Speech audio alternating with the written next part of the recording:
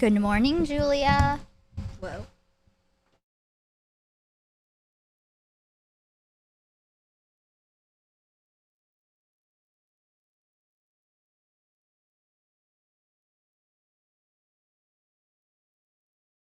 Frankie's completely in the way.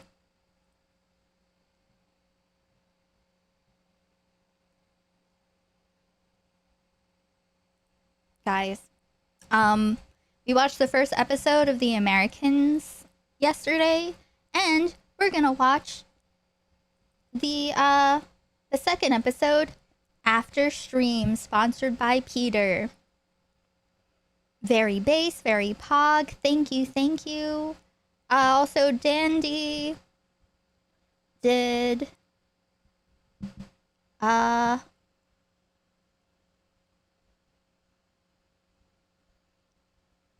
wait, let me see. Hold on. Hey Mobbin, Stupid Jork, Vodka, Sidonia. Dandy has to go and not be here. We'll miss out, but you're in our hearts. Thank you for the GOAT trophy for 1,000 jewels. And also Laughing Disco for 250 jewels. Sidonia for the 10 jewels, I think. And Dandelion High Five for 100 jewels. Party Hat for 20 jewels. Still figuring it out. But hey, Radical. Hey, Decum. Yeah. Then let me put on a music.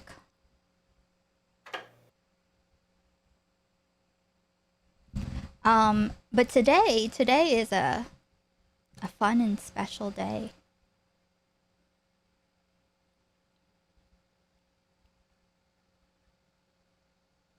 Oh, this is the wrong playlist. I'm like, why is this so long? Why am I still scrolling?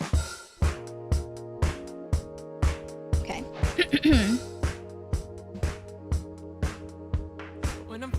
Frankie's taking over the table. Feeling closer to the stars. I've been invaded by the dark.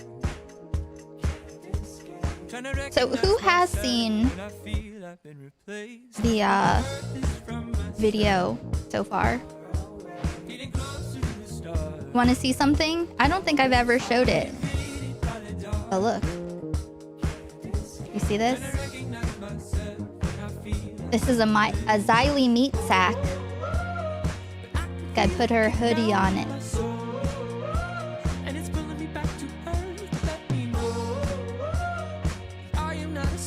I never used it, but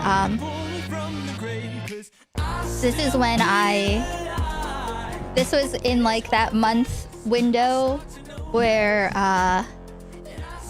the like generative AI stuff was coming out, I guess. And so this is the only, this meat sack, just the sack, and this is one of the only AI things that I have done. But everything else I did to it. You know, I made the meat wet, I put the hoodie on, and obviously she was wet too. This is from Xylee. I don't know, Xylee used this as a picture once or something. But I think it's appropriate, right?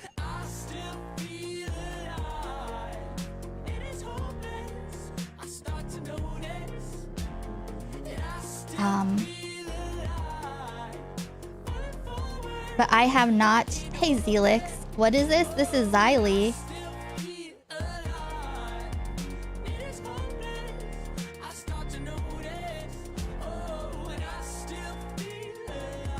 I just, you know, it's just so like, I made so much, like, body horror. But yeah, it's just the wet meat. So weird. I don't even know what, like, it's not, I think it might be based on a pig's nose over here. But you know, I would just want to appreciate it. Since I never got a chance before. Hey, Peter. I like it.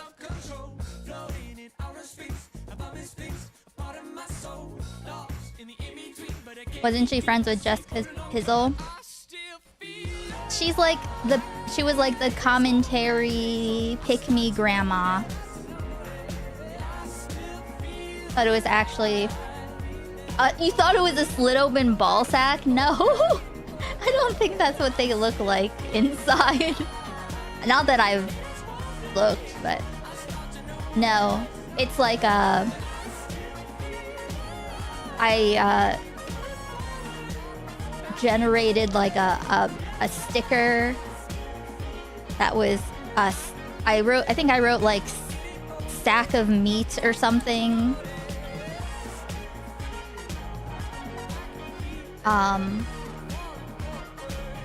And so yeah, just the basic sack, and then I put her in it. I put her hoodie on it, made the meat wet, you know. But yeah, I have all these things that I never got to use. But so so I did not know that Toastify was putting out an Edwin video, but I am so excited. Thank you, Marcus. I don't think Xylee was friends with any woman, period. I think Xylee will... She'll have to be somewhere where you can see her meat sack. Oh no. Why does this keep starting off? Oh, ever since I... Ugh. Thank you, Dandelion, for gifting a membership. We have numbies, I believe.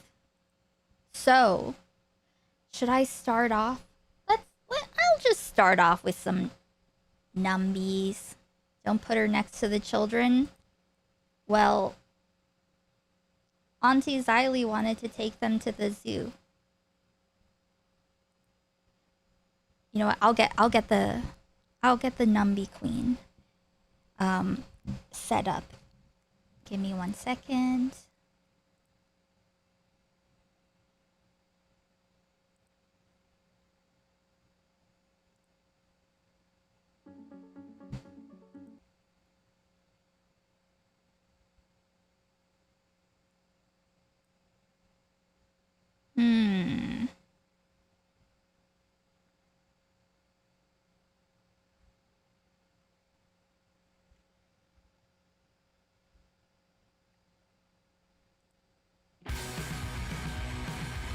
We gotta get juiced up for the girlies, okay? Every time a sex pest is called out the girlies, you get to have a party. Cool? Okay, 1 sec.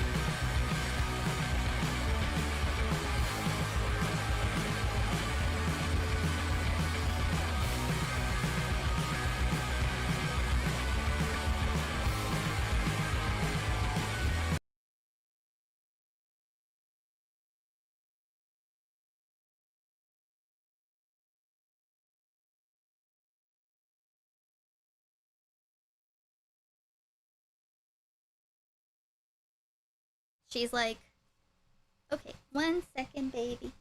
Okay, ready? She's like, you're holding on to me for too long. Sorry, I don't know which way it needs to go. Okay. All right. Sorry, baby. Hey, tipster. I'm liking what I'm seeing. Numbies, numbies, numbies, numbies. Give me your numbies, girl. Numbies, numbies, numbies. Listen, Peter. Numbies, give me your numbies, girl. I need your numbies right now. If you give them, you get paste as a treat. I'm sorry, Frankie.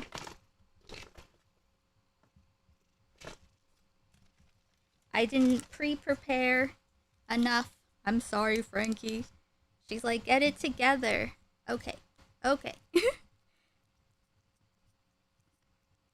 Hey, Dyson. Dyson? Dyson. It sounds like the...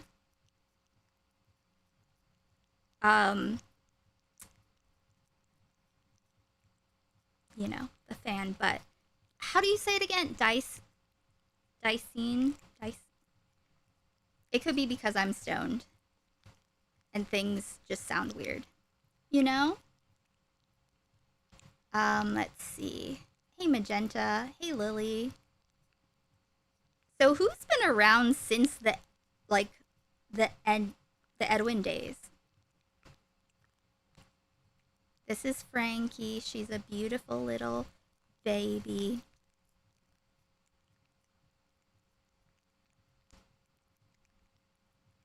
Yes. Almost. Little more. Just a little. Just a little.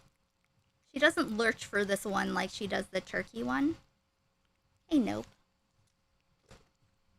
Look at this baby. This tummy. Thank you, baby. Thank you so much. I'm sorry for not being prepared. More prepared. Okay, 1 sec.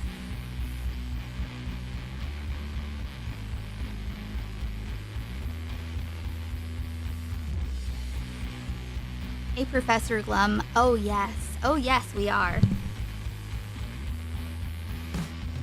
Big dick energy! Mate, that white knight act is getting pretty fucking irritating, considering it's nothing but performative. Big dick energy! Should I be the one crossing the street because I'm scared of the man right behind me? He really thinks he's big! Big dick energy! I'm clutching onto my keys as soon as it hits 10:30, as it's my sole responsibility to get home safely. Big dick energy once again! We're apologizing for your fucked up behavior. When at the end of the day,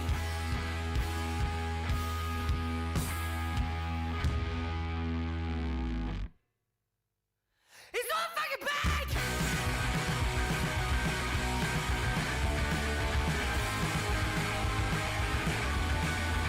You're not big!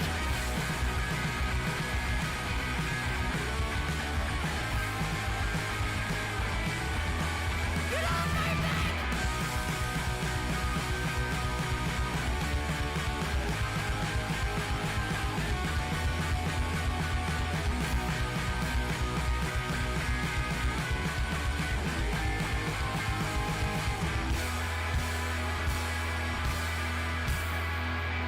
It's not that fucking big.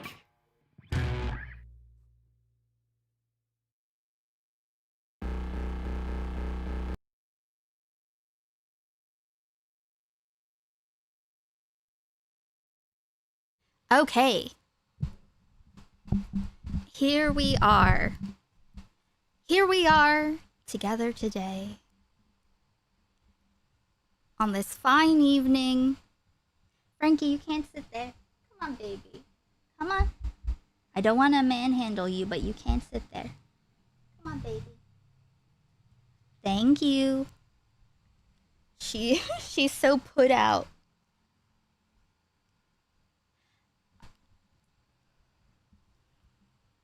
Okay. So, as I was saying,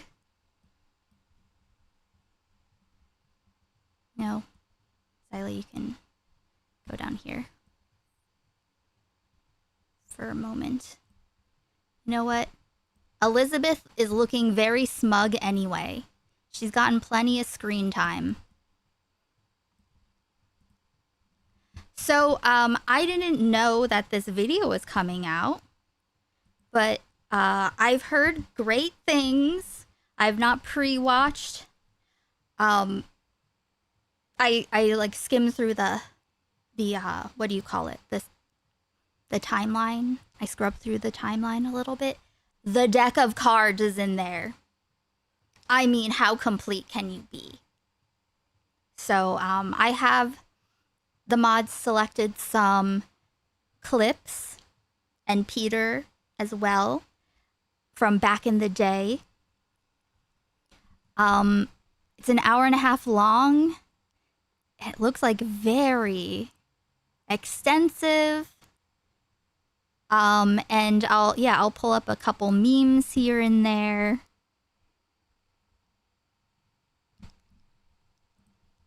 What was this one? Oh, okay. Like, here's a random thing. Here's just a random thing. Okay. This is from August 2023.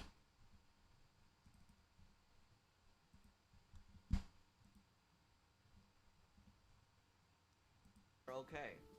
Get tested, you can crawl under my covers. Shut. That's his mom. The fuck up. Shut the fuck up. Shut the fuck up. I didn't know she said that. I didn't know she said that. I didn't know. She's. Oh. I think I might bring out some of the good old ones. The good old ones.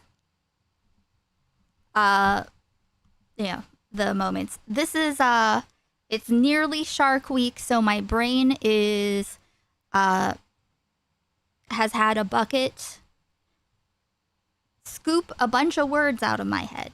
So be prepared for that. Okay. Yep. All right, so we will be doing the Gamba as usual.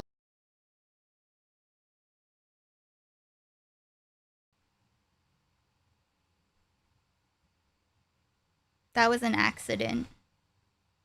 What just happened? What just happened?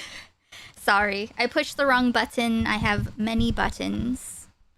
Oh, also for dramatic readings, I did add, I think, like 16 new or I don't know, some amount of new stock music that I have not pre-listened to.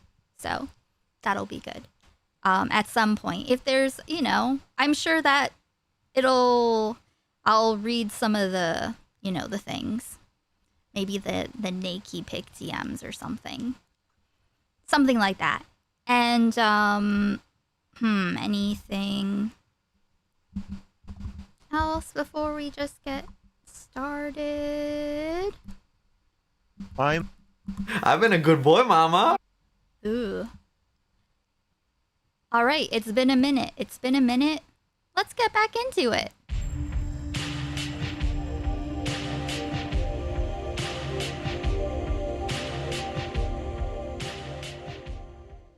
Online longevity is a difficult thing to maintain. It's hard to say it, but your favorite YouTubers are not going to be around in 10, 15, 20... That's what I was going to say. We have the Gamba for $5. We can censor Edwin. Although, is that going to be difficult?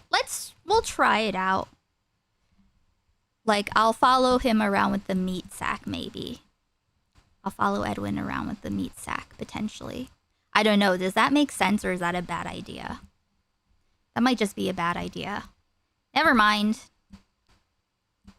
Forget the Gamba aspect, I guess. years. If their video schedule isn't cut short by something serious, they'll fade out, either from public activity or your memory. People change and move on, it's a natural thing in life. And anyone who's been a one-hit wonder will know that feeling more than most. 10 years ago, Edwin Costa was once one of those one-hit wonders. After a few of his comedic skits did well, he found a place inside the YouTube vlogosphere. But that place faded when his best and most valuable friend cast him out. It was I can't remember what their exact falling out was. Well, let's see. Okay, listen. I need to stop. It's an hour and a half. I need to just stop telling the story. I'm just gonna let him. Only through a rugged defense that he managed to keep his new livelihood. In the following years, he would carve his own path into a beacon of serious allegations and mature discussion. Yet, when Edwin fell out with that new audience, he escaped to his new friends in the commentary community. But when you ask about Edwin today, his main channel hasn't seen an upload in 3 years. Speak to his former friends, and they'll explain how they hate him or they awkwardly shuffled away. Look to his second channel, and there's a bunch of niche live streams, and a vague notion of some sort of allegation against him. All this leaves you asking, what the hell happened to Edwin's generations? Okay, here. Do we think Edwin's gonna come back? Was it? Yeah, Seer and Onision. I think they used to be roommates too. They were friends. And Seer didn't. The only allegations that grooming allegations or minor stuff that Seer was accused of was like by Edwin projecting. Like, I'll show you when we get into the Chud Logic conversation part where he starts like throwing allegations against Seer. I have a clip to pull up for that. Yeah, Edwin accused him. Okay, cool. I am going to try to remember to let Toastify handle it. Babs will come later. Edwin Costa has spent most of his life living. We don't think that Edwin's gonna hop onto a live stream, though, and try to tell his side. I feel like probably not. I don't feel like that vibe is there. In Arizona. As yeah, Babs isn't a public figure. You can tell from his first available video, counter-protesting a homophobic protest in his local area. Hey guys, it's Edwin, and I just wanted to let you guys know that I went to a picketing last weekend at my old high school, Desert Mountain, and it's actually a protest against gays, you know, planned by a little website called God Hates. I guess the website is very little. Then again, what else can you expect? It's 2009. Yeah, no, you're right. You're right. It's not like Nick is gonna let him come on. Yeah, you're right. There's no one to talk to. Who would he even talk to? The time. Stop with the haterade. Oh. Born in Mexico in 1989, Edwin's family moved across to America when he was quite young. He would have been in high school when he first started his YouTube channel all the way back in 2006. Growing up, the early internet had an impact on Edwin's youth. You can tell from his videos, his humor, even his hair, that he was into that 2000s scene culture. During his childhood, Edwin's favorite show was Dragon Ball Z, and that interest would give him his first idea of online fame. In August 2009, Edwin posted Goku vs. Goku. You know what? It's uncharacteristic, but I'm gonna take off the captions because they're distracting me right now. In real life. Yes, please. Live, not top chat. Everyone, please like the stream. Thank you, thank you. Okay, yes. All right. Edwin's early cringe years before his later cringe years. Thank you, Dandelion, for gifting a membership. Video with shoddy effects and Edwin. That interest would give him his first idea of online fame. In August 2009, Edwin posted Goku vs. Goku in real life. A video with shoddy effects and Edwin quote-unquote fighting another Goku cosplayer. The video was never made to go viral as all videos were back in 2009, but it would end up getting over 1 million views. So, who do you claim yourself to be? Goku. Goku, he claims to be Goku. Can you believe that? Can you believe... Look for him. Look for him. Oh, I don't Look see anything for- out. I have 37 subscribers. Let's get it on! Oh my god. Hold on, turns up. Whilst we're on the topic of influence and inspiration, Edwin took notes from the likes of Shane Dawson for his content. And if you know anything about Shane Dawson's old content, you'll know that it hasn't aged like the finest of wines. Whilst Edwin's main channel uploads for 2009 are rather... Does he put in the one that has like the T slur in it? This is the Edwin. Yes. I'm in this video later on. There's like a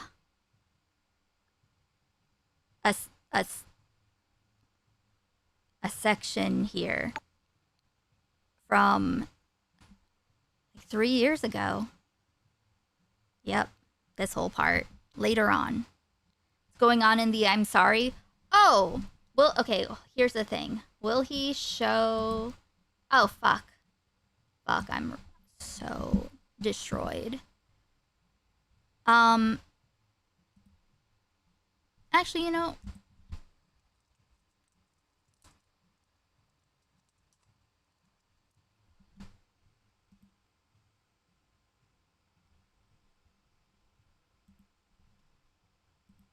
You know what? Hold on to that, because if he doesn't show you, remind me. I'm not skipping to... No, this whole thing is good. This whole thing is collaborative comedy channel of edgy jokes and gross out humor. Time has forgotten most of this roster, but the most notable and surprising person on here is Andy Warski, of all people. It is fascinating to see a T channel next to someone who would become a regular in right-wing internet blood sports and the current host of the Kino Casino. Although honestly, I could also see Edwin lighting his nipples on fire considering what he was posting around this time. Okay, that one. This.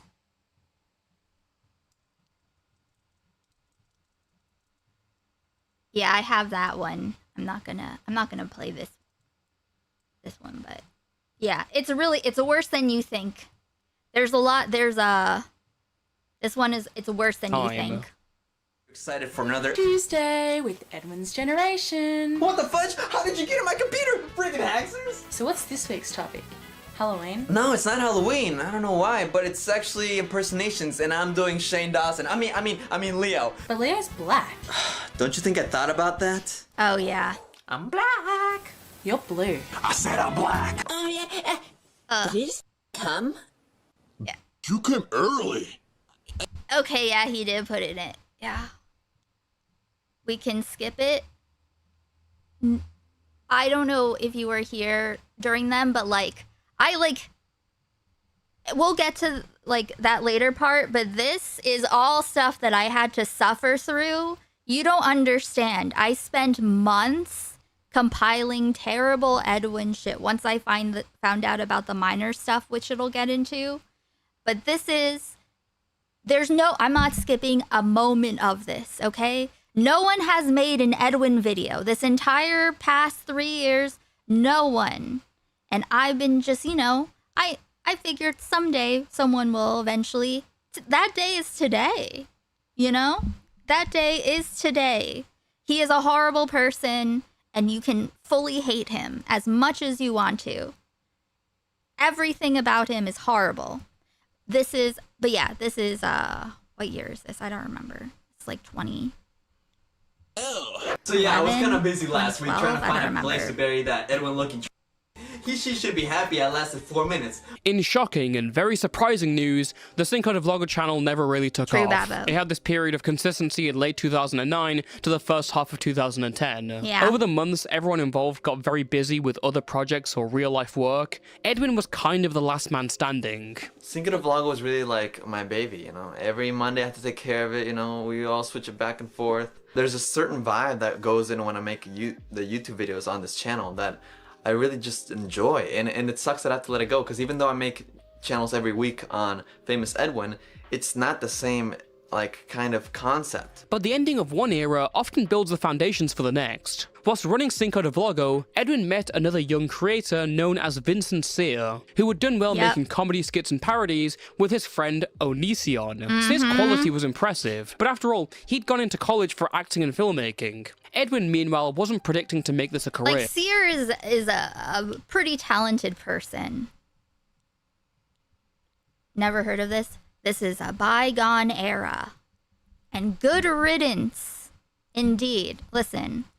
If anyone... Okay, here. I'll also have this. I'm not suggesting. But if you wanted to...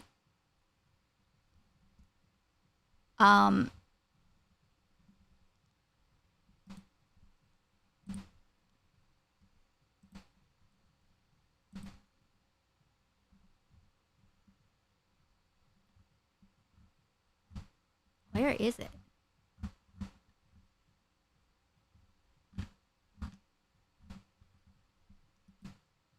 Here. This Edwin's degeneration. That, trying to gaslight a 24. Edwin's degeneration playlist. Okay? From the beginning. All of these, you see these 8-hour live streams? Yes. That's what he is condensing.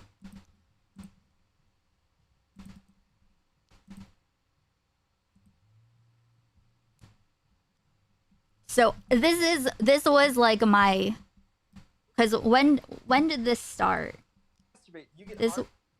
No, of course not. This is January 5th, 2023. How degenerate, like, yeah. He sent lewds to minors, to like 14-year-olds on Snapchat. So it gets real bad. So feel free to hate him as much as you want to. Yeah. This wasn't meant to be anything more than your archetypal, quirky internet blogger. What would I want to be when I grow up? Well, if I don't get to be a famous video actor, famous director, YouTube... No, not YouTube. Well, I don't know. Who knows? Then I want to be a singer, but that probably won't work out either. No. Let's see, what else? Oh, I want to be a psychologist. That's what I'm actually going to school for, because it's the most realistic goal, I feel like, even though it takes a lot of school and a lot of money. So, In reality, that psychology degree wasn't coming any quicker, and as long as that... Miss, we do not need a more armed Edwin. Well, now he's just, you know, all washed up, but yeah. That was going on, Edwin was stuck in his dead-end job at the Cold Stone ice cream parlors. Customers threatened to strangle him. He even got robbed whilst working there. The internet would become a venting place for Edwin. His second channel, Famous Edwin, was an outlet for vlogs, deeper thoughts, and responses to viral videos. And though people only knew him for the Goku video, that would soon change. Edwin's friendship with other creators, especially Seer, became a lot stronger than his daily views. Seer had gotten into a public fallout with Onision by this point, so it's safe to say his roommate role was now free. Edwin... I don't remember why Seer and Onision fell out, but there was a video that Seer made that was kind of like disavowing Onision, but it was like a joke. So I don't know, maybe they optically distanced or something. I'm not really sure. I have this call between Edwin and Onision where they like go off to gossip about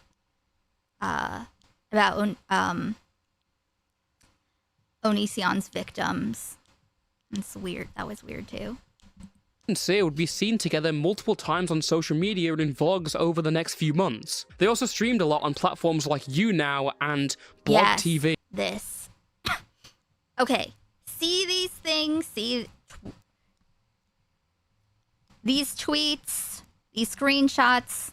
Yes. Can we listen to the call? It's somewhere on Streamable. It's like at the end. Well, they stop the call to like gossip off. Like they stop recording the call eventually. They were like kind of commiserating a little bit. I'll link it. I can't remember how long it is, but I have to figure out how to log in. I don't know how to log in on my desktop right now. I'll have to figure that out. Or maybe I can send it from my phone. I'll send it from my phone, yeah. Yeah. Yes, I am talking about that Blog TV. In March of 2014, Edwin and Seer moved in together to a house in Los Angeles. So this is Kate. Hi. This is Seer. Nice to meet you.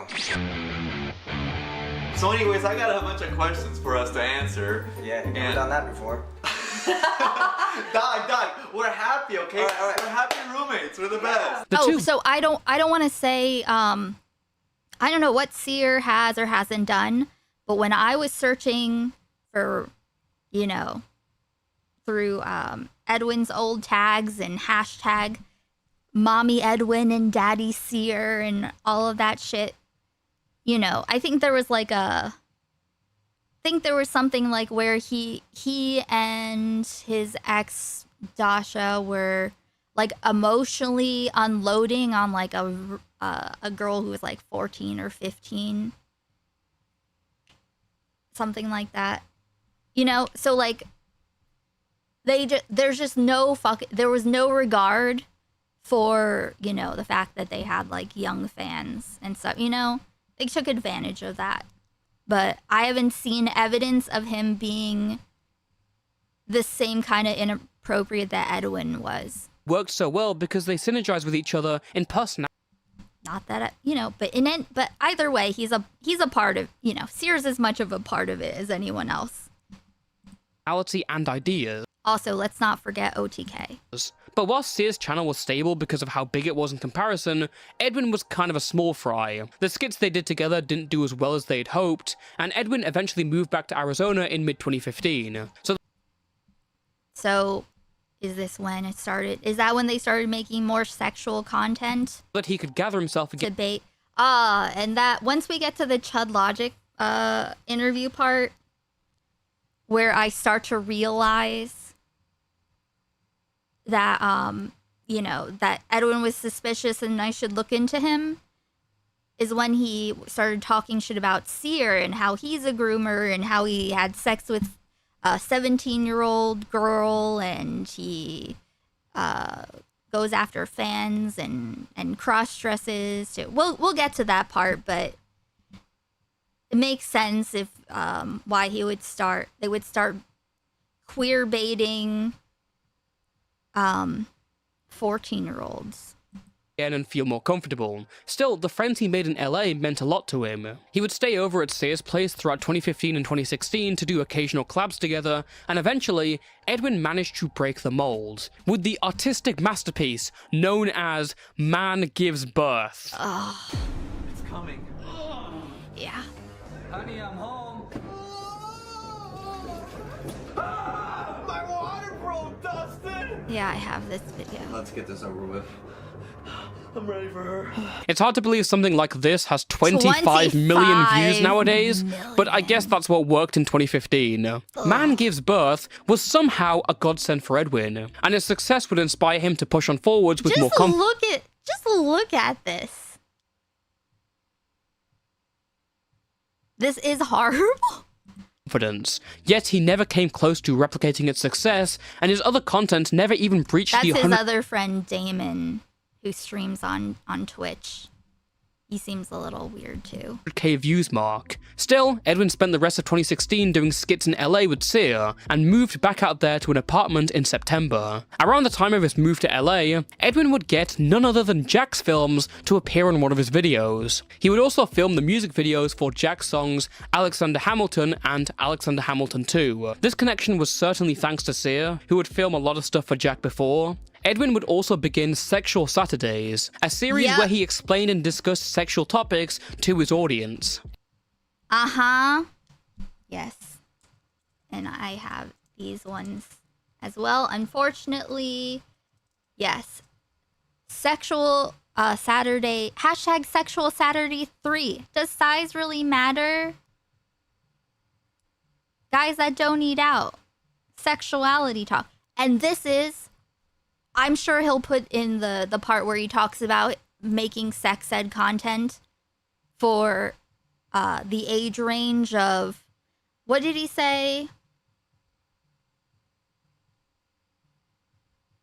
12, 13, 14, 15, 17-year-olds. You know, don't talk to your parents. Don't ask your parents.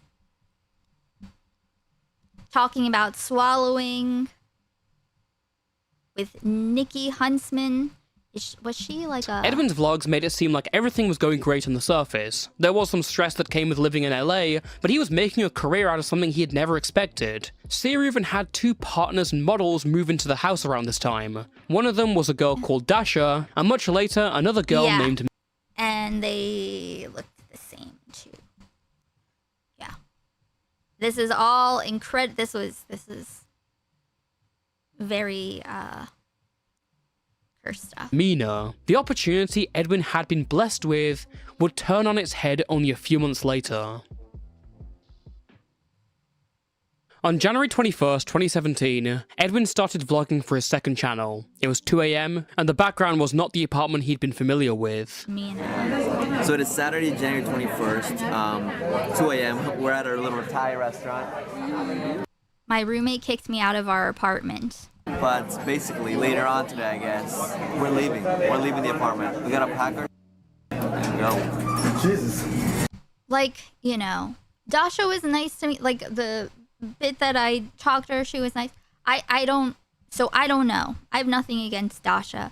But all of these people, they are all, there's no one, you know what I mean? Like, Mina is definitely evil.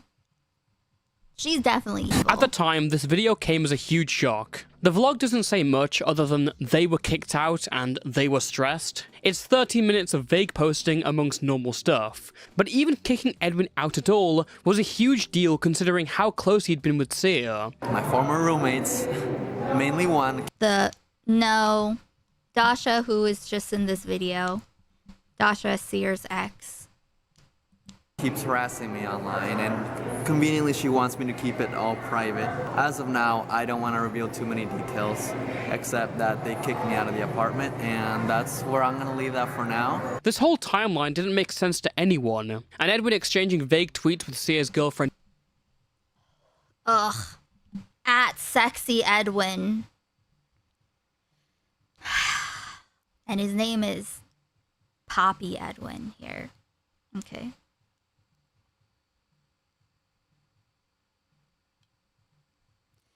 I won't bother doing a voice for this one. At It's Baby Dosh, your text about not mentioning you came after that part was filmed. Let's not get petty now. You said it was you. You said it was you were done. I don't know. She responded, so could have cut that out since you uploaded today. He responds, and you could have not overshared, but what's done is done with a check mark emoji. Dasha didn't help much either, but later on, Dasha would fire off an hour-long yelling stream on Periscope. Her and Sia explained that Sia's brother had been the one to kick out Edwin. He had co-signed the apartment and Sia had not told him he had let Edwin in. Sia even says he paid Edwin's first 2 months of rent. When the time came, Edwin and Mina left behind a note, took their stuff, swiped the keys and Sia's vlogging camera. According to Sia, the two were now framing themselves as victims of him. And without any explanation from Edwin, I'm tired of being... This is Sear's post. Is it Snapchat? I'm tired of being harassed about my life and relationships. I'm just 100% over it. Constant bombardment of people trying to tell me how to live and be happy. most of the audience went off the only story they heard. Just want to say that I've never received this much hate and negativity online, and I don't know, anything I say seems to be twisted. If it makes you happy seeing me upset and sad and depressed, then congratulations. What a fake fucking crier. What a fake fucking crier. We have to have the link. We have to have when I'm like analyzing his under eyes and he privates the video while I'm watching it. We'll have to No, you've won. If this is what you really want, like, what do you guys? I wish there was some sympathy my way. This is the fakest fucking bullshit. Also disgusting. He just is disgusting, looks disgusting. Actually want from me. I barely said anything private. I don't know, and I'm I'm just so destroyed. A few days after his vlog, Edwin and Mina posted a video to Edwin's main channel. They were supposedly trying to move on, but still addressing the situation in detail. Edwin did start opening up about what happened from his end in further vlogs. He says this brother thing wasn't true or conveyed to him properly, and that the real roadblock was Sia's girlfriend Dasha. A few days later, Edwin and... I mean, Edwin was pretty, like, terrible to Dasha, too. So. Mina tried to get back into the apartment whilst in LA, mostly to pick up the rest of their belongings, and Mina... Dasha tweeted, "Roses are red, violets are blue, the locks have been changed, so the joke is on you." I've never heard about a brother, so I don't know. Crying Edwin is my favorite Edwin, but I wish the pain and tears were real. Yeah. Oh, post hominid, just you wait. Just you wait. There's so much. Escape from LA, Onision and Shiloh. Hanson documentary, I see you, Repzilla. Repzilla, I haven't forgotten you. You know what? I have a few things I'll put up on the screen. Commentary, homeboy. Reflect. Okay, here. This. Yep, this is the Seer stuff with Chud Logic. Salvo. And yeah. Yep. And then me. And then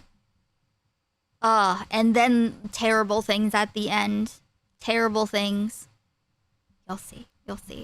But I'm glad that Toastify is really good at videos in general. So I'm glad that, you know, he's the one that made something. I tried to get back into the apartment. But yeah, so I didn't come around until I didn't get involved until like here. So later. Whilst in LA, mostly to pick up the rest of their belongings. However, a friend of Sia's who was house-sitting told them to leave. According to Dasha, Sia had agreed to return Edwin's stuff when he was back from a visit in Washington. Their attempt to get in only sparked more vitriol from Dasha and Sia's fanbase. She and her stans would post tweet after tweet at Mina with coordinated comments and photoshopped pictures. Still, the situation remained so confusing. Why did Sia's other girlfriend Mina go with Edwin? Why was Dasha continuing to post tweet after tweet? Maybe because they seem like they both seem like they share a kindred spirit of like malice. You know what I mean? Like a certain kind of malicious pettiness that they like. I feel like, you know, to me, like, I think of them as like two wine lovers that get along really well. It is a confluence of horrible people, yes. You know what I mean? So I think, like, with Mina and Edwin being together all those years and her continuing to support him and whatnot, like, I think they really connect. Like, they were able to, I think that them teaming up against Dasha, mostly. Seer, yes, but I feel like they were really harassing Dasha is what it looked like. And so I can see Mina and Edwin just like tee-heeing together, plotting, making the videos about Dasha, and, you know, I bet that was like a really good bonding experience.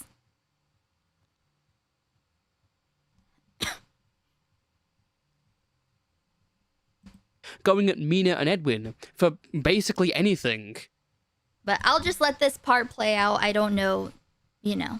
I know what I think I know about it. I don't like know. All I know is stuff that I heard. In the beginning of March, Onision covered the whole situation and fought with Dasha. Edwin later appeared on Onision's stream to give some insight into... Dasha did show Mina's passport on some hate forum. Hey, fairy. Yeah, Dasha, I think, yes, Dasha did say that she did many bad things wrong, and she said you know, I don't think she's like super stable, and I don't mean that in like an insulting way. You know what I mean?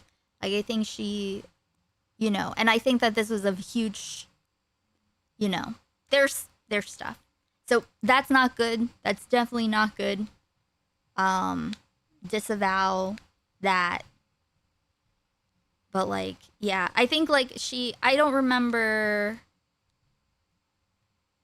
Like, I think she has like really serious mental health problems that she struggles with. So, and the situation, yeah, I don't know. She told me some stuff, but it was, you know, it's been a few years, so it's hard for me to remember exactly, you know? So it's like, I don't know what to believe, like physically happened, but I do believe that they, you know, they bonded tormenting her. Yeah, I hope that she's doing okay. What happened between himself and Sia, and 4 days later, Edwin would release a 90-minute video detailing the entire story of his situation with Sia. He claims that after moving in, Sia's work ethic drifted away and his creative ideology waned. This may have been for a lot of reasons, but Edwin and creative ideology.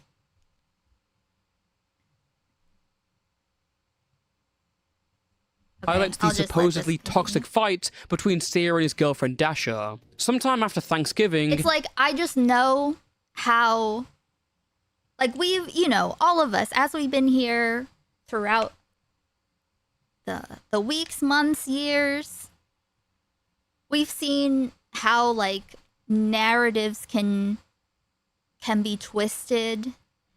And like, when it comes to something as like complicated as like long-term interpersonal relationships, like relationships, it's like, I don't know. And when, you know, everyone's a mess, some people are evil, some people are mess. It's just like, well,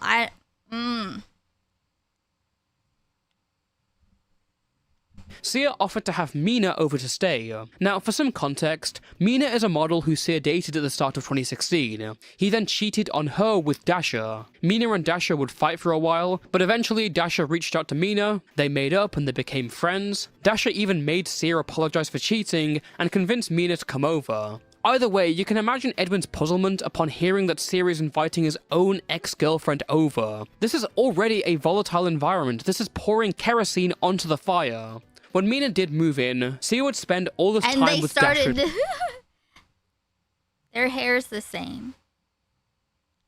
You know, they're dressed the same. Okay. Sure.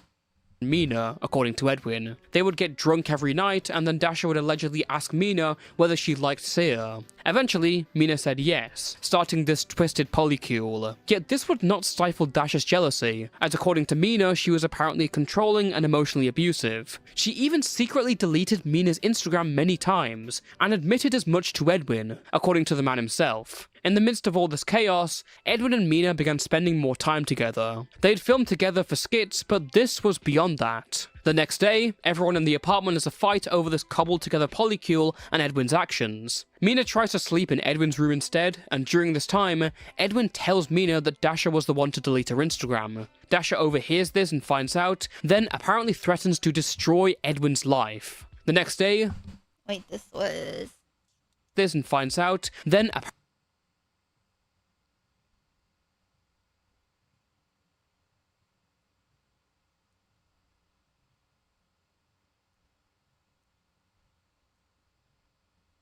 apparently threatens to destroy Edwin's life. The next day, Sia tells Edwin he's been kicked out, because his name is not on the apartment lease, and Sia's brother wants to clear the house. All the while, Dasha's sitting in the corner eating crisps with this devilish smirk on her face. According to Edwin and Mina, Sia and Dasha privately offered a room to either of them separately, trying to throw the other under the bus. But by now, Edwin and Mina were close enough that they told each other and decided to leave together on the 21st. Edwin's video pushed a lot of the crowd in his and Mina's favor. So fucking... His hair is barely hanging. See those, like, very blonde tips, you know, amongst the orange? That shit, if he tugs on it too hard, it'll just come right off. You know? It wasn't unanimous, but it was a hell of a lot better than what had been happening recently. A lot of people also leapt onto Mina's idea that Dasha was copying her every style or skinwalking her. People didn't even need DMs for this, they pieced the changes together from public posts. Dasha did eventually give a full response, stating Edwin exaggerated the text. Thank you, Radical, for being a member, an alcoholic for 1 month. This is such high school drama BS, and I think this section was these creators milking their budget reality TV show for views. Yes, yes. Which is why I'm not gonna pause and like read these messages, you know. But you know, since we're here, And was hinging a good guy now. there were people when I first started covering Edwin. There were people from like different eras of him that contacted me and were like, "Hey, like I have receipts if you need them." There were people who were like logging Edwin and the fucked up shit he did for years. But I'm like, I can't try to parse through things that happened like 5 years ago. No. Edwin didn't take this too seriously though. He had dropped what he wanted to vindicate himself and was now just out here living his life. But things would only stay quiet for around a month or so.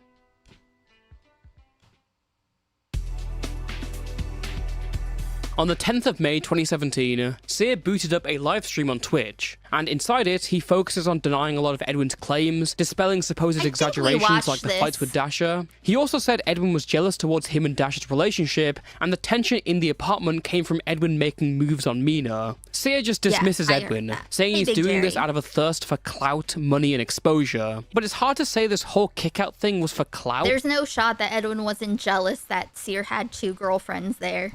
When the cons would outweigh the pros here. Edwin had invested his time and life into LA, and by going against Sear was losing many of the connections he could have had. Sear doesn't mention Dasha's role in perpetuating this entire situation as well. Even she hops on to say that Edwin was lying and Mina backstabbed her.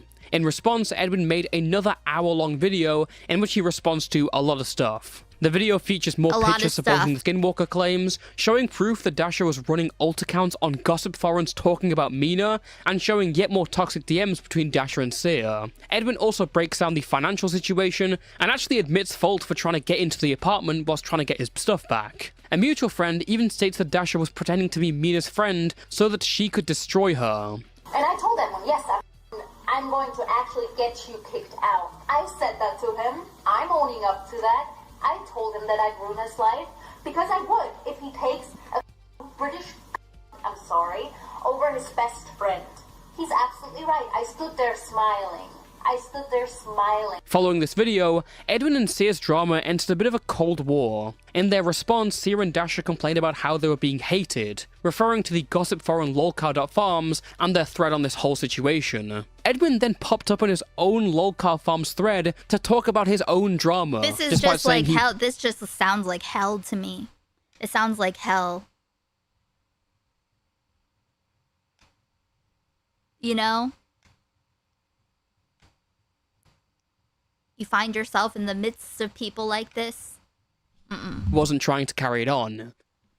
Edwin would shift his channel's focus to be about him and Mina, rather than him and Sear. There were a sizable number of people who were there for their relationship, but playing too hard into it lost him good graces. When US Customs detained Mina on her way back, Edwin made a puppy face fundraiser asking for donations so that he could go see her again. When his fans told him to pay for this by getting a job, Edwin told them other people wanted to see this reunion and you should quit being salty. All this did was support the doing this for money allegations, which was great for Dasha. Edwin made his relationship with Mina the main focus of his online presence. Everything from posting memes of each other, vlogs together, running a pseudo-child teddy bear account on Instagram. At some point, the whole I'm an uwu broken scene boy bit was kind of tiring to believe from like a 29-year-old man. Is this what Edwin had to offer when he wasn't with Sear? However, Dasha ended up I go out here talking about how like Dean having flashbacks. Seriously.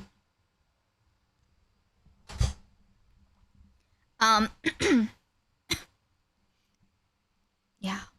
Staging this cringe when in 2018, local farm admins revealed she'd posted 142 times on the Edwin Sear drama thread. This included posting Mina's passport and lots of personal defenses and petty insults. The presence of these local posts are insane in themselves and showed how unhinged Dasha was. However, by now, Edwin's responses were less absolute and convincing. A fair portion of his video about Dasha's posts goes at her for old offensive jokes, throwing stones, glass houses, you get the point. However, Dasha was still trying to get her hit back. In June 2018, Edwin obtained audio of Dasha talking to a former fan, conspiring to take Edwin's channel down with Sear's connections.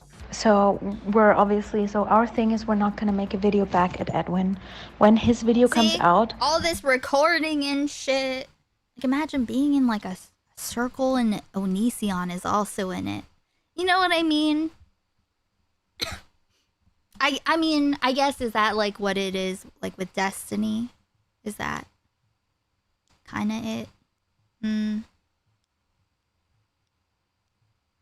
I don't really remember what Onision did though, because I wasn't around for that era. all of our And I just don't, you know, like I know a little bit about him, but yeah. friends on Discord and everyone I can trust will flag it for harassment. Vincent is gonna send out a little thing. Look to how everyone serious what he it should looks. sound like, and what words it needs to contain for YouTube to see it. And if he gets that 3 times, then his channel is going to be deleted. So once the video is taken down, is uploaded by him, would you be down to like flag it on YouTube? I mean, it's anonymous on YouTube, and write a little thing about how it's harassment. It doesn't even have to be long. This absolutely made her and Sia look terrible, and again the situation would be brought up, showing just how far she would go. Going forward, Edwin would discuss Dasha and Sia twice in the following few years. One of them was about their private messages influencing a former fan to harass Edwin and Mina. Another one was a response to another attack from Dasha, and platformed a fan who accused Sia and Dasha of grooming. The case was that Dasha and Sia got in contact with Onision drove a vulnerable, mentally ill woman into serious mental decline. Do people care about that, though?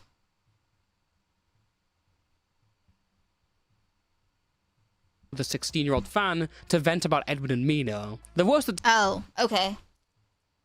This is what I was thinking about. Dasha, and platformed a fan who accused Sia and Dasha of grooming. The case was that this is what I saw when I was looking into the Edwin Sear stuff. Okay, so basically I was literally just a fan of Sear and Dasha. They had some drama with Onision at the time when Sear used to be friends with him. And so they were like making fun of him on Twitter and such. I'd make memes of Onision and DM them to Dasha, Sear's girlfriend at the time. And she responded pretty much all the time. We slowly became friends through Twitter. Once she ended up following me back, and this led Sear also following me. They also both followed my girlfriend at the time because we were both fans of them. Yeah. Like, I feel like, they definitely, there was a thing, all of these, like, fucked up YouTubers and stuff, especially in this era, they just flagrantly exploited their young fans, you know? Like, I think that what I recall of this, I think this is the same person I'm thinking of, because remember, this is a few years ago.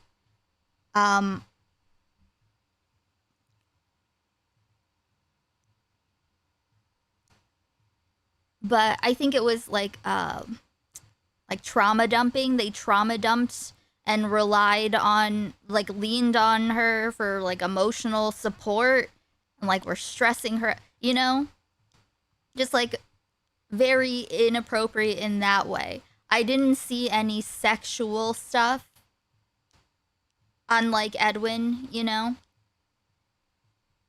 So, but I could have missed, you know, I could have missed it, but I also, you know, there was so much.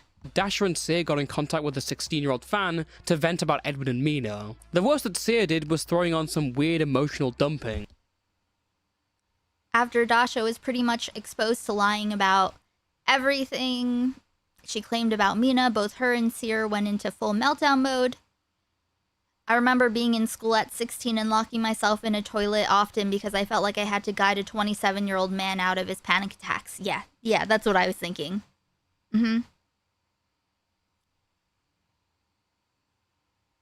There was video evidence. Not anymore. But the worst... There are screenshots. She's not taking it well at all, Charlie. I'm afraid I'm going to lose her, and I just want her to be happy and understand that. Another screenshot. I started smoking again when I was trying to quit after 3 years. I've been eating half a fucking English muffin for a week. Yeah, it's like... You know, like a lot of these YouTubers didn't even like think about the people, you know, their fans and the fact that they were young. I don't think that they even thought of them as people, you know? What the Dasher did was apparently send... Also, she sent me a lot of funny, not safe for work art, but would also send actual sex between her and Seer.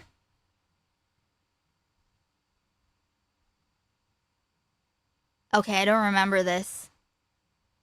I don't remember this.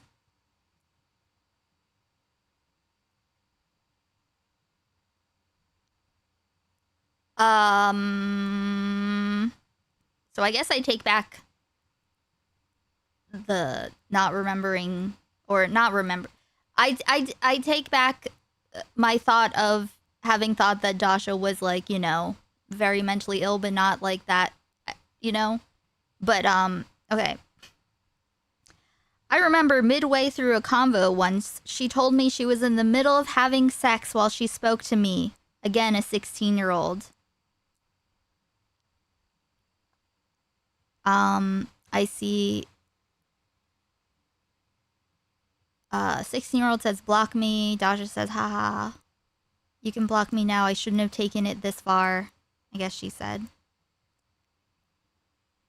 And then she says, or, you know, the person who was 16 says, it gets pretty dark when they started to ask me, knowing I was 16, to come hang out in LA, and even suggested flying me out at one point.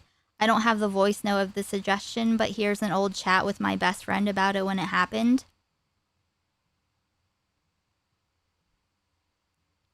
Didn't Onision have, like, Minor come stay with him, his partner, or something, too? I mean, there's a reason they were best friends, huh? The snippet I can see said, Vincent said if you guys are from LA, we should hang out. Something sent me a fat voice note. NSFW art and sexual messages of herself to Sia, showing this to the... Hey, Call God, Chris Hansen botched investigating it. Yeah, I've heard that. I've heard, I think the, Chris Hansen with the something about losing a laptop. And, yeah. The trailer for, the movie about him, the A24 Robert Pattinson movie, it doesn't look like it's gonna be flattering, but we'll watch it as soon as it's available to rent or something. We'll watch it. Chris Hansen spends all his time on Roblox now. It's terrifying in multiple ways. But yeah, no, this makes complete fucking sense. 16-year-old. After the drama with Edwin, Sia would move over to Twitch.tv and built a new presence as a popular live streamer. In 2021, he joined the Twitch organization OTK and has remained distant from his past. The main victim of that case, Sarah, I think her name, gave her laptop full of evidence against Onision and Kai to Hansen's co-host producer to give to the FBI, and the co-host kept it for a week. This is the fucking thing, man. Just don't rely on a YouTuber. Just don't do it. Nope. Well, not that his, not that Handsom's a YouTuber, but you know what I mean. Don't rely on anyone when it comes to stuff. Don't give your only evidence. Do not do that. They can wait until you can make a copy. However, Edwin, as the smaller party in the situation, managed to keep his story heard, and kept his career from the several attacks from Dasher. In the wake of this whole situation was a new resolve from Edwin, a new interest in drama and commentary videos. Edwin will later state that the way he was done dirty by Sia inspired him to look at other cases. Or you could say it was because these videos did really well. He told me that. I remember him saying that. That he was inspired. After all the Mina and Seer stuff. That's how he ended up, Well, either way, by September 2018, Edwin had now reached over 100,000 subscribers. Edwin hit a wave of T-drama, as people would call it, at a good time. Videos about the likes of Grimes, Poppy, and Melanie Martinez would start to get hundreds of thousands of views. His extensive coverage of the evidence against the group Deantwoord would perform the best. In 2009, I was not working toward being a public figure. I was literally studying psychology at AUCO. I've always wanted to be someone that my younger self could look up to, and I feel like now I'm reaching the point that I can possibly inspire others to think critically, If only young Edwin could have seen himself now. Avoid situations that I'm calling out in my videos. Edwin was no longer an afterthought or in the shadow of Sia. He found his speciality in how he effectively covered these situations. The Sia drama was essentially the blueprint. His psychology degree and mature outlook on these serious situations gave him a new layer of credibility on these cases, and so he became someone to turn to when a person he had known long ago entered his radar once again. Deantwoord and Melanie Martinez, so was Repsilla. Who copied who? I'm not sure, but I do recall Repsilla. I don't know if it's in this video, but Repsilla said that Edwin has defended him in the past, so he felt like he needed to defend Edwin during the Babs situation.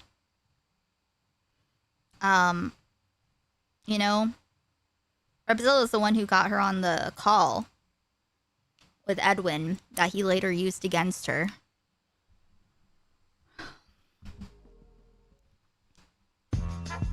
In early 2019, Onision became public enemy #1. A plethora of girls came out exposing him and his partner Kai for their serious actions against them, and the story spread like wildfire, especially thanks to Onision's likely staged mental breakdowns. This was a time when Onision exposed videos were the kingmaker for your channel. Every drama and tea channel under the sun was ready to cover a story, but others took an interest in sifting through the legal cases, the stories of the accusers.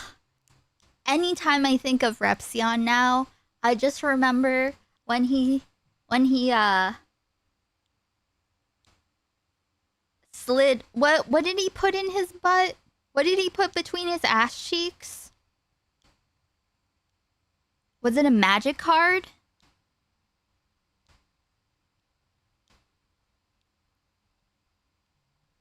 Right? It's just, that image is in my head now.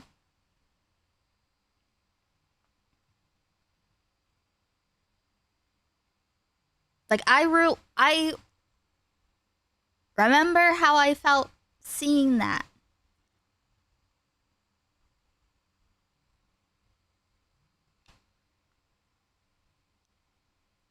Now every time I see his face, I remember I remember that magic card in his ass cheeks, and I don't know why you would be like this. I don't know.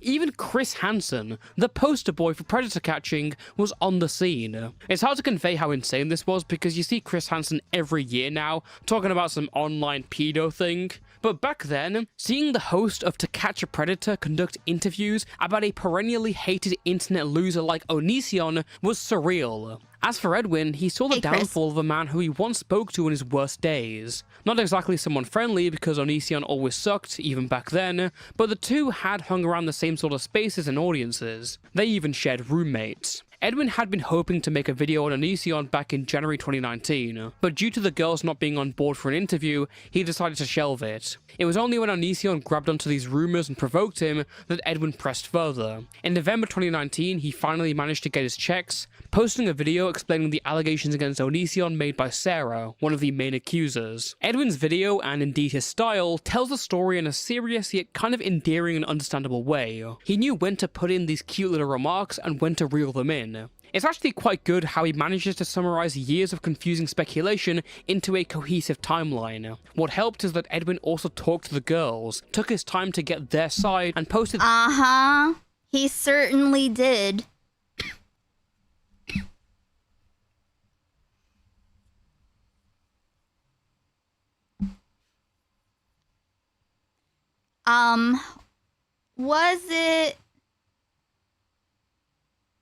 Was it Olivia who, Mama Max's victim, who, like, he was on FaceTime with and took his dick out? Was that it? Those interviews with their permission. Edwin connected well here, and his credibility became a lens for Onision's growing fanbase of hatred. His video on Onision stands at nearly 2 million Like, this views. is where, like, Edwin, when this happened too, he just surrounded himself with, like, Edwin was the kind of guy who would get women to be his shields, see sacks of meat in front of him, like Xylee.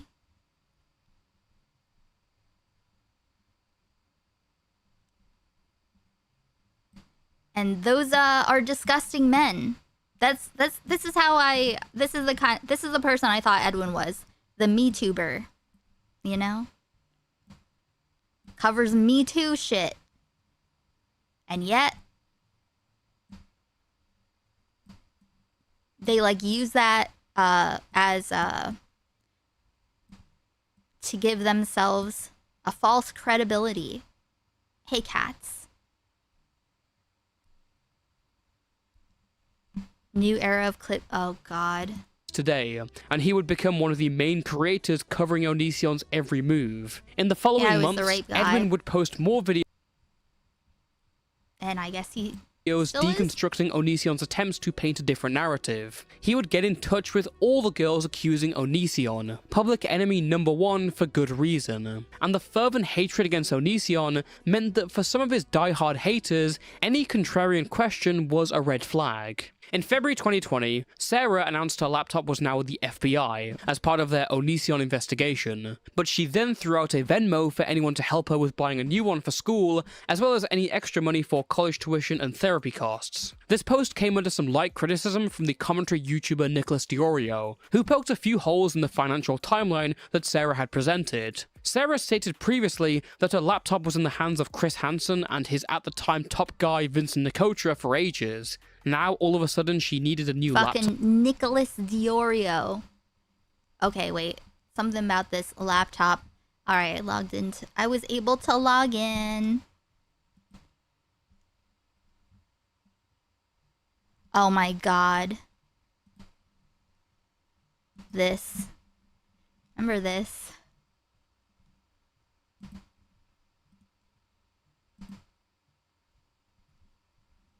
Just look at this just look at this image. Look at this. I won't even play it. Nicholas IDF Oreo.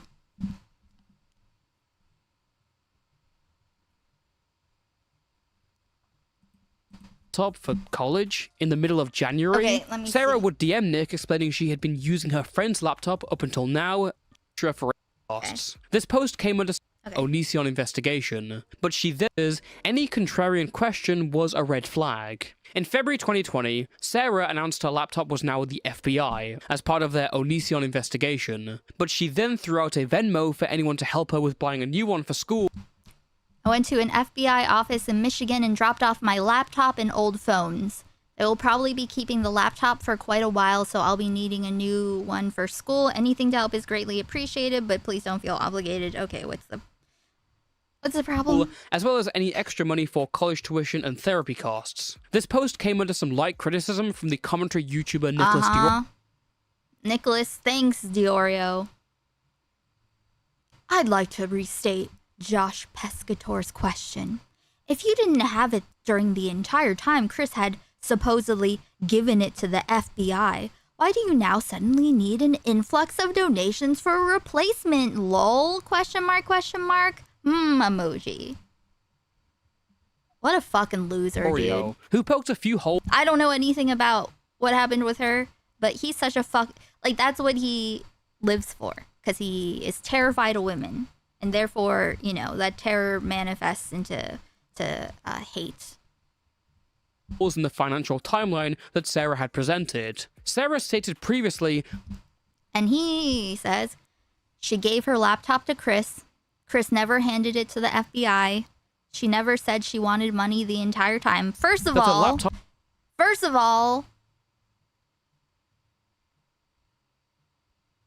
what do you, of course she want, what, you think that she would just not want a laptop? I don't know what. She got it back. She told Billy she doesn't want money, and Repsion has given her money. She set up the Venmo today. Now that she handed it to the FBI makes no sense. You know what doesn't make sense? Using a C there. Putting a C instead of an S. Yeah, Nick is one of those guys that when they say bitch, they mean it, and it's uncomfortable. Yes. Was in the hands of Chris Hansen and his at the time top guy Vincent Nicotra for ages. Now all of a sudden she needed a new laptop for college in the middle of January. Sarah would DM Nick explaining she had been using her friend's laptop up until now and the friend had taken it back, and she didn't expect to get so many donations. She said, after I sent it out the first time, a friend let me borrow theirs for a while and they recently took it back. School isn't starting until September, but I didn't think I'd get this much this quickly. Any extra money from donations is going to tuition costs. I live on my own and I have a full-time job.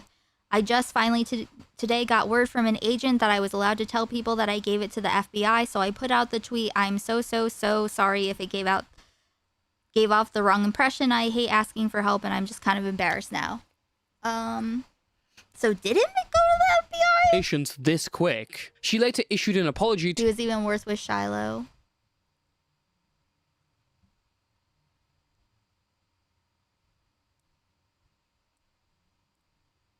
I think Oreo is correct to be skeptical here because the FBI isn't going to investigate anything, especially not if women and children are in danger. Nick is one of those guys to spout his mouth off online but whimper and threaten lawsuit when confronted IRL. Yeah, or if you dance up to him and take his $300 sunglasses and dance away, he won't do a goddamn thing. She said, I'm sorry if I offended anyone by tweeting my Venmo. There are plenty of people who need the money more than me. You guys can stop donating. I promise I have enough. I really don't like asking for help, especially financially, but I'll put out a statement later to explain myself. Again, I'm really sorry. I didn't think it was going to get like this. Sad face. Anyone who wants a refund, DM me. Girl. This is not, first of all, not his fucking business. If they want to help her with her tuition, and if her laptop, if she actually did give her laptop to the FBI and everyone's, aching, or to Chris, whatever. I don't know where this goes yet, but I don't know why Nick feels compelled to do this. He gets really like vindictive when it comes to women. Remember, don't forget, maybe I'll pull it up. Remember how like the fireside chat with Edwin? He started off the stream saying, like, Happy Labor Day, or whatever day it was. Happy Labor Day, everyone. we're here on this wonderful Labor Day because Babs loves holidays. Literally. That's what he did it because, like, he is a petty bitch like Edwin is. So, it's just interesting, you know, the targets, right? Like, okay, you can be annoyed, you can be a misogynist and think that, like, you know, just like women are just all annoying, that's fine. But why are you targeting them to harass them and like menace? To anyone she felt she had accidentally deceived, except in came Shiloh. For those unaware, Shiloh, or Onision's patient zero, is widely considered to be one of the first people Onision harmed. As a result, she held a lot of sway in the minds of these self-labeled anti-Os. But here she came in like a bull in a china shop, posting a tweet encouraging her followers to report Nicholas Diorio for, quote, releasing private DMs and encouraging doxing of a 19-year-old girl. Well,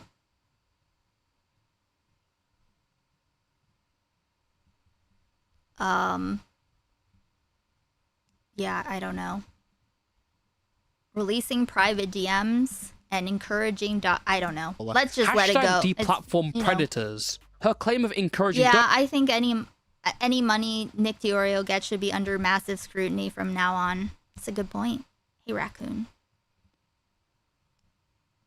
Doxing was a manipulated screenshot of him replying to someone asking where Sarah lived in Michigan. In reality, he'd actually replied to a clip this user found of Sarah. There's also the idea of calling Nick a predator with that hashtag, which is just a lie. In reality, Shiloh was the person running smear campaigns, doxing people, leaking private DMs, and even threatening others. Shiloh's slanderous campaign kicked up a lot of people in the commentary community into defending Nick. It even compelled some of the biggest anti-Onision YouTubers, like Repsion and Edwin, into telling Shiloh to scale it back.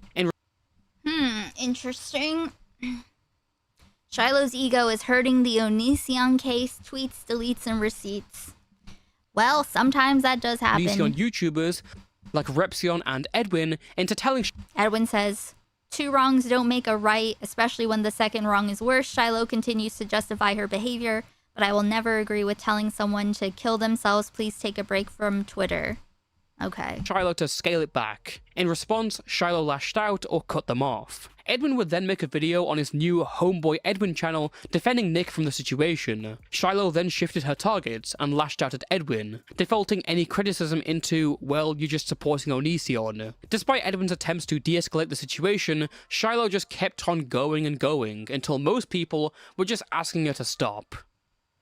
But whilst this event had alienated some of the anti-Os from Edwin, he gained a lot of respect from the commentary community. Nick was a relative nobody at this time. It would have been easy to let the situation go by without a word, but Edwin's decision to stand on his morals and actually stick his neck out to defend someone was admirable. It was especially important considering the person accusing Nick had a sizable sway over the Onision situation. Soon this respect would turn into more bonded connections as Edwin began covering similar topics on his second channel. Around this time, Keemstar would interview Onision on Drama Alert. Keem's interview was controversial, a lot of people thought he was too soft, and in response, Keemstar called in— So why did she say she gave it to the FBI? And are we sure that it was given to a producer and they lost it? I don't really maybe he'll, I don't know. Maybe he will, maybe he won't. It kind of doesn't really matter. It's not the part that I'm super care about. Not to defend Shiloh, but I understand from her perspective, her abuse by Onision was well documented online. She was groomed and once had a music career in Canada that Onision took away. Right. And no one actually cares about... That's the thing. None of these people, they don't care about her being harmed. They don't care about people. It's just a part of the pedo wars. My pedophile that I'm defending is less of a pedophile than your pedophile you're defending. My pedophile has less of an age gap with his victim than yours does with theirs. They don't give a fuck. Into Edwin's stream to debate him. A few days later, Keem would debate Repsion on Edwin's stream, alongside the creators Creepshow Art and Tamimi. Thousands of viewers were watching these debates live, and they only brought more and more attention to Edwin. Whilst everyone hated Onision, they also had questions about what would happen next. With Chris Hansen's involvement, history, and connections, lots of people felt it was likely Onision may actually go to jail. Unfortunately, Hansen's operations and those conducting the investigations were all out of whack. Forget perverted justice, these people had more chances of conducting an orchestra. Hansen himself wasn't the best either, interviewing anyone on planet Earth apart from Onision himself. Meanwhile, commentary channels seemed to get that impossible task down with relative ease. Hansen's leaked attempt to really They didn't lose it. The person who took it altered the hard drive, making it useless because it needs to be the original, no altering. I see. Interesting. Hello, Firestone. So the laptop. Okay, so Chris Hansen's person did that, made it useless. Like, she gave it to someone, and that person altered it. Monetize his interview with Onision kind of showed his priorities here. And as he started switching lanes to other cases, the criticism against him only continued to ramp up. Chris's dismissive or dishonest responses only united creators against him. The reason they did is because Hansen was portraying it as him against the YouTubers. Whether you were the most supportive T channel like or the Ethan Klein and the Snarkers, the edgiest commentary channel. Instead of transparency about the issues with his conduct, Hansen took a page out of Shiloh's book. It was us versus them. And Edwin, except due to his Chris Hansen wasn't suing them all. association and criticisms, was now them. He was now among this community of critics, the roster of people who Hansen would later label the Goon Squad. Some of them acting as if they were in a goon squad. The creators he labeled would then semi-ironically adopt that very name. It has aged terribly, though. Edwin formed a sort of camaraderie. So who are all of these people? Smudahar, Augie, Nick, Creepshow Art. Who are the other people? Yep, Mudahar's been around. With the commentary community and Goon Squad. However, considering the huge subscriber gap and difference in audience, he still kept his identity and friendship with others intact. There were still successful videos and interviews on his main channel about Trisha Paytas, Davi Vanity, and Marilyn Manson. Credit where credit's due, Edwin managed to keep himself out of the pit of viewers only watching Onision videos and nothing else, and his experience made him a valuable speaker in a time where serious allegations were becoming part and parcel of the online sphere. In general, despite the pandemic, 2020 was one of Edwin's best years. So how would the next one start?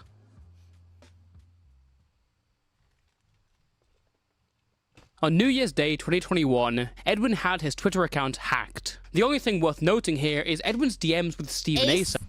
Oh, I didn't know they had DMs with Stephen A. Sarge. Okay. A journalist who'd been covering the Onision story. In these DMs, there appears to be a sort of discussion between Edwin and Stephen about a documentary. Although Chris Hansen had gotten plenty of flack for the way he handled the Onision case, at the end of the day, his connections in the television industry paved the way for an Onision documentary on TV. The announcement quickly drew claims of cash grabbing. Most victims declined to take part, as did most YouTubers who they reached out to. And paved the way for an Onision documentary on TV. The announcement Justice has just begun. Hashtag discovery and hashtag Onision in real life. Quickly drew claims of cash grabbing. Cool. Most victims declined to take part, as did most YouTubers who they reached out to, and they were right to. The rewritten story glorified Chris as the changing point, when people already hated Onision beforehand and put in the legwork for him. A lot of the victim stories were also meshed and complicated. I strongly stand against this TV show if the survivors don't want it, you know? If Sarah's against this, why the f would we be like, let's give in, oh, you know what, let's let it be on TV? That doesn't make any sense! But there was a surprise. Out of all the YouTubers they asked for an interview, only one accepted. Edwin. This was a confusing appearance because, as said before, many people believed this whole thing was a sham. Repzilla even hopped in a livestream with Repzion and Edwin, who both agreed that this was solely for money. On a second channel livestream, Edwin retraced his steps leading up to his appearance. He said a consultant contacted him livestream with many people believed this whole thing was a sham. Repzilla even hopped in a livestream with Repzion and Edwin, who both agreed that this was solely for money. On a second channel livestream,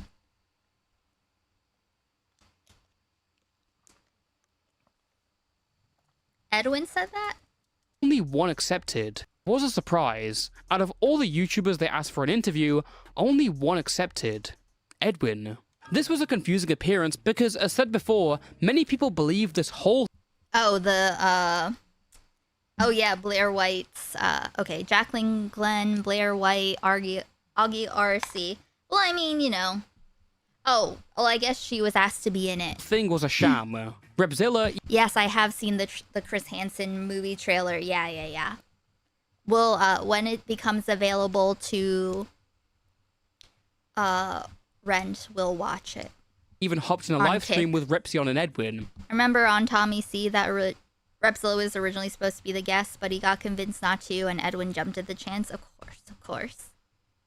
Who both agreed that this was solely for money. On a second channel live stream, Edwin retraced his steps leading up to his appearance. He said a consultant contacted him, stated Hansen wouldn't have creative control, and the girls that didn't want to be on the documentary would have their wishes respected. Edwin hesitated at first, but ultimately decided to accept. He felt the documentary needed a YouTuber, and his perceived fears were only from public perception. He was not paid for his appearances. Anyways, I vetted them thoroughly, and they are not using victims' stories without consent. Lastly, they will include my rant on Chris Hansen. Yet when episode 2 rolled around, the other girls' stories were discussed, sometimes in detail. It made people angry at the documentary, and they wondered about what exactly Edwin's vetting process was here. His statement that the girls would have their wishes respected was meant to comfort them. These were people he had talked to on a personal level about their very personal and dark stories. So did he get a contract, or was this him just trusting word of mouth? The release of this episode prompted the YouTuber Jacqueline Glenn to make a video, in which she gave Edwin criticism about his involvement. It could be argued that my appearance could add exposure to the documentary. I mean, I would hate to make that argument because it sounds arrogant, but still, you know, maybe some people are like, oh, Edwin's in it. Maybe it's not so bad. This is the reason why you being in it is a problem. Because there are people that are fans of you, that trust you, that are now going to give more respect and be more willing to listen. I hope all of his old buddies,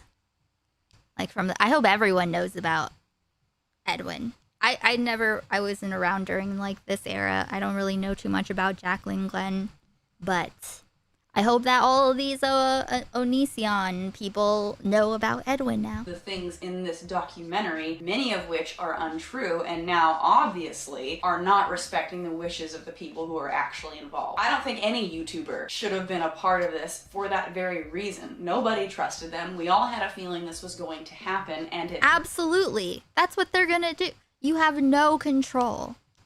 I absolutely believe that Edwin did not, like, I bet he was just like, he's like, oh, like, Chris Hansen's not gonna be able, this isn't like his story that he saw, like, you know, he probably said something like very non-committal or just like a, you know, and like if he asked anyone anything and they would be like, oh no, that would probably be the extent of it, if at all.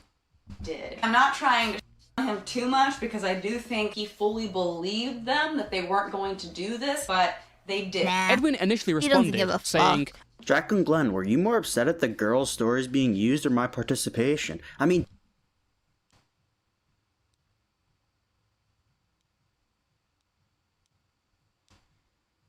I think the only winning move here is, unless you're a victim of Onision, not to put your face on any of these allegations of abuse. Yeah.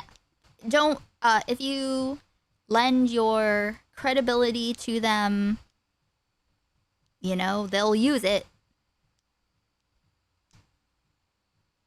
Damn, you spent half your 21-minute video dragging me through the mud when seeing how dumb I looked because I was lied to by the documentary. Things didn't get any better for Edwin in Onision documentary episode 3. They would show Edwin's criticisms of Chris Hansen, only for Hansen to respond in the show. Everybody thought that it was just for financial gain, and he essentially does exploit victims, in my opinion. Well, Edwin, perhaps you should take a look in the mirror, having tried to use victims in your own way. In a follow-up video,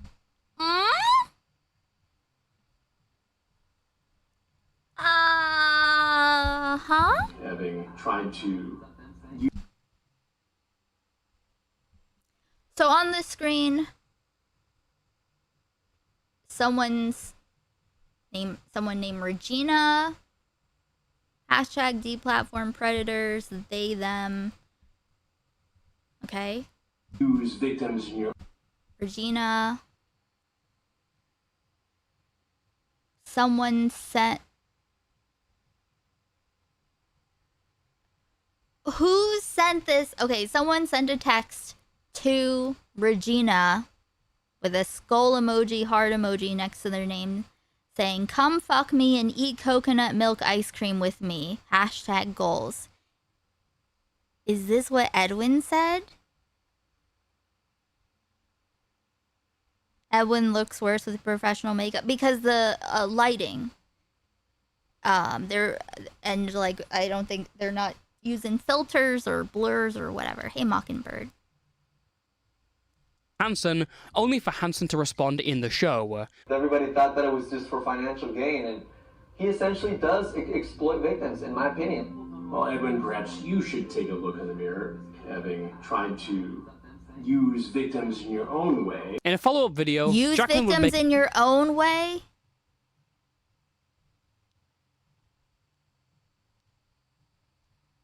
I think Onision's spouse sent that to Regina. Her accusations were mostly against him.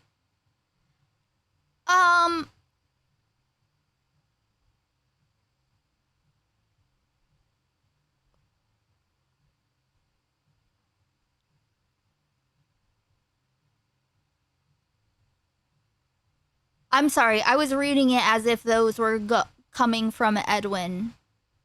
That looks like it made... That looks like it... You know?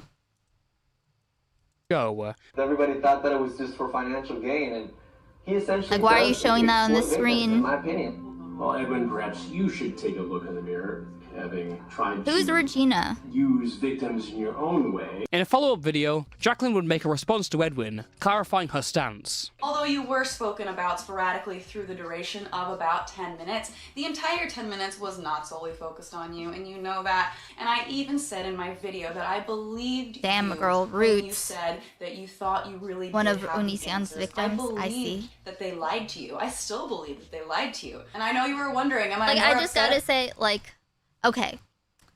I note this because of how... Oh, it's just a video of Edwin covering Regina's story. I see. Okay, got it. Very bad faith of them to clip it that way. But so, see how dark her roots are and how long her roots are? That is like a... That looks like a nightmare to me. Because that is going to be a lot of work to touch up. You know, if you have bleached blonde hair and your natural hair is so dark, if you let it grow out for more than 4 weeks, then you'll get a band of yellow in your hair. All right? Just letting you The know. girl story is being told, or your And then you have to, it has to be very complicated and you have to do it in a completely different way. participation. And I have the same question for you, Edwin. Are you more upset that I criticized you, or that the thing... Yes, because like the first half inch of your hair, when it comes out of your head, it's not, it lifts more quickly and higher than like the rest of your hair. Partially because of the body heat, but also it's like, you know, it's more formed or whatever. So then it's like, so you have the light hair that's already there, and then you have the light root, but then that middle part that's just a little bit too long, then that's a pain in the fucking ass. And then you have to, you know, you have to like keep it off. You have to do something extra. There are different ways to do it, but you have to do something extra. Whereas if it was just a little less long, could just be normal. You were promised up and down wouldn't happen, very much happened, and that now you're associated with it. And, he didn't take this all too well. Like the past Shock. month, like thing after thing after thing has made me feel so devalued. Like to get these words out is so difficult for me. Oh God. Look at this fake fuck. And I don't know how. I hope I can soon get over it because it's just affected me so bad. The one thing that I've worked so hard on my YouTube channel is for my integrity. Oh. This was a stream to forget, an 8-hour sobbing session where all of Edwin's friends came in and comforted him. I'm not sure why at any point Edwin did not turn off the 8-hour stream. The entire situation here seems to portray Edwin as— The New Year stream was like 14 hours. Yeah, he knew what he was doing. This is such an act, yep. And all of commentary rallied around him. And remember, I'll link you guys the Cabal stream. Because I have it uploaded on Streamable. But I want you to know that the gap of a few days between everyone ghosting me and then Colton putting out the video, that short period of time during the Cabal stream, Edwin was hanging out. He was welcome back. Xylee, Nicholas, both knew about all the minor stuff. No problem. He's just around. So if Colton hadn't taken my research and run off to make his own video, then he'd be chilling. You be watching him on hanging out in group VCs on stream. naive or Hey, Gray. opportunistic, depending on how you want to treat We're him. watching The It Americans again after this. was obvious that Chris Hansen, who had mishandled the Onision situation, manipulated the narrative, was still working with very malicious people, was probably not worth going near. Even if Discovery presented themselves to Edwin as a neutral party, everyone knew Chris Hansen was the reason this was a thing. Speculative critics would go back to the stream with Repzilla. Repzilla's hair looks so ridiculous.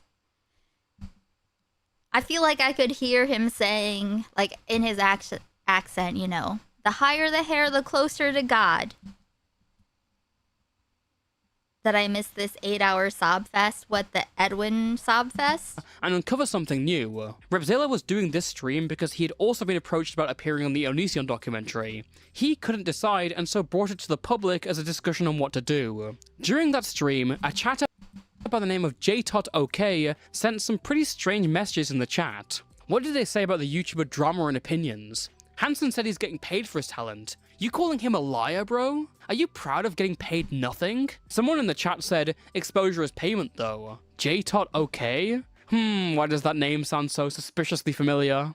What's all the J-Tot about? Hey everybody, okay, so, you know, this is the video where it shows what everybody was J-Totting about. You know, my main video showed the 2009 flashback. So, I really, Wait, so what about J-Tot?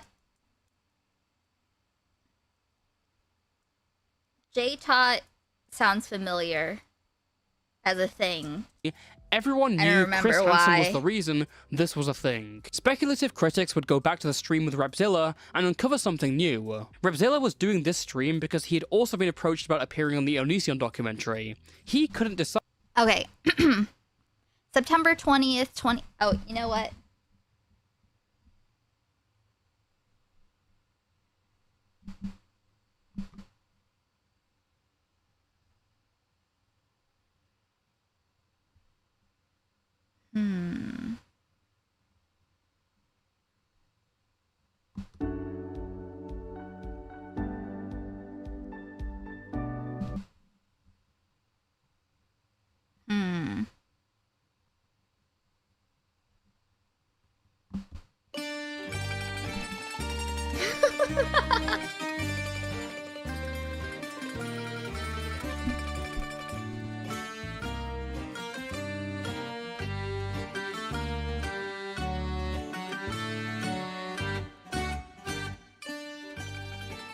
They asked me to be in the Onision show to talk about how YouTube deals with people like him. Wait, how do you do a southern accent? And Chris Hansen's presence on the platform. Basically what I'm already... Wait, I'm sorry. Let me start again. Let's start again.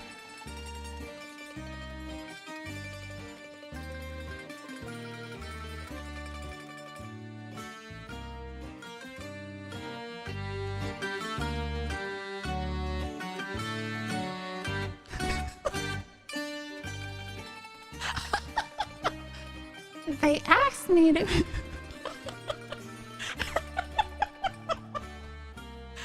Robzilla has a southern accent. Okay, start with y'all. Okay.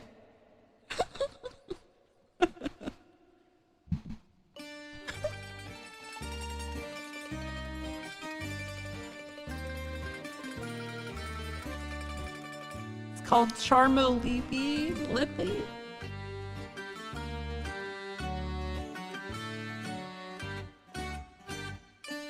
Y'all, they asked me to be in the Onision show to talk about how YouTube deals with people like him, how commentary works, and Chris Hansen's presence on the platform. Basically what I'm already doing. I'm told in writing they will not use survivor stories without consent. Thoughts? Yeah?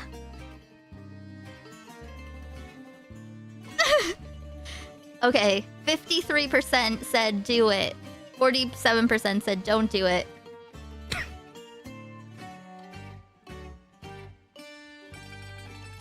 Final results very split with a lean towards yes.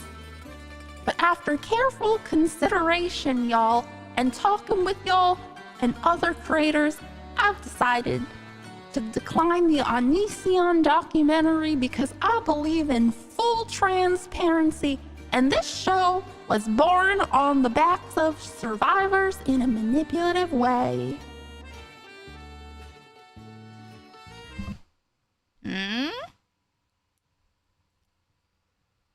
Like, I just really embrace the, like...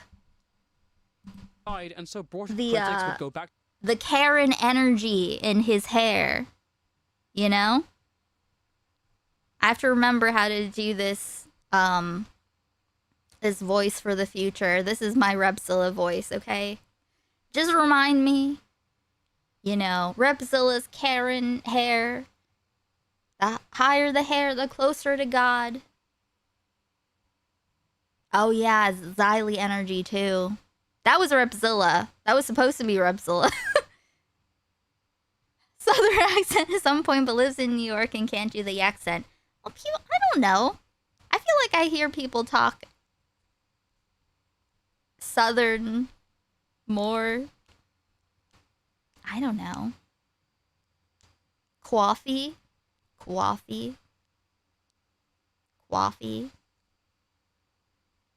I have to pee.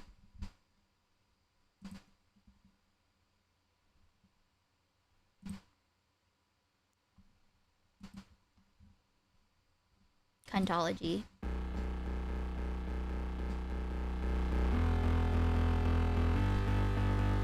Get you saying no is cunty, getting out of your comfort zone. Learning how to let go is cunty, having cum on my shirt is cunty. Setting boundaries is cunty, respecting others is cunty too. Putting yourself first is cunty, learning to love yourself is cunty. C-U-N-T, I'm gonna do what's best for me, I'm cunty.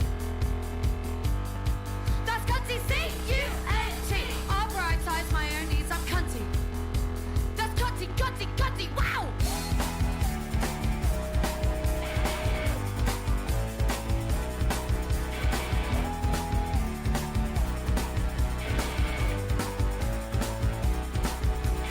Healing your inner child is cunty, getting therapized is cunty, having autistic meltdowns cunty, dragging behind some bins, doing a poo at your friend's house, stealing shit from chain stores, learning how to let go is cunty, learning how to say no is cunty. C-U-N-T, I'm gonna do what's best for me, I'm cunty. That's cunty, C-U-N-T. I'll prioritize my own needs, I'm cunty. That's cunty, cunty, cunty, wow!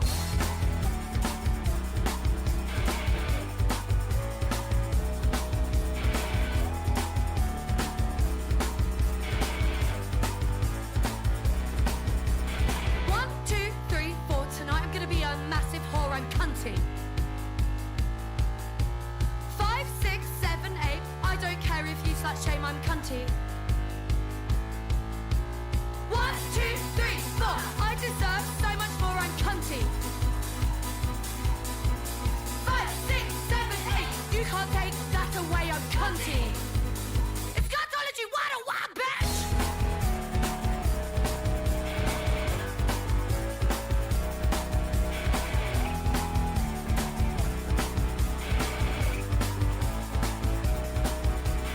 C-U-N-T, I'm gonna do what's best for me, cunty.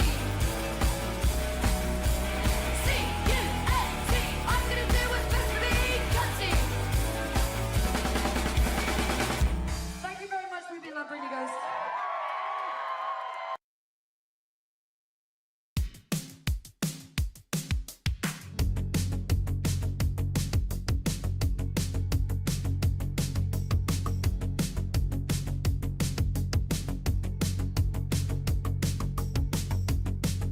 The glasses half empty, but overflowing at the same time. It happens over and over again.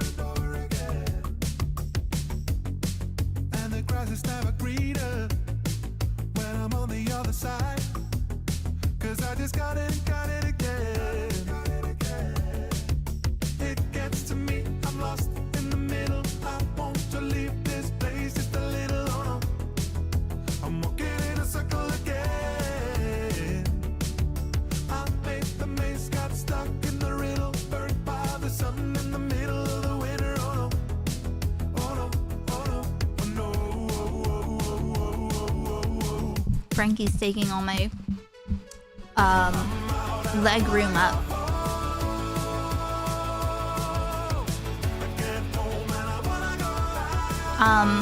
Everyone, please like the stream. Oh wait, shit.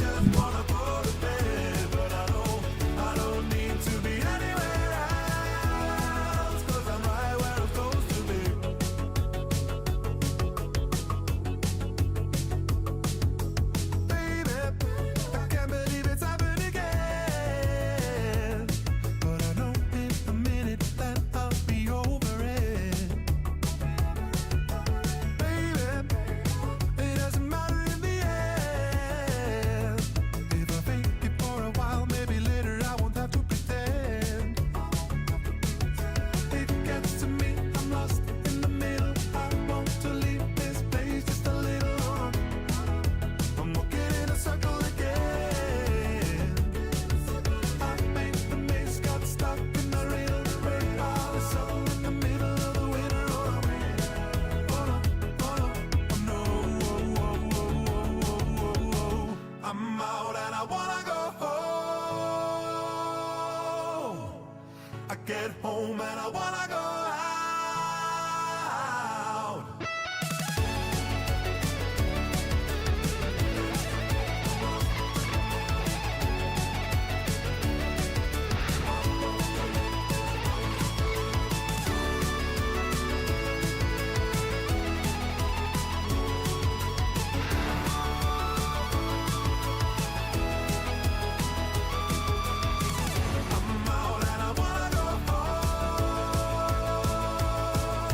I love this song.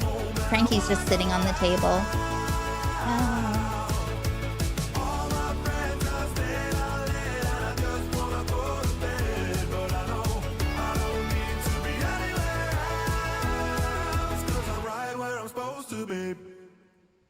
Cool.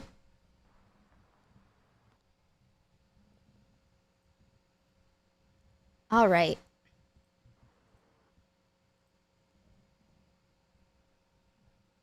Back to business. Back to the stream with Rapzilla and uncover something new. Rapzilla was doing this stream because he had also been approached about appearing on the Onision documentary. He couldn't decide and so brought it to the public as a discussion on what to do. During that stream, a chatter by the name of JTotOK sent some pretty strange messages in the chat. What did they say about the YouTuber drama and opinions? Hansen said he's getting paid for his talent. You calling him a liar, bro? Are you proud of getting paid nothing? Someone in the chat said, exposure is payment though. JTotOK? Why does that name sound so suspiciously familiar? What's all the J-Tot about? Hey everybody, okay, so, this is the video where it shows... Yeah. I don't understand what J-Tot means. I feel like I tried to understand, but I just didn't. I don't know. back. I don't know. Like, I remember this being said. Maybe I forgot to look into it. It didn't seem that important, I think. But it was Jay Totting about, you know, my main video showed the 2009 flashback. So I really, one New Year's resolution is that I want to put videos for every Friday on Famous Edwin. I want you guys to like have something to look forward to. By the way, if you don't know what even Jay Tot means, just throwing that out there. Duh, Jay Tot. These people will show you how to use the word. Why did Edwin hop onto an alt account to try and stir the pot on Repzilla? Per his DMs with Stephen A. Sarge. Just throwing that out there. Duh, Jay Tot. These people will show you how to use the word. Why?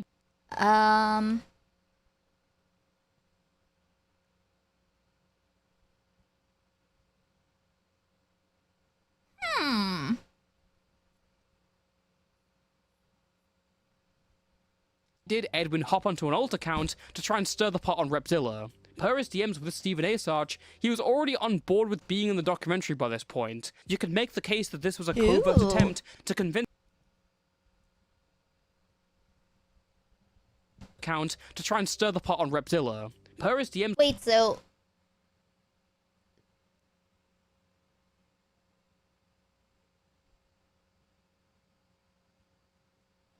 Stephen A. Sarge was a part of the Onision thing too? Okay.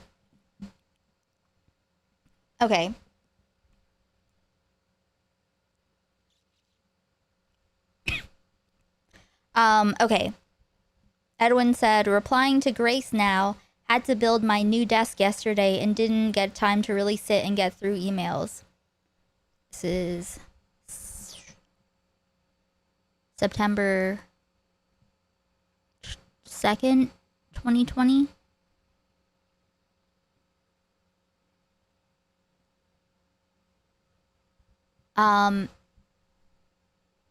Nick never does. He's all about troll, double checking. Got to have your space looking fresh. He says, will it still be you interviewing or her? Not that I mind at all who, just that she says I in the beginning of the email, then goes to we. Oh, so he's writing the questions? So, did he work on the documentary then? When Edwin got hacked, their DMs revealed that Edwin long since agreed to the documentary. Yeah, shocked. With Stephen A. Sarge, he was already on board with being in the documentary by this point. You could make the case that this was a covert attempt to convince Repzilla not to do the documentary so that Edwin was the only YouTuber on the documentary. I guess it comes back to the question, like, are you proud of not getting paid, dude? I mean, I heard you read that out loud, so. I mean, if they're gonna like come to my house and I ain't gotta do anything. Good to know, bro. Good to know. I don't know how. Wait, he was discouraging Repzilla to do it? Is this before? He was discouraging Repzilla from being a part of it? He's such a freak. God damn. So insecure. So insecure. He needs all the attention. Because when Toastify had said that, Edwin and someone else were, was it Repsion? I can't remember. Were saying that he shouldn't, I guess. Sounds like he did it using an alt too. Technically, yeah. Edwin, if it was you, what would you do? Keep in mind, at this point, he has already agreed to do the documentary. I gotta go, dude. This is too hard. I gotta go. You know what? I'd probably do a tweet about it. I'd probably do a live stream about it. And then I'd probably get Ashley on it. Following Edwin. See, he's so very obvious, too. You know what I mean? He's so suspicious. Stream of tears. I guess, I think a lot of people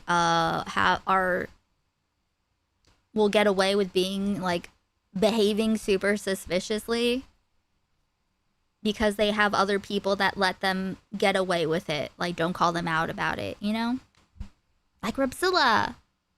That's why he got so much shit from the audience to the point he crashed out on stream for for 8 hours. He decided to take a break for the foreseeable future, and in his absence, a lot of people dug deeper on his that character. the 8-hour Some people stream? pulled up his old skits and accused him of racism or transphobia. Others found old anti-Semitic jokes that Edwin made back in 2014. These screenshots didn't go too far, but far enough to further damage Edwin's reputation. Yet Edwin held true to his promise of silence, being gone for the first half of 2021, aside from a couple Patreon posts. Edwin would make a soft comeback with a video on his second channel, discussing the documentary, the hacker, and the people who covered him. In mid-June, Edwin would cover his friend Creepshow Art completely self-imploding, during which her secret post on lolcow.farm leaked. In one of these anonymous posts, Creepshow said that she swore Edwin was gay the first time she saw him. Weeks or even months later, I end up on some stream and he mentions his girlfriend. Girlfriend? Girlfriend? What? Hey, what's up? Oh. You When we get to the seer stuff,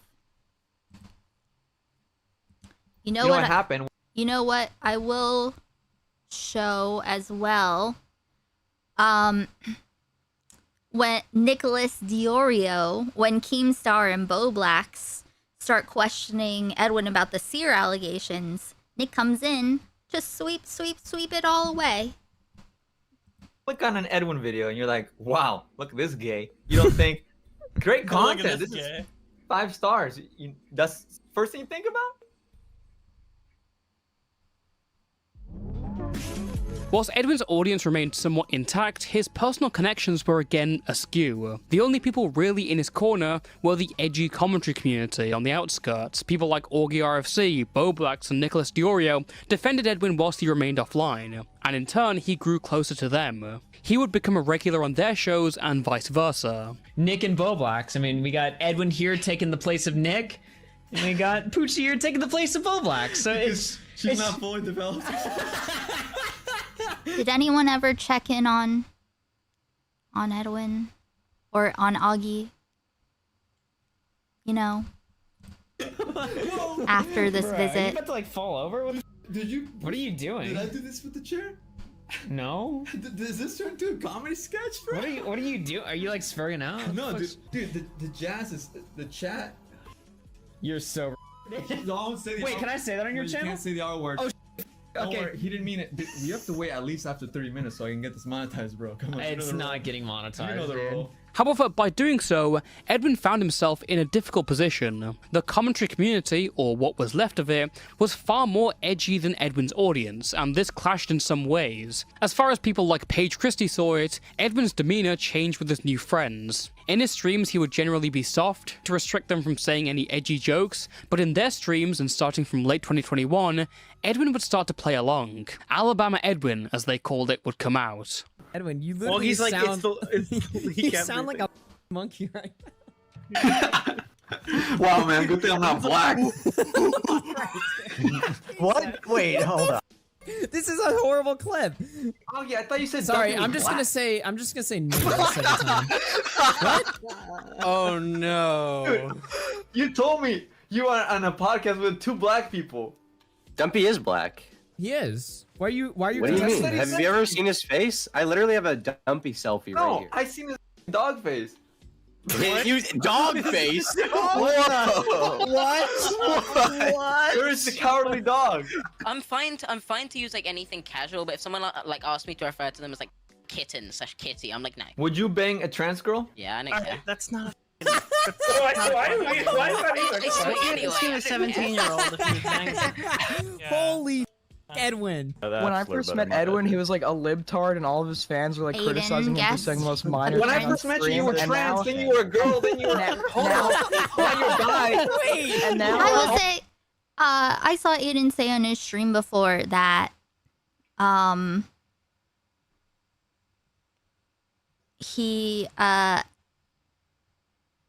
he was like annoying back then, but I think he was just really young and everyone else is a bully. Yeah, that's Aiden.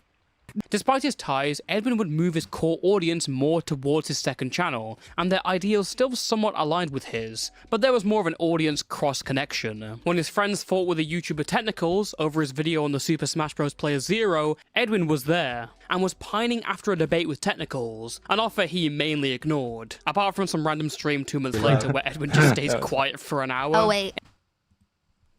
This is a short. My gosh, clip. it's been a while since I vlogged. Dude. Already 2 weeks since I did my 30. Stop. Here's Edwin and Onision. That is funny. I give you that. Anyways, cool. Well, I think I'm done. If you have any concerns or whatever, I think we're good. Is Seer still with Dasha? So they are broken up. She may still live with him, but that's actually one of the new videos that I'm gonna be working on soon. That I'm kind of trying to work on. That Dasha's a new person. I feel like, and I may be wrong on this. I feel like that chick ruined his fucking life. So he's apparently really successful on Twitch, but I mean, I don't disagree. No, I'm talking like socially. Like usually you would say something they dog, but well, also, you know, it was probably embarrassing to have like a child that was smarter than all of you. You know? Like the multi-decade range of ages. You know? And he probably was annoying, you know, people are annoying when they're younger, but I'm sure that it was nothing like he thinks that it was. Like you and I were pretty decently close friends to him. This is on food shops. Hey, John. Lost all respect. Her allies are pedos now. Well, that's the thing, John. She's a liar. She's a liar. I fucking called it. Shit.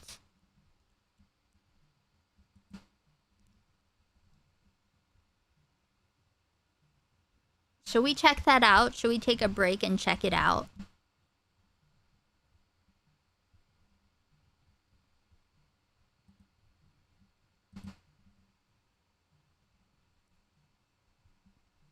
Once Aiden gets the age Giorio was, he'll realize he wasn't so...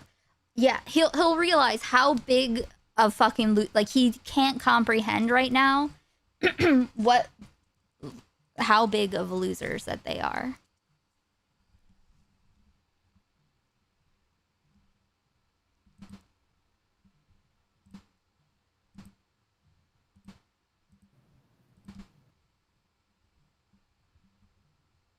So, yeah, it's just there's a lot. Yeah. What? How long have they been talking? He goes, "Are you recording this?" And I'm like, "No." Okay, when did Lissy join? What do you mean possibly? That's okay. I think that he abused the fan relationship to basically get me to give him nudes, and eventually, you know, fuck off, bitch. After he got what he wanted. Wait, can you get closer to the mic? Is that possible? Possibly. What do you mean possibly? What is that supposed to mean, bro? Possibly. Hang on. Okay. We'll watch that. You know what? I really don't care about this. This part. Where do we get to? Which I'm like, listen. Gonna talk to my psych on Wednesday about getting tested for autism, but I'm having trouble figuring out what Circa late November I want to 2022, do now. and the Twitch A little distracted now. Again, their only goal is trying to frame. I thought you weren't skipping. Well,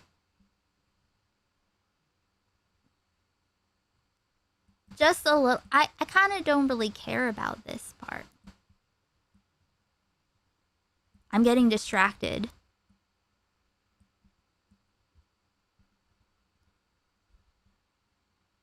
I'm getting distracted. Okay. You know what? I don't. Let me put this on for a second. Fucked up on some ends. That's it. That's all I wanted you to understand. Because I'm not, again, right? I don't like it when people view me as like a free platform. I'm not gonna go to the beginning. I'll just see what it is. But like I'm piecing it together because of all of my sensory things, and I'm like, I think actually I've just been like, I think because of me being on lamotrigine for like 20 years now, I think I'm just like perpetually my insides are screaming, but that just like, you know, tamps down the flames a little bit, you know. I like those late night streams that went on for too long. Yeah, I had a good time. To like say they're. Oh, she gone? Who? Did she leave? Hello? Hey, Who what's this? up? Yeah, what's up? Hey, what's up? Where are you? Sorry, I have your stream on. Oh. I don't know. This is She clicked off. Just be gone. Just don't even engage in the space. Like, don't even be here. Don't even chat and chat. Just be gone. Oh.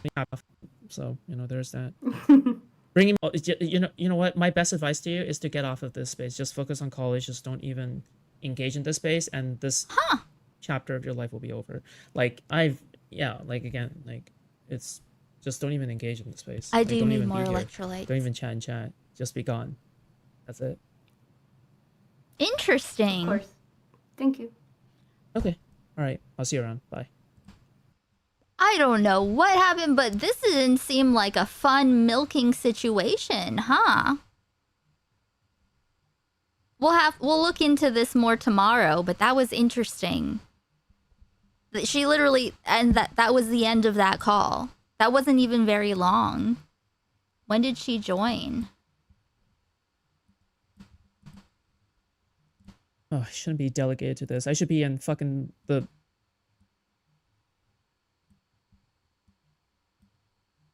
Failure of a child.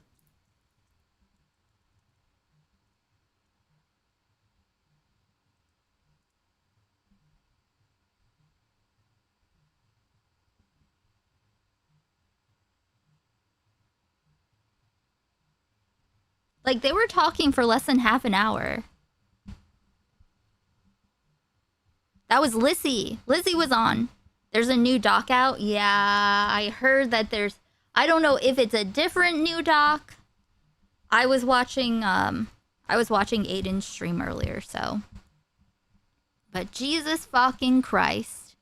Okay, we can go back. We can go back. I don't remember where we were.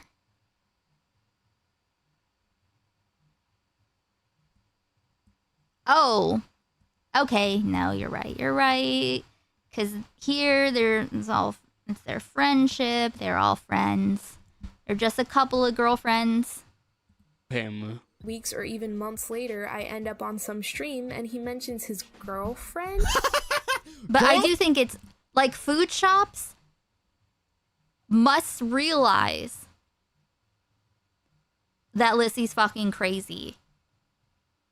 Like, and you know, but we'll see tomorrow. Girlfriend. What? Hey, what's up? So you click on an Edwin video and you're like, wow, look at this gay. You don't think great Look at content. this This is gay. 5 stars. That's first thing you think about.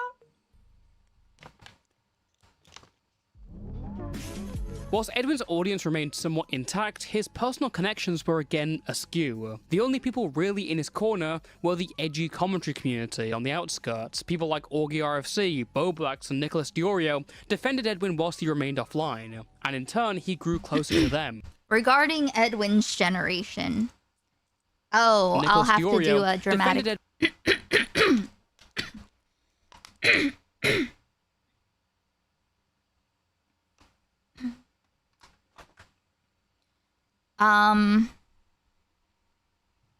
Hmm.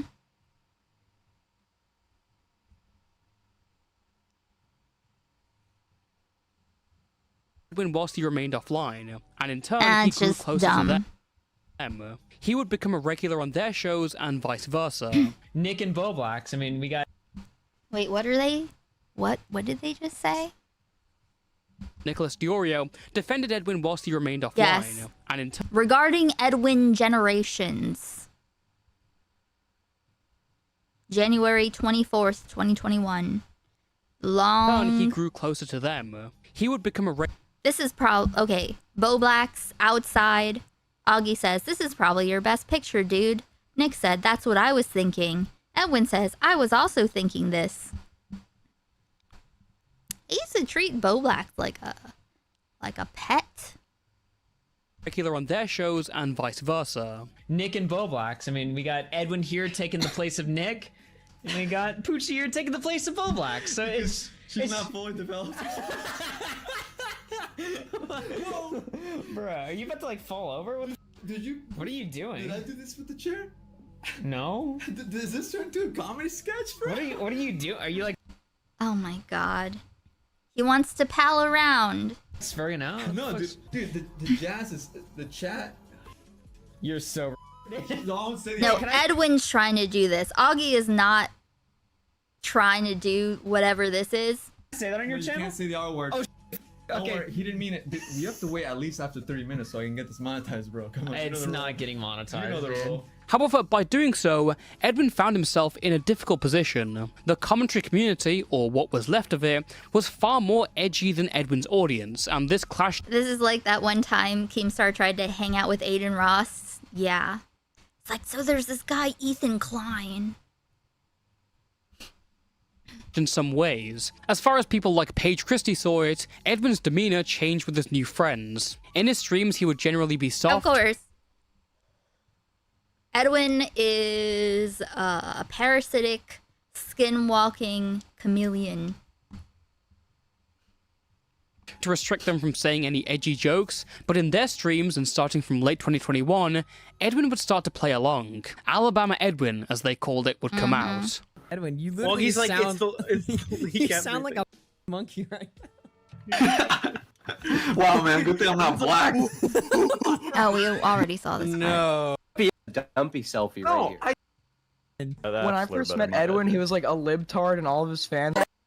When his friends fought with the Wait, Edwin. When I first met Edwin, he was like a libtard, and all of his fans were like criticizing him for saying the most minor. When I thing on first met you, you stream, were and trans, now- then you were a girl, then you were. Hold on, now you're a guy. Wait, and now you were all right. Now you're. I don't remember where we were. Despite his ties, Edwin would move his core audience. Oh no, Tippy. Apparently, at Mr. Edwin Costa has a great penis. Good to know, I guess. Lol. Augie said, good one. Edwin said, huge if true. This is July 29th, 2021. Yeah. Yeah. More towards his second channel, and their ideals still somewhat aligned with his, but there was more of an audience cross-connection. When his friends fought with a YouTube This, Pedo Wars. technicals over his video on the Super Smash Bros. Player 0, Edwin was there, and was pining after a debate with technicals, an offer he mainly ignored, apart from some random stream 2 months later where Edwin just stays quiet for an hour. In around early to mid 2022, he got more involved in the Twitch political sphere. These were fun debates and all, but never led to videos. Edwin was now more attached to the relatively stress-free streams, something he never felt burnt out from in comparison. The closest he came was in September, when allegations of essay and emotional abuse dropped on the online pedo hunter Mama Max. The case against Max was the first time in a while Edwin invested himself in this kind of project. He made the most of it working with the girls on a video slated to release soon. According to many people behind the scenes, Edwin's Max video was fantastic, but unfortunately it would never come out. For some reason, it kind of faded away without any note. I'm sure I we'll never wonder return to why. this. Uh-huh. Edwin's coverage of the Max situation wasn't received or positive either. Around the time of his streams, the YouTuber, the franchise, would make a 40-minute video going at Edwin's jugular. The franchise would poke fun at him and point out various inconsistencies in his coverage of technicals, Mama Max, the Onision documentary, and more. Edwin responded by inviting the franchise on for a debate, but he decided to do this debate without watching the video first, which is, an interesting move. Edwin may have embedded himself within commentary, but he lost sight of what made him pop in the first place. And that same summer, a new character would emerge that shook up the balance of the community. Salvo Pancakes may have just been another troll in the online ether, were it not for his over-the-top bits inspired by the Red Bar show. One of his first targets was Flamenco, a friend of Augie's and co-host of his show After Hours. Flamenco ran around more right-wing online circles, and had just about slipped away from a controversy about an old NSFW anime comic named Boy Soprano. But his reputation was forever smeared. Salvo wasn't as generous, and commissioned a song telling Flamenco to leave the kids alone in a parody of I was definitely on someone's panel. I think I was on Stardust panel.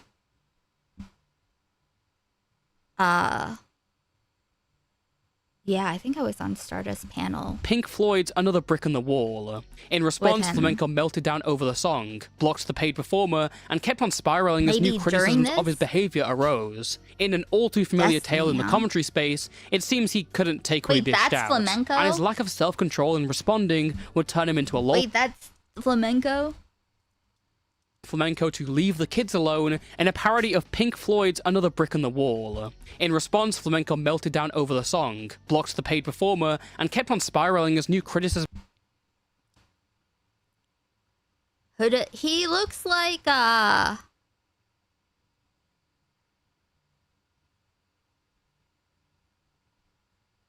he looks like he could be like Sam Hyde's little cousin or something. Of his behavior arose. In an all-too-familiar tale in the commentary space, Stardust always stood by him.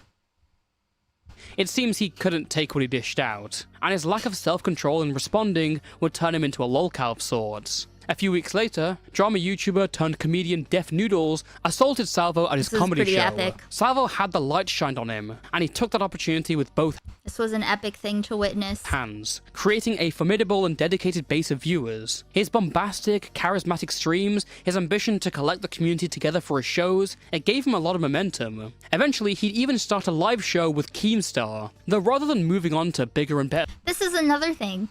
Some people are just so degenerate that they, like,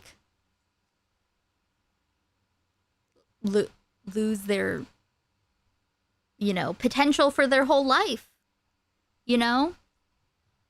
Like, if Salvo didn't turn out to be a freak, then, like, this could have continued on and moved forward. Hey, Radical Coder. Flamenco face reveal. Yeah, I've seen some other picture of him, but I hadn't seen that one. But yeah, if Salvo had just like been, you know, within the regular realm of, you know, like he could have e-girl sexting leaks, but if he was just a little less degenerate. Things, Salvo instead started going after and trolling everyone else in the commentary space. Except Edwin. Because whilst everyone else had to take their licks and live with it, Edwin cozied up more to Salvo, in a move that came across as kind of cowardly to the rest of his friends. But really, they were just falling in love. Yeah, Salvo wouldn't be Salvo. He'd be miserable. He cannot be a degenerate. Yeah, exactly. It's true. But it's like, that is too... Like, that's the fire. You know what I mean? It's not this, like, the rest of the stuff that you like about... The stuff that anyone likes about Salvo is style.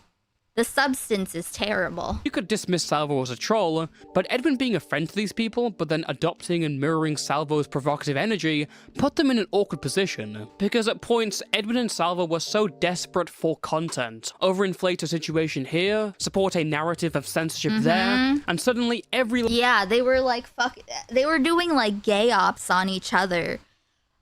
Edwin was, like, doing weird gay ops on Bo Blacks, I think. Like, it's suspected that Edwin told Olivia to flirt with Boblax, but I don't remember exactly what it was. Why was who a freak?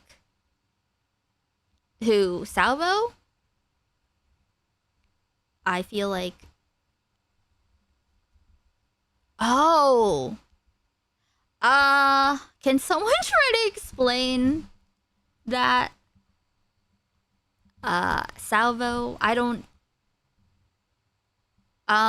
He had a mentally ill girl drink piss out of a toilet. You know, they'll get into the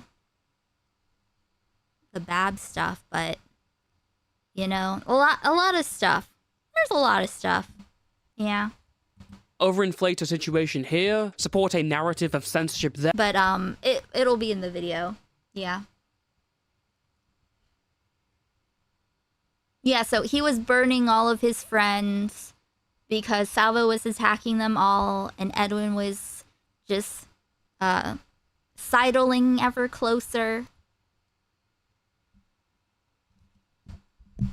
Nicholas Diorio, okay. I'll read this bickering. I remember this. It's like, it was very confusing to hop in like a few days after everything went down and I didn't know anyone or anything. Trying to piece everything together in the aftermath, it was very confusing. The piss thing, the girl who made animal sculptures out of her poo. What? I don't remember that part. That just reminded me of the zoo. I have and I do have the link to the full Cabal stream. And also we will be revisiting some of like Xylee's Colin. Thank you for the timestamps. And suddenly content. Overinflate a situation here, support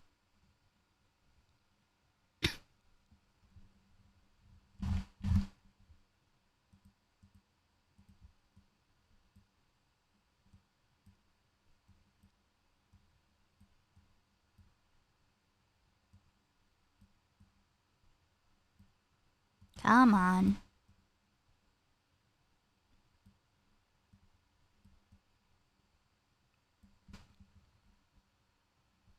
Hey Matthew, these stream titles are crazy. Yeah, I couldn't think of one, but you know, I feel like it's appropriate, right? What is it? Feasting on the memories of the blood of my enemies. All right. Thank you for the 10 jewels, Gray. The golden poop emoji.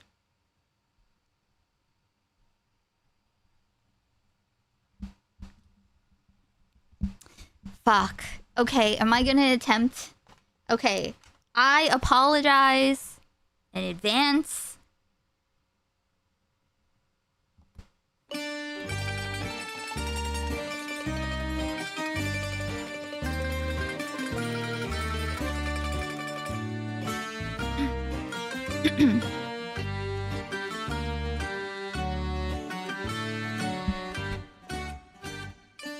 Yo. Yo, off the record. I appreciate you gathering your thoughts and actually explaining the stuff with the group chat. Eventually last night. But I don't appreciate you giving me the impossible task. Listen, I can't. I don't know how. But I'm trying, okay? I'm trying. I don't know how, but I'm trying.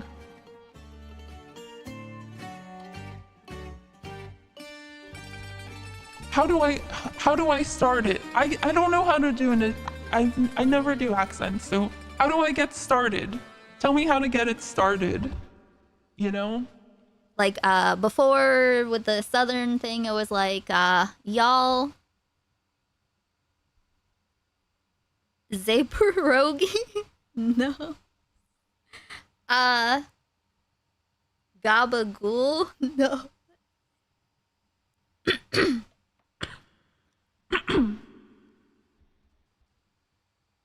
There's some words. You don't remember new?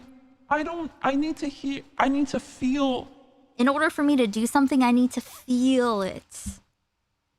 I need to embody it, and I just don't have any relationship with it.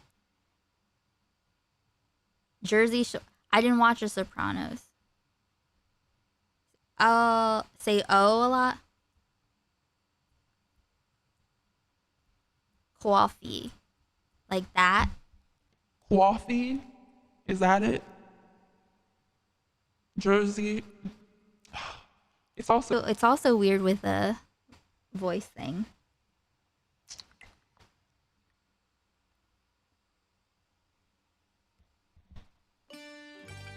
I'll do my best.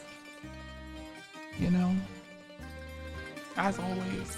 Or as most of the time.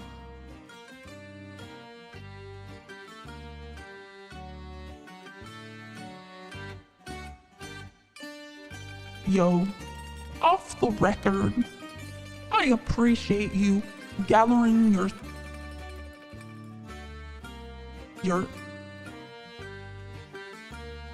I appreciate you gathering your thoughts and actually explaining the stuff with the group chat. Let the vowels drop the R word, okay? Off the record, I appreciate you gathering your thoughts and actually explaining the stuff with the... I'm having a hard time. And actually explaining the stuff with the group chat eventually last night. But I don't appreciate you giving me the impossible task of having to explain our private group chat conversations on the fly. Just slavel. Like, specifically, when you implied that I told you not to have him on your show, I have no recollection of doing that. In fact, I think the only message I sent on the subject said exactly the opposite. I get it was clarified later to a feeling you got, which makes sense. But that's not how you said it at all. At first. At all, LMAO. Anyways, just wanted to pass that along and see what you think.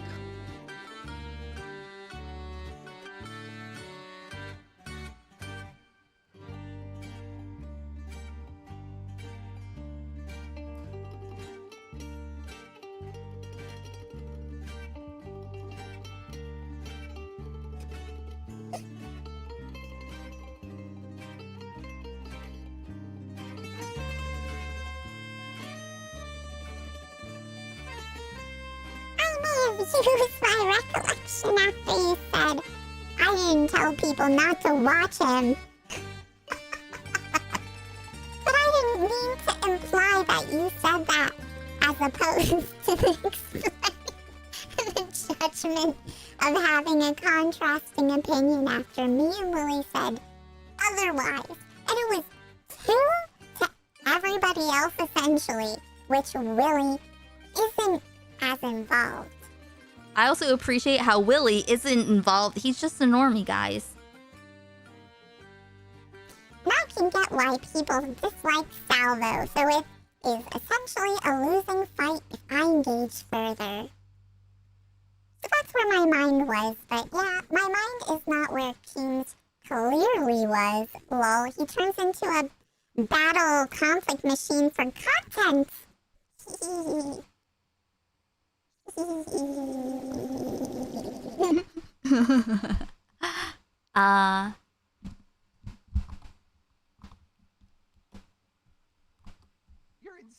You're an insane person. You're crazy. This woman is talking on a hill of fucking lies. A hill of bullshit. Every word that comes out of your mouth gets slapped right back at you. Stop speaking. Take the L and go home. That's the Stardust. That's the Stardust. You're insane. You're an insane person. You're crazy. Uh-huh. Mm-hmm. I'm gonna fucking take my big cock out. No. Mm-mm. Mm-mm.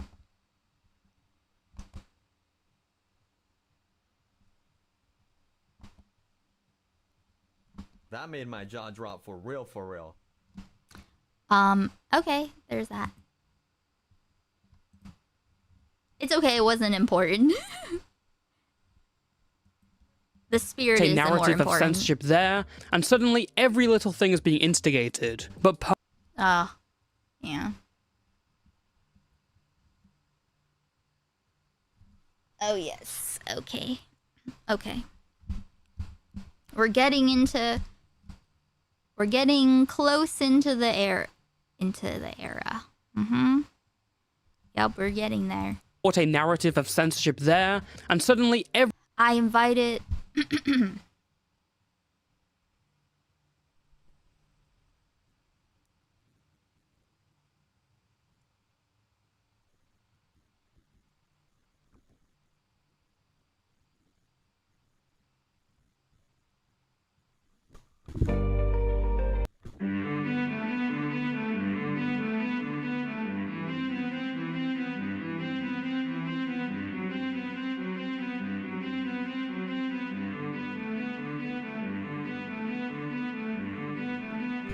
I invited Bobby to share his thoughts during my stream, and instead he publicly twists the narrative like this. The live show is publicly available on my channel for everyone to see the truth. Absolute slander and betrayal from Boblax. Every little thing is being instigated, but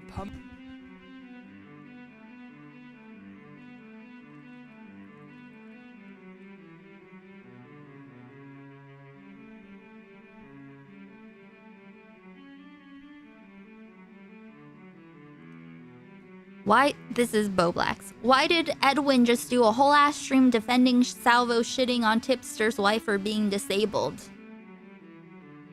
Can you explain how I'm wrong here? I listened to your stream and you were excusing the hell out of Salvo's ableism.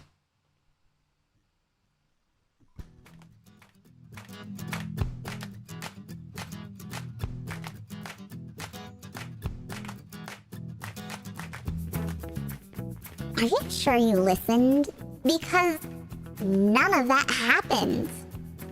Do you have so much hatred in your heart towards Salvo that now you see me as guilty when I am innocent?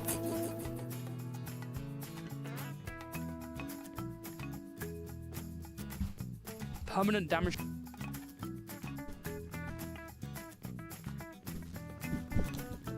Explain how you weren't downplaying Salvo's ableist comment towards Tipster's wife, because I heard a ton of that. Like you saying he doesn't even know what her disability is, as if that makes the comment better. The friendship?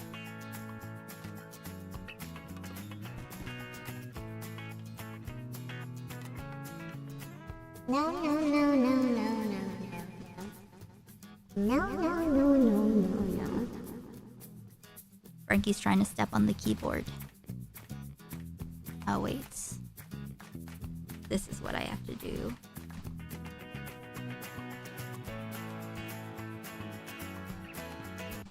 Okay.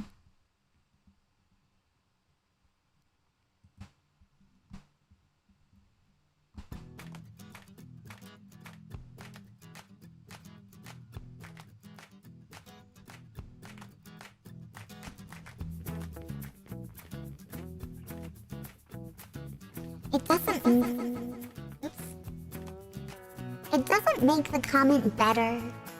On On the contrary, it makes the bribery more confusing. That was the focal point of the live stream! Exclamation point, exclamation point. I was confused at the $175 bribery. I don't know what that means. This is November 20th, 2022.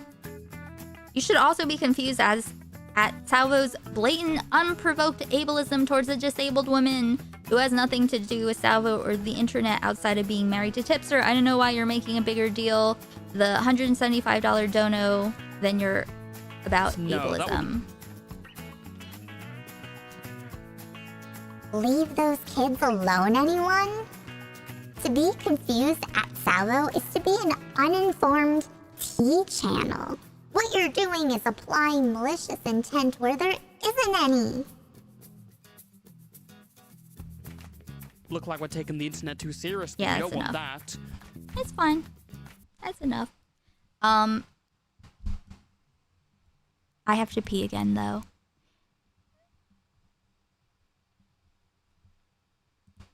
Okay. Okay, Frankie? What?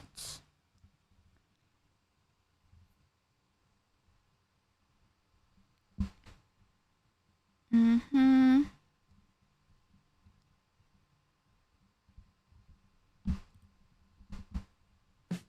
Hey. Don't turn the stream off while I'm gone, Frankie.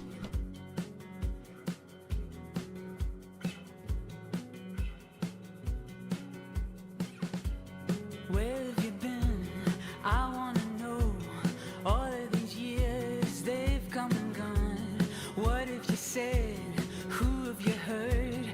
Marianne, I'm watching you. Have about this, it breaks my heart to think about it. Who you once were to me, my blood's pounding. I used to look up to you, now I look through you. Do you cry?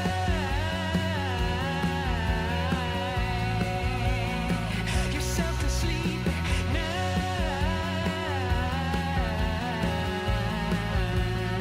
why you gotta be so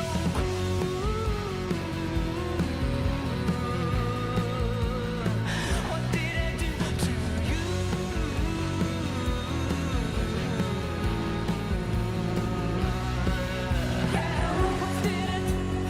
did I do? What did I do? What did I do? What did I do? What did I do? What did I do? What did I do?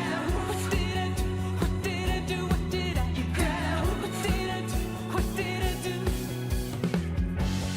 Eyes on the prey, bide your time, sip of your drink before you wreck mine. You ask me how she is, heard it on the vine. She needs help. Who do you think you are? She looks just like an angel, but her claws are killer fatal. The holier than thou art. Don't work on me, baby. I used to look up to you, now I look through you. Do you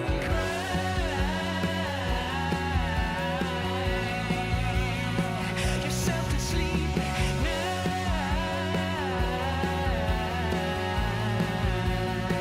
why you gotta be so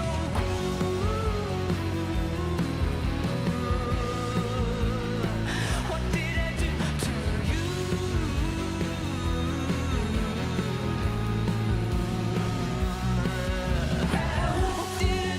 What did I do? What did I do? What did I do? What did I do? What did I do? What did I do? What did I do? What did I do? What did I do? What did I do? Get my family name out of your terrible mouth. Get my family name out of your terrible mouth. Get my family name out of your terrible mouth. Get I still don't have any edibles. I don't know what to get. Excuse me, Frankie. Oh. Let me...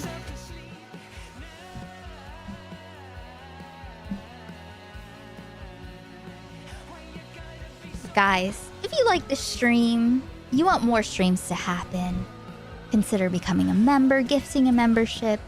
If you have a Twitch Prime you're not going to use anywhere else, you could use it here. We are going to be watching The Americans after that. If you have not... No, I have... I just have the... I like combining the two. I like having an underlying edible. But here's The Americans. The first episode of season 1. We are going to watch a second one after we're done with this. Thanks to my paid patrons, all my content on Patreon is at free tier, so take advantage of that. And yeah, please like the stream, live not top chat. Twitch and Kick, hello. So after all these... Oh wait. Oops, forgot to turn off the music.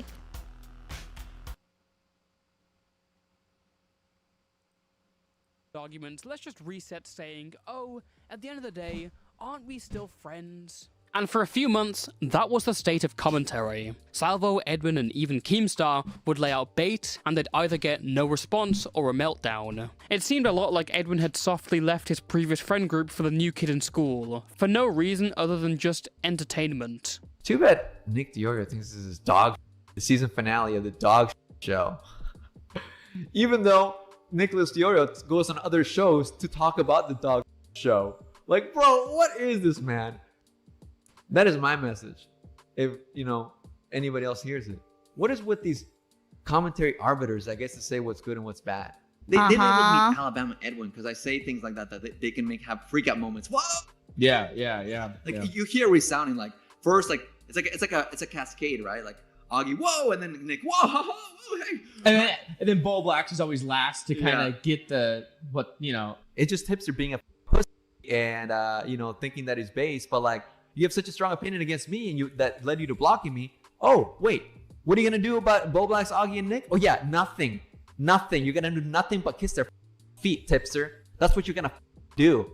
Anyways, let's drag ourselves out of the bottomless pit we're focusing on here for a second. What else is happening with Edwin? Well, around this time, he would break up with Mina. There was no controversy here. It was a peaceful breakup, and they even hopped on stream together for a final message. But before that, they united again, to once more talk about the man who had brought them together.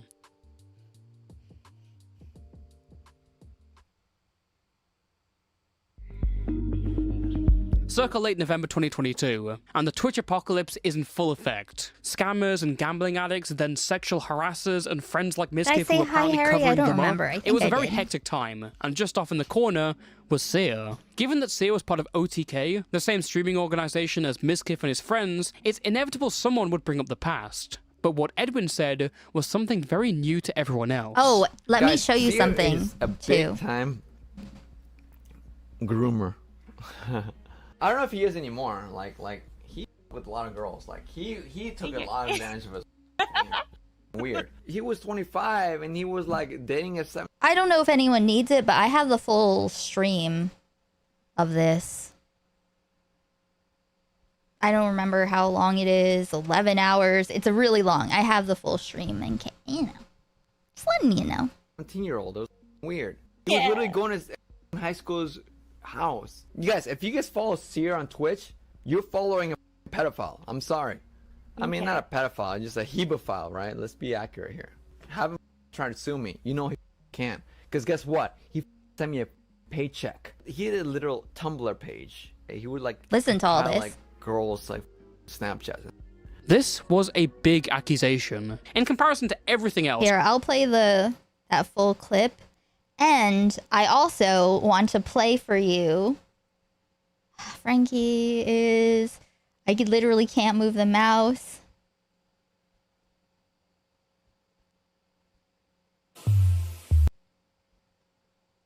Yes, I've seen this challenge going on YouTube. 100 layers of this, 100 layers of that. Oh, no. Yes, see... 9 hours, 4 minutes, and 26 seconds. But don't you worry, Frankie. I gotta move the mouse here, baby. This is difficult, but Guys, Seer is Here, I'll play the whole clip. July 1st, 2022. This is before I started talking to him. a big time. Guys, Seer is a big time groomer. I don't know if he is anymore. Like he fucked with a lot of girls. Like There's a whole he took part. A lot of advantage of his fucking thing. It's fucking weird. Like I'm not kidding. I'm not kidding. When we were friends, like he was 25 and he was like dating a 17-year-old. It was fucking weird. He was literally going to a fucking high school's house and driving to her house and fucking her against the fucking bed frame. It was weird. You guys, if you guys follow Seer on Twitch, you're following a fucking pedophile. I'm sorry. I mean, not a pedophile, just a hebephile, right? Let's be accurate here. You know what? I know I'm not keeping this up on my channel, but hey, have him fucking try to sue me. You know he fucking can. Because guess what? He fucking sent me a fucking paycheck. He sent me a fucking paycheck after I did my videos on him. He is fucking weird. He like asked for girls' panties and shit. And No. Seer had a lot of like women. Like he always needed like some sort of codependency. You know what I mean? He had a literal Tumblr page. He would like compile like girls like fucking Snapchats and shit. He would try to get fucking like Snapchat like nude pics and shit. It was weird. He dated this like 17-year-old girl, like high school girl, when he was like 24, 25. You can hold on to, you can put a pin in paycheck. I'm pretty sure like if it was weird. He had a literal Tumblr page. He would like compile like girls like fucking Snapchats and shit. He would try to get fucking like Snapchat like nude pics and shit. It was weird. He dated this like 17-year-old girl, like high school girl, when he was like 24, 25. I'm pretty sure like if I tried hard, I could get her to fucking say it on record. Like he's a fucking weirdo. He essentially hits on girls. Like he like hits on younger girls. I believe that he doesn't do it anymore, right? But like he's like this like Johnny Depp looking guy. Like he's like, oh yeah, I'm like the white guy, like, whatever. Like I could show you a picture of his dick because he sent it to a 17-year-old. No. See, I don't know how much of it Toastify had, but I forgot about this part. So he's like saying that he said, yeah. So he could show you Seer's penis because Seer showed his penis to a 17-year-old. So the paycheck.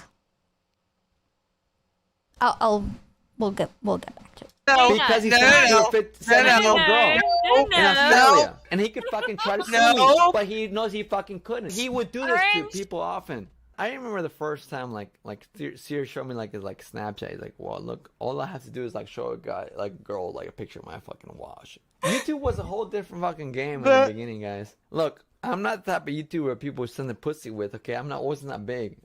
Fortunately, I guess. Apparently, one of the homegirls that I was close with, she was like, yeah, no, he definitely sent me a picture of his dick. So like, if I was to like, dig, I would be like, hey, listen, send me a picture. He was always very dependent on women's attention. He was definitely a sick fuck, like that kind of, It's like interesting if you also are listening to it in the context of like he's projecting a lot of stuff. I don't know who brought up Seer in the first place, but like I'm just saying, like that guy was a homie for a long time. He was literally dating a fucking 17-year-old when he was in his 20s. It was weird. Okay, that's all I'm saying. That's all I'm saying. Cool. I'm happy for him that he's not done that in a while. I guess I don't know. I fucking know. Guys, see. Hey Tay. So, you hear the part where he said that Seer was fucking a 17-year-old against the bed frame? Very, very fucking weird. So is he saying that like they brought a 17-year-old to their shared apartment and Edwin knew about him having sex? Yeah, I think they both did this stuff too, Peter. I was thinking that like he's confessing someone else's bad behavior to gauge people's possible reaction to his own. Yes, absolutely. Here is a big time Okay, so there's that. And before we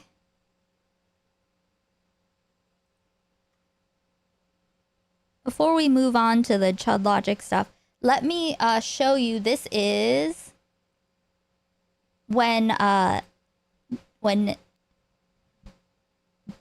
Diorio, Boblax, and Keemstar and the VC together.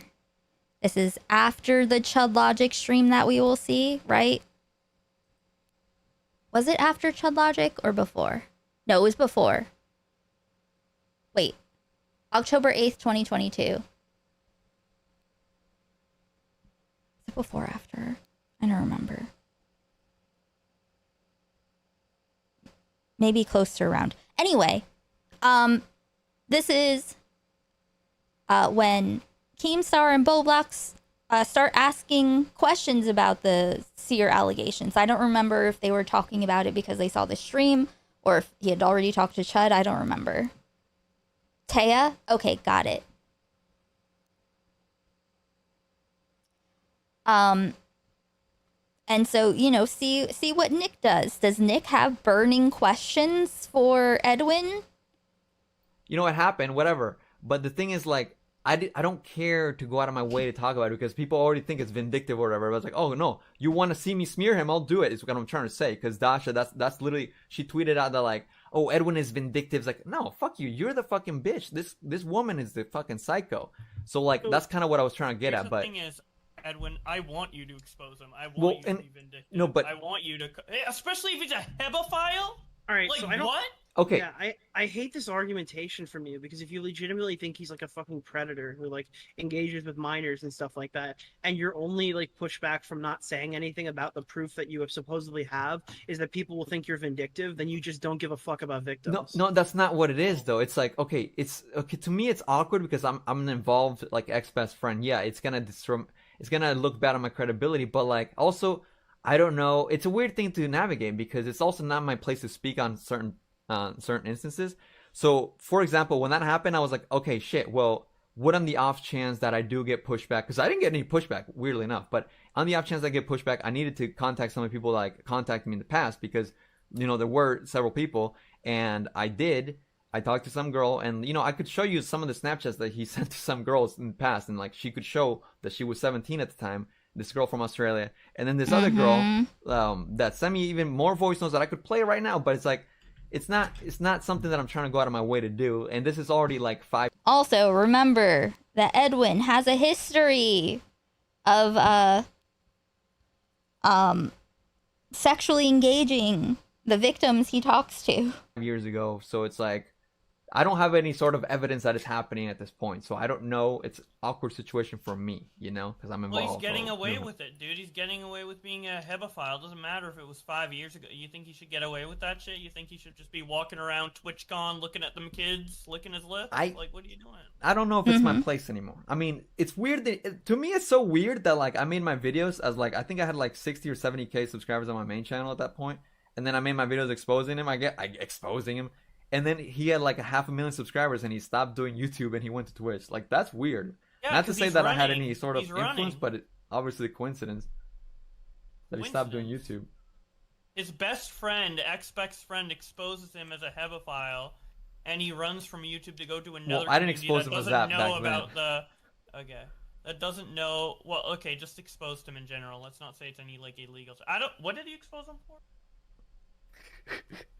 Like, just generally, just you don't give details. Just say like for being a piece of shit. Boblax, he traced art. Oh my god. The easiest thing that I could literally like, you know, get some. See? He traced art. Wow. Thanks, Nick. See, but it's okay because he said, hey, if you've been sitting on this, then that looks bad, right? He said that already, so now he can sweep. I think that they're making like jokes about he's making a lighthearted reference to something inconsequential, like ACC drama or something. Testimonials on is that he would sext like like 16, 17-year-old fans like when he was in his mid 20s, you know. Dude. Right, but my question to you is like, this is like the most popular time. The biggest Me Too era has come and gone, and there's no 16-year-olds being like, "Hey, this guy Sear literally sexted me." Like, none of these people wanted to come out and say something. Exactly. It feels like it's not my place to kind of be like, oh, I'm gonna go ahead. Yeah. But if so, like, he's sexting so many girls, like, you wouldn't obviously know them all because he's like doing this on his private socials. So if this is such a huge epidemic of sexting, where are all the victims? Wait, Edwin, you said Where are all the victims? Indeed, Nicholas Diorio. Where are the victims? Hmm? one of them gave you like proof and shit though.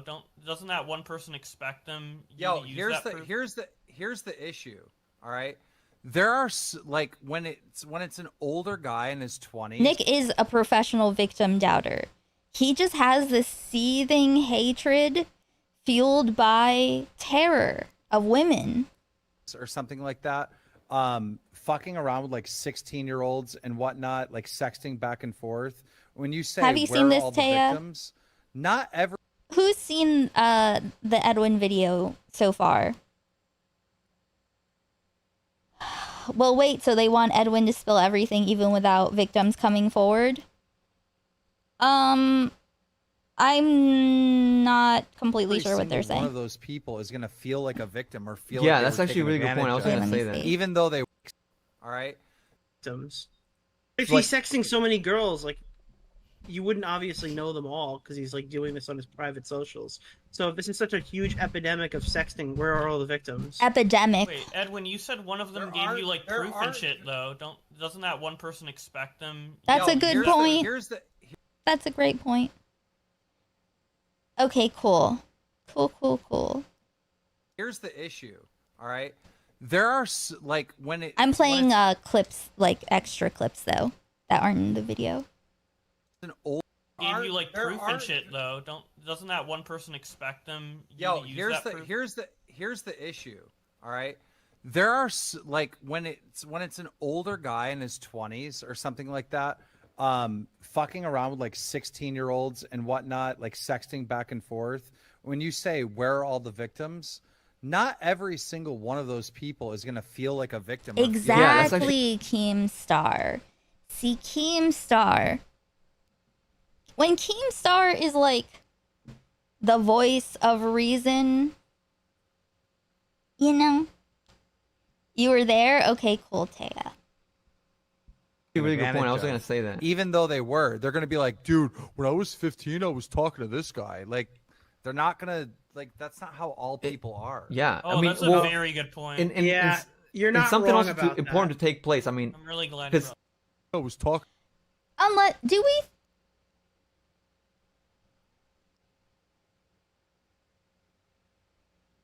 Actually, never mind.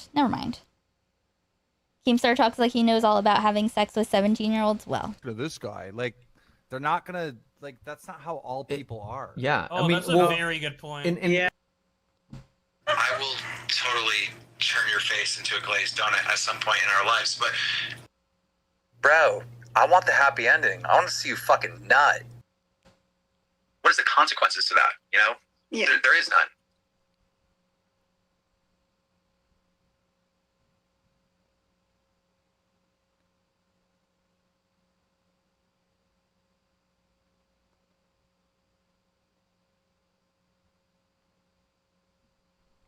where else? There's definitely other stuff. You would be flooding. You would have to get flood insurance, bro. Mm-hmm. You fucking want this Keemstar dick. I want a nut in that face right now. I want a nut in that face right now. Ugh, yeah. Mm-hmm. You'll be flooding. You're and not something wrong else about important to take place. I mean, I'm really glad you because brought that I used to go to like these VidCon, like, you know what happened, whatever. But the thing is, like, Okay. Now we will go back to the video. all of Edwin's history with Seer, this was the most serious thing he'd ever said about him. A few days later, Edwin would hop onto Chud Logic's stream to accuse Seer of being a human trafficker. I was tricked by him. Oh yeah, me and his girlfriend to Trafficked, by the way. essentially. I was. Stop! I was. Turn the faucet off on these. What is going on? Well, I don't think Chud ever followed up. I think he just like took it for. I think Chud kind of took him at his word because he was like a Me Tuber with a big channel, you know, who does Me Too shit and has credibility optically, at least, you know. And he's like, that's the thing with liars, though. It's like Lasad. People will just go out and lie. They'll just lie. Yes, Mina was way too pretty for Edwin.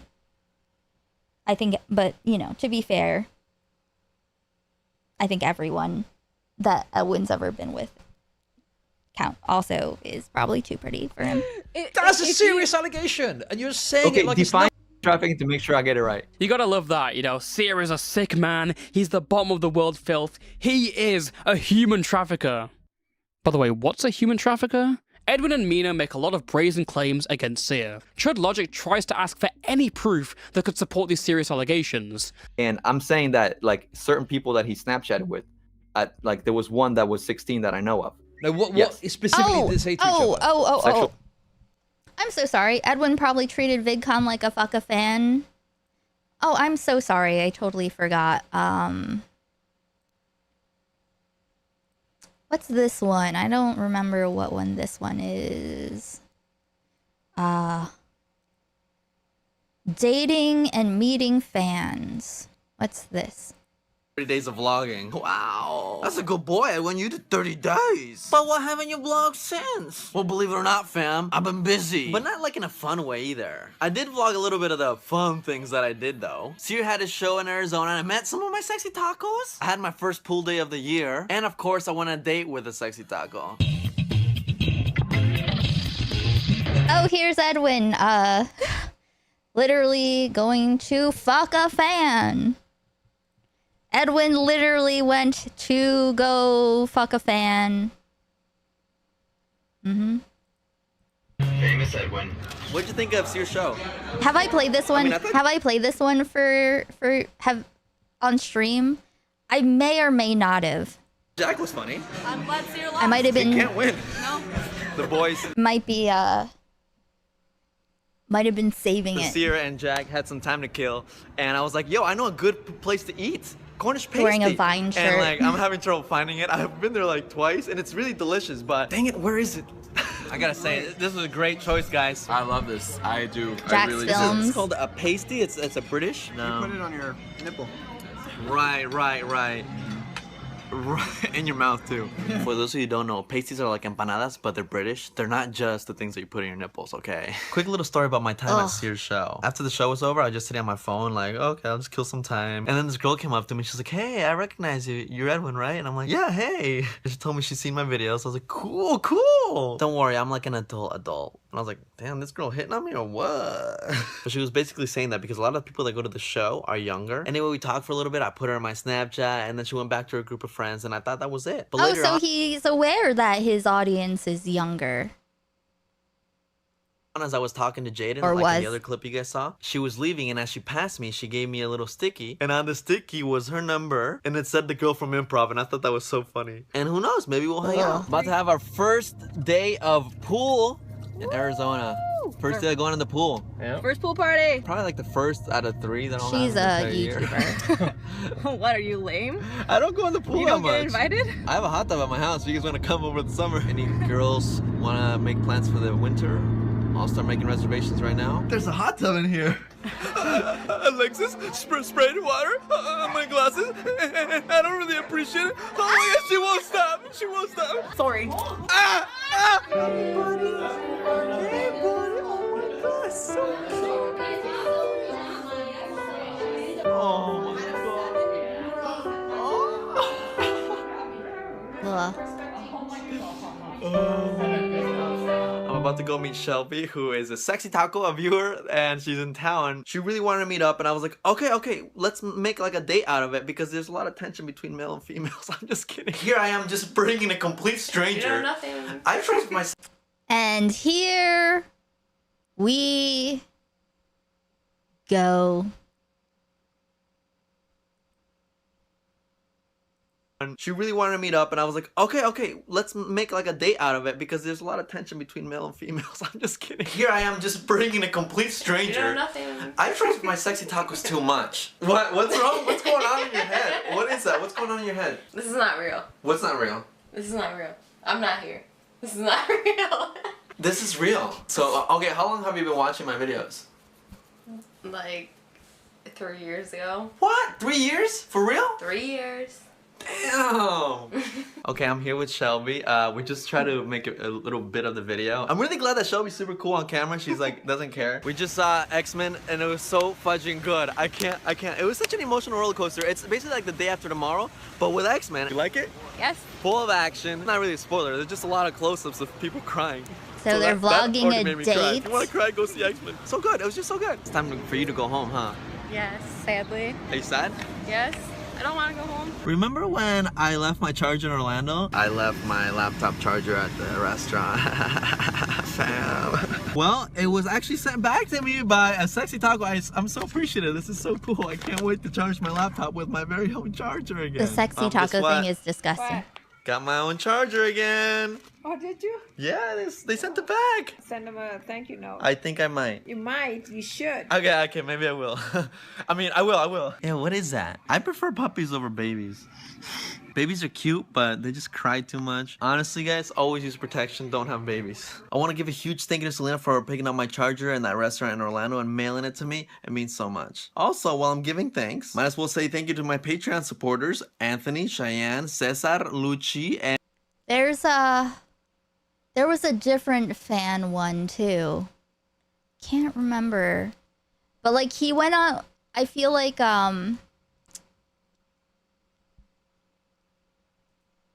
who says that? The sexy taco thing? That's his bit. Cuz he's Mexican. Anyway, let's go back to this. Show pictures of her in her bra and all this other stuff. Insane. You're saying that it was someone that's 16. Okay. Serious allegations. And I'm saying that like certain people that he Snapchatted with, like there was one that was 16 that I know of. No, what specifically did they say to each other? Sexual pictures of her in her bra and all this other stuff. This is insane. You're saying that it was someone that's 16. That is It's mental. Yes.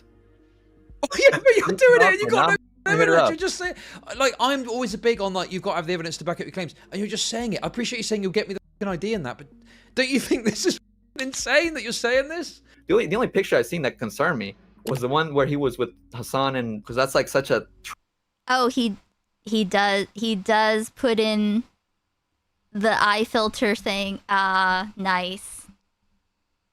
trap for like young. This is what triggered a little alert in my brain, a little flashing red light when he said this, when he did this, and it was, yeah. Don't you think this is insane that you're saying this? The only picture I've seen that concerned me was the one where he was with Hassan, and because that. Yes, see this? Saying this? The only picture I've seen that concerned me was the one. Like where they're Will, Seer, and Hassan are cross-dressing for some reason. And so Edwin's talking about how that's disturbing. You think this is back up your claims, and you're just saying it. I appreciate you saying you'll get me the fucking ID in that, but don't you think this is insane that you're saying this? The only picture I've seen that concerned me was the one where he was with Hassan, and because that's like such a trap for like young fans to be like when they cross-dressing and they're wearing skirts, like that's like and here we go. little girl thirst bait. No, like adults don't think that. If you genuinely have got some evidence possible.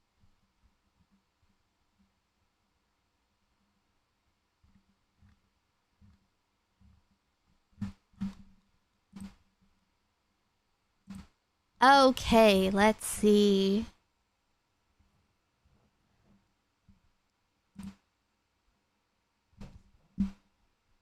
Here we go. Homeboys Got Deceits Part 6. Edwin cites the reputation of his Me Too channel to support his lies. Okay. This is the stream when I realize that there's some shit. Same post.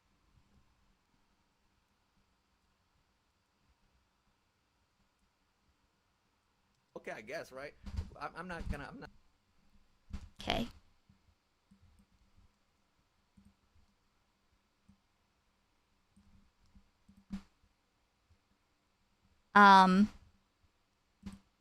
May 8th, 2023. Not the police, whatever, but the only picture I seen that concerned me was the one where he was with Hassan and somebody else, and they were like dressed like. Fuck. It's so quiet. Hold on. Like, oh, like, you know, because that's like such a trap for like young fans. Is to be that like, not the exact fucking pose that he did? Am I literally losing my goddamn mind? What is going on? What is going on? What is happening here? I'll start using my green screen again. What the fuck is going on? Okay? Listen. See? Same pose.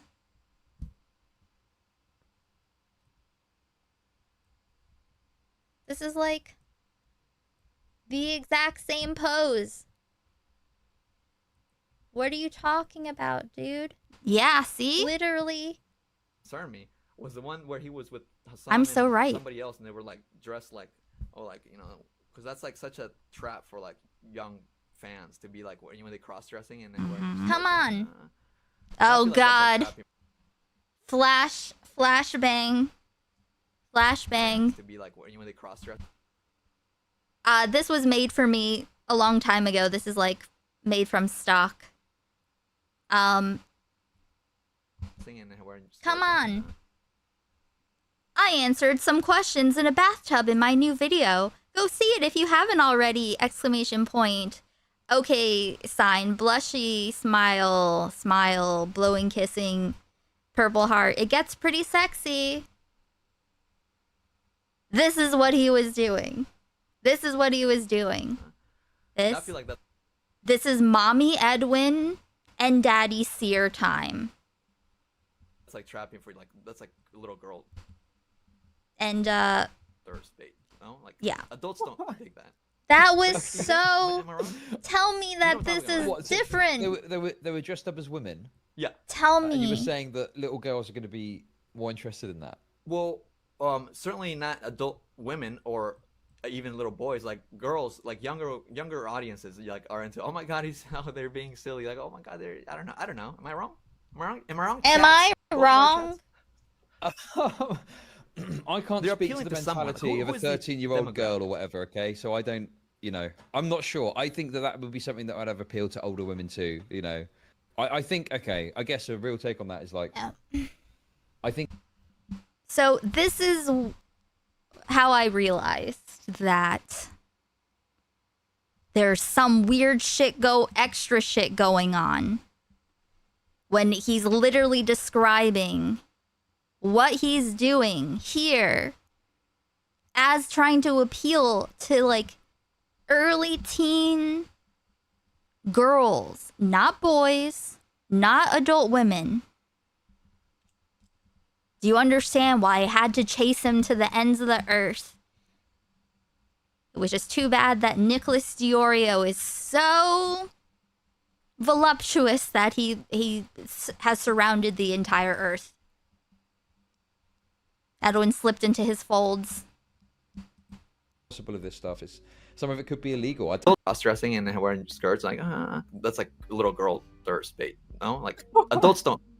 If you genuinely have got some evidence possible of this stuff, is some of it could be illegal. I don't know. I don't know what the nature of it is and what exactly was going on. You know what? No, yeah. Yeah, Hassan. Okay, yeah. Sue yeah, me, yeah, bro. yeah. Challenge me, then I'll seek it. Mina goes on to claim Seer and Dasha tricked her to come live with them by promising her jobs in LA, then forcing her to do sexual stuff and breaking things if she didn't. But the proof Edwin presented didn't hold up. Edwin claimed to Chud Logic that he had proof of all these claims on his second channel, but all he linked to Chud was his videos on Seer. Uh-huh. Okay, wait, let's see.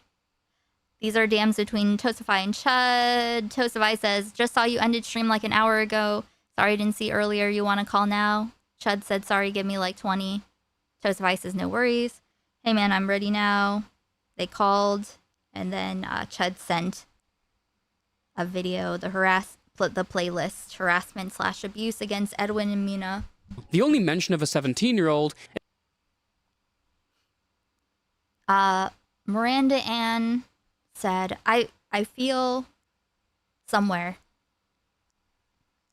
I feel like Seer thinks he is some super successful, super handsome, famous guy when really I only even know of his name because of Onision. He looks sickly and clearly has no control over his own life.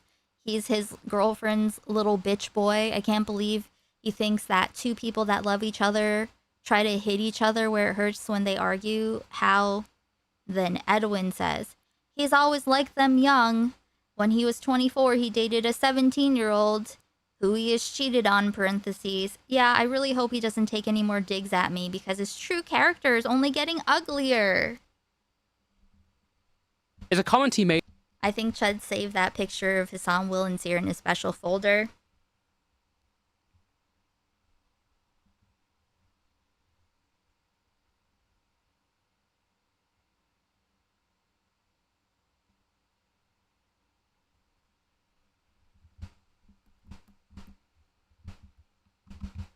I'm embarrassed. I'm embarrassed about chasing the gawk. It's saying the same thing with no proof. The Tumblr page that Edwin is likely referring to literally... Bite, kiss, and claw. Secret, fun, dangerous, bad. The place to go when you shouldn't. NSFW, this is for your fantasy, your roleplay, experience at your own risk. No fans, nobody under 18. I'm not responsible for anything you see on this blog, Heart. He has nobody under 18. He's like the antithesis of self-awareness. Yes, and he spurged so hard. It was very fun to chase. It was a fun chase until, you know, until the human bounce house bounced me off, you know, off the mat. At the top. That's far from a good barrier, but at least Seer made that barrier clear. That doesn't help your serious allegations when the Tumblr you're alluding to covers itself for the scenario. It's still easy to say that Seer was weird because of this. He doesn't even mention the 16-year-old who Seer emotionally dumped onto and may have tried to fly out, arguably his best evidence towards his case. Yeah, because Edwin does not care. I wouldn't even blame you for that. But Edwin, of all people, should know you need all your cards in order before you accuse someone of a crime. For how open he and Mina were about Seer and Dasha's conduct, accusing them of physical threats and, may I remind you, trafficking comes out of left field. Here's the reason Mina gave in 2017 God, her for coming hair over looks to LA. rough. Every time I look, I just... rough. Yeah. So we got each other's numbers and we started messaging consistently for a while. She kept asking me when I was going to come to LA. I told her that I'd only go to LA if I had a reason to go to LA. So I told her, you know, maybe I'd come in a couple of months or something when something comes up. But then she started saying, if you aren't in school or in college or working or whatever, if you aren't doing any of that, why are you even in London? For a while, I didn't message her and I ignored a few of her texts. I kept it, when I did text her, I kept it very minimal. It seemed like she didn't want that. She wanted full on like talking all the time, and then she wanted to FaceTime. It got to a point where I said sure, because she seemed nice. Maybe she just said that one thing, so I agreed to FaceTime her, and when I did, I ended up finding out that we had a lot in common. Why would Edwin even throw something like this out here years after he last talked to Seer? Well, Augie Oh, I'm so sorry. Who was it that asked what the context of the I'm sorry was?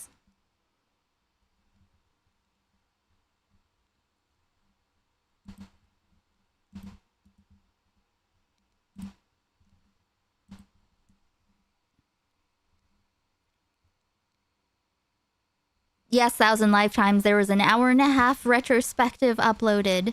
We didn't get to my part yet. Hello, I'm at a hostel in Morocco, and I heard what happened with you. And I just wanted to say that I'm sorry. I'm sorry. You know, it's like a... I'm sorry. It's like a South Park Sorry. thing. Good night. Is there someone in your life that you'd like to say sorry to? Well, let me do it for you. Send that special loved one this video. And if you still have 3 minutes and 40 seconds to spare after that, watch the vlog I did in Morocco. Good night. Ugh. How about... I'm just like, you know, I have so many.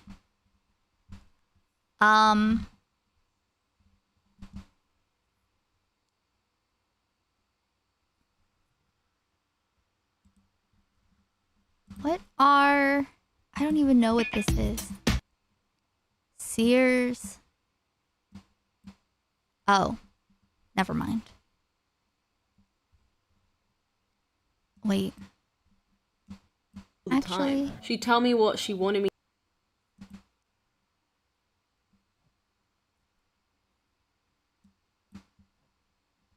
Who is Letty?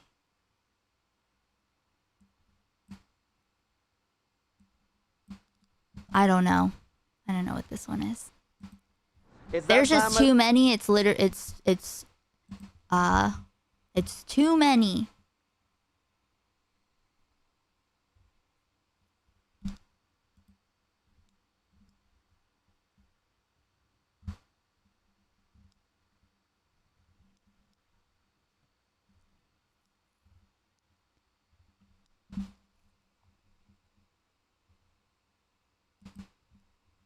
It's fine, let's go back to this.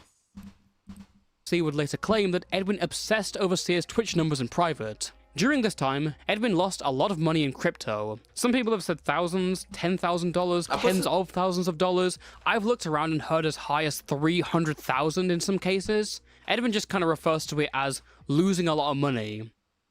In early December, Edwin would...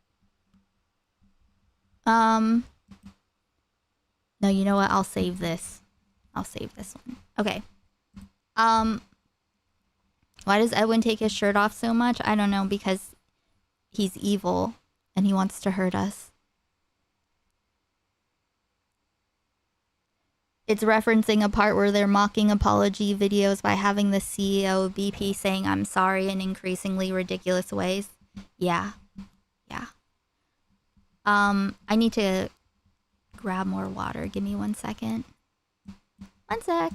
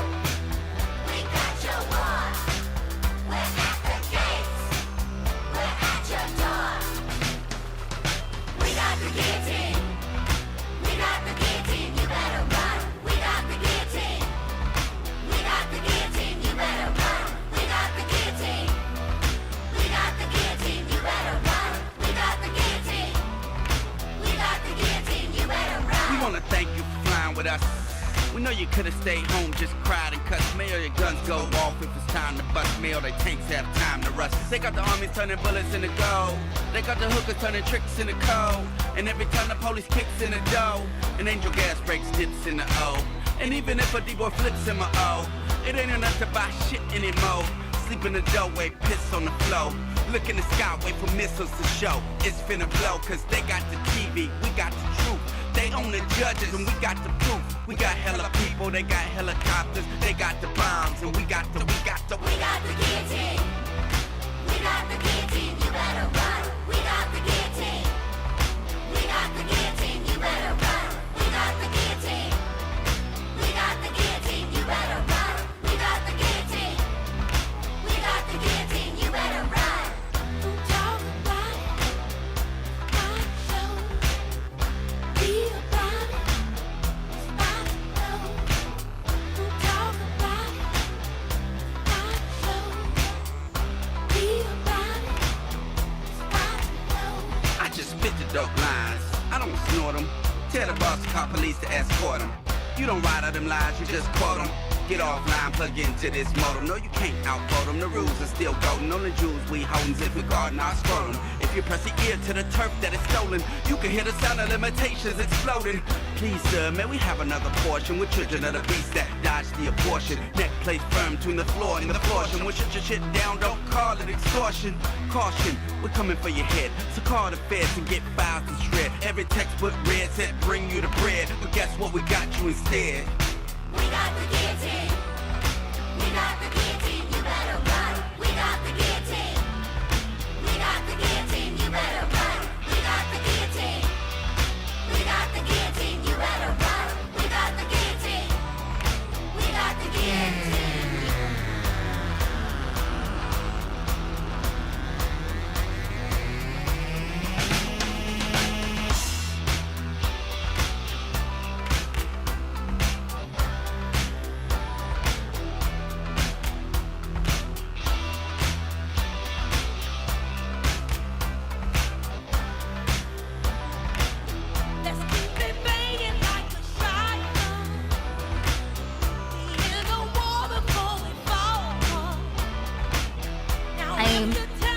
Grabbed too many chocolate chips and I feel like I'm probably gonna sit on them.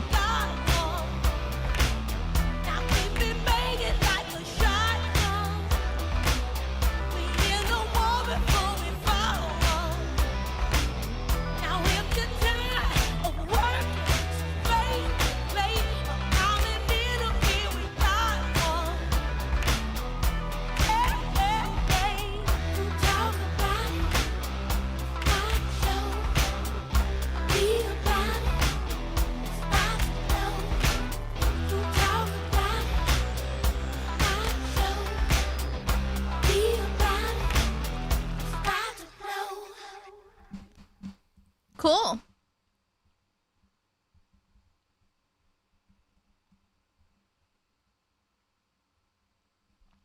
I just mean if I drop it, I'm not gonna try to, but you know, things happen. Okay. And here we go. The two lovebirds getting together. Would meet up with Salvo and do a bunch of streams together, including one where they had a long, passionate, shirtless kiss to sell Bobax's plushies. This all led to a big meetup at Keemstar's house and a stream on the Keemstar show. There was Salvo, Keemstar, Keemstar's partner Brantley, the producer Chris the Narc, Edwin, and a new girl he had brought around named Babs. This is actually my favorite stream ever. Because it's a complete drunk car crash white trash party. It's ridiculous. Everyone here is drunk. Salvo fights with Brantley and makes her cry. Keemstar is just a cuck the entire episode. Salvo and Keem are fighting like babies. What, the song? The coup? Guillotine? It's on, it's not blocked on YouTube, so I can play it. On whoever gets to cover the Bobax plushie drama. Salvo and Edwin end up molesting Oh Keemstar. my God. If you hated Yeah, anyone that involved in the sucked. show, That was terrible. this was a supreme hate watch. Even after the stream, Nicholas... It was referencing The Wiz. I haven't seen it. The Wizard of Oz. I didn't realize that there's a separate movie. But I haven't watched. No, I just know the song. But, what was I saying?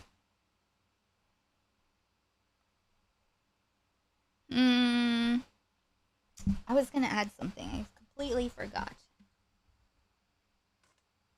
Frankie's still taking up all my leg room, but that's okay because she's beautiful. She can take up all the room she wants. Diorio edits a clip of Brantley joking that she said a slur. Then everyone in the house has to yeah, I remember that. Oh, I was gonna say Salvo was like doxing Chris the Narc a bunch. If you hated anyone involved in the show, this was a supreme hate watch. Even after the stream, Nicholas Diorio edits a clip of Brantley joking that she said a slur. Then everyone in the house has to gather around like SEAL Team 6 and decide what to do. Going into December, it was hard to see where the commentary space was going. A lot of people here were just appealing to the same 50,000 people, who would diminish as time went on. Commentary was stuck in a creative Ouroboros of eating itself as the content of the day. It was hard to see if there would be an end. And then, as 2022 was ending, the entire community erupted. I'm talking about somebody that's got their own show that Why just do they started. hate Chris the Narc? Salvo just hated Chris the Narc. Salvo hated everyone. So, you know, he was just fucking with him. Like, he was like, in one of the videos I was taking on, like, Bab's phone, he was, he just was, like, randomly saying Chris's name, like, full name. Up. The person that was playing a part and getting flamenco so much now finds himself with a bunch of his own. I'm talking about our boy Salvo Pancakes. But apparently, And Chris legitimately thought he was his friend? What? Huh? I didn't realize that. Well, Xylee thought Salvo was her friend too. Salvo is like a terrifying person, really. Chris the Narc did something that hurt his ego and then he went full psycho on him. Salvo's a horny boy. On December 27th, 2022, Salvo Pancakes faced But I mean, ultimately, this is everything that we went through together. You know, without this, well, actually, no, I probably would have met a lot of you. Never mind. I was gonna say, at least this brought us together. But I realized that never mind. I was already around. Never mind. onslaught of allegations. I was looking for a silver lining. Posted to Twitter. Turns out that in spite of his marriage,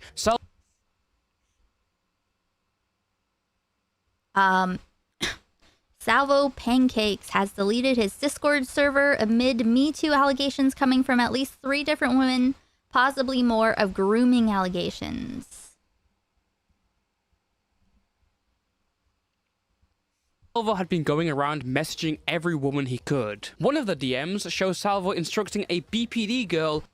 Oh no. Oh yeah.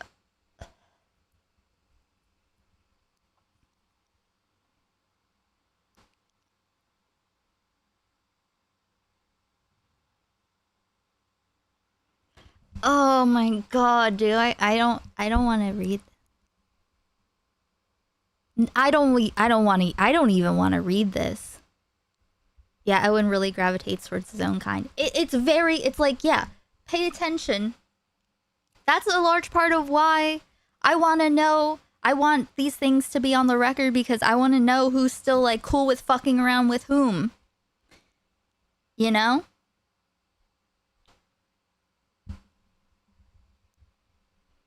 You know, you go to someone, you assume that they would care because it's like a, you know, crazy not to. Be crazy not to. And they say that they do. Doesn't work out that way. Don't read it, I just read it. There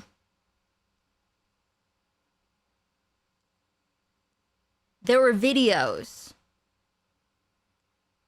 Oh no. Oh god, it's...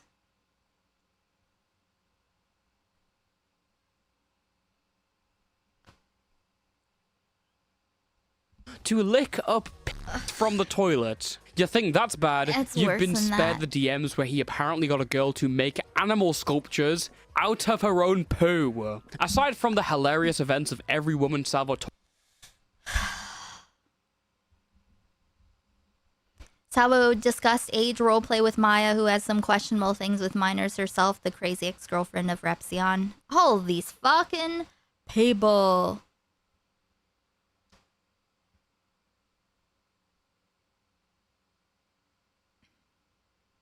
Salvo's so evil, man. Babe, I can't get you out of my head. My wife doesn't fuck be anyone. Maybe doesn't fuck me anymore. I can feel in my heart you're my true love. I want you to move to Ohio. I'm gonna divorce my wife. Shocked emoji reaction. Will she try to come after me if I move in with you though?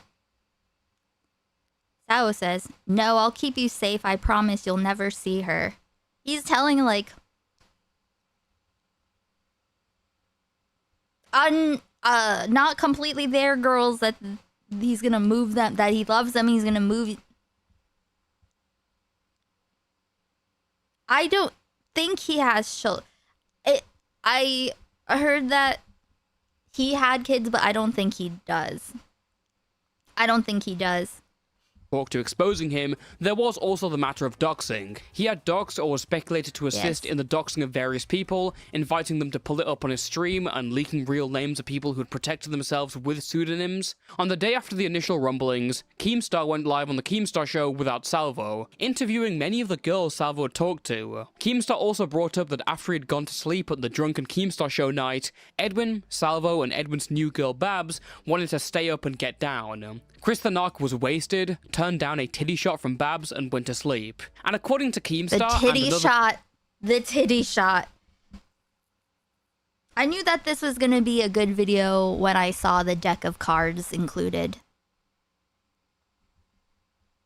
Girl named Pee-Pee Butt Pee-Pee. Yes, that is a vital source to the situation. Salvo had been telling us sneaky Discord links he hopped into bed with Edwin and Babs. What made this more interesting is that a week before Salvo's allegations, Babs and Edwin had already broken up. Whilst Edwin was going home, Babs joined Keemstar and Brantley as they were going down to South Carolina for Brantley's birthday. At the time, a lot of people joked that Edwin had been cucked by the Keemstar cream. The announcement of a break not long after didn't help things. On January 1st, whilst his family were celebrating the new year, Edwin booted up his comeback livestream in the other room. He then downed shots alone for donations for...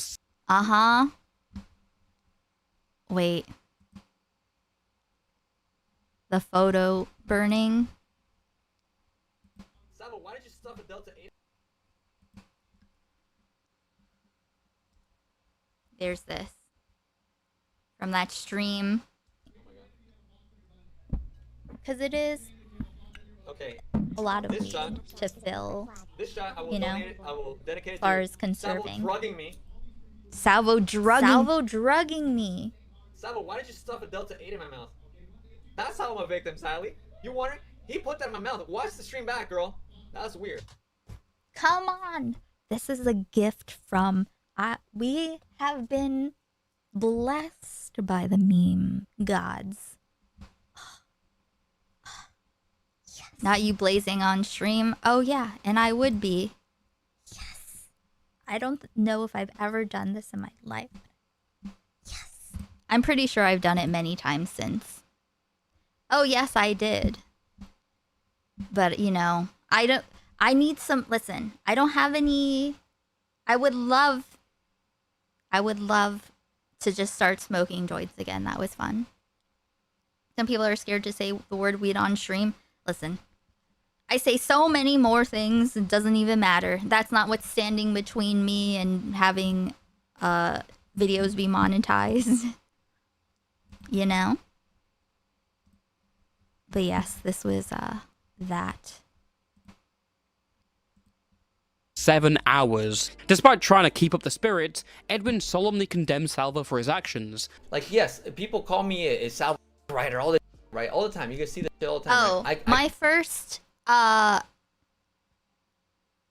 sub badge that Matt's Stupid Art made for me when I started streaming on Twitch, was sneakers with untied shoelaces, because I would always, you know, when I didn't want to smoke directly on stream, just like I have to tie my shoelaces and just like bend down, and then you can see a big cloud of smoke. I can't fucking, like, there's no way. Like, bro, what the f? From meeting him and his wife, he would have texted me back if it wasn't cheating. It felt like he was cheating on his wife. And then eventually his wife, she don't deserve this. She don't deserve what happened to her. She was such a wonderful person. They seemed... And here's the thing.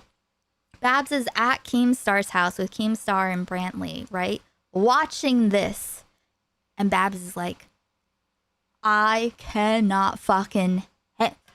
She was like, yeah, he knew that Salvo had a wife and was married. And he cheated too. Because no one knew about the, you know, the threesome thing. Because the Looney Tunes character? What?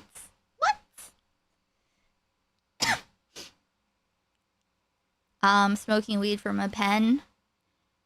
Well, I think they're probably less likely to clock it.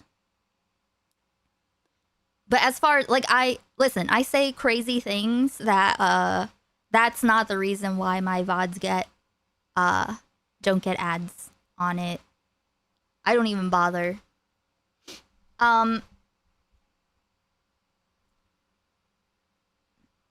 Like during the stream, at least.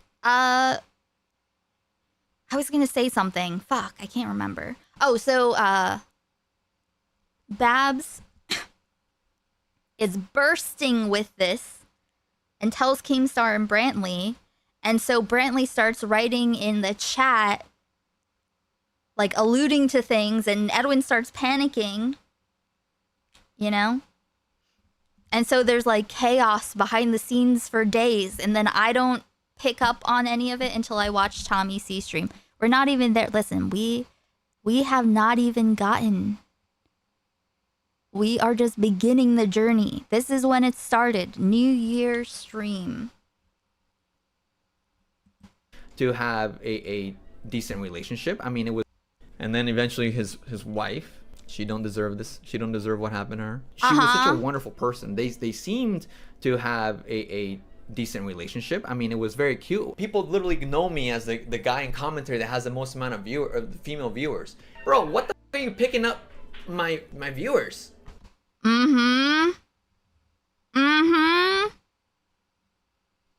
Also interesting because Babs was a fan and she slid into his Instagram DMs when she saw that he was single. Only halfway through the video. A little more. We're at 53 minutes and it's an hour and 31 and change. So.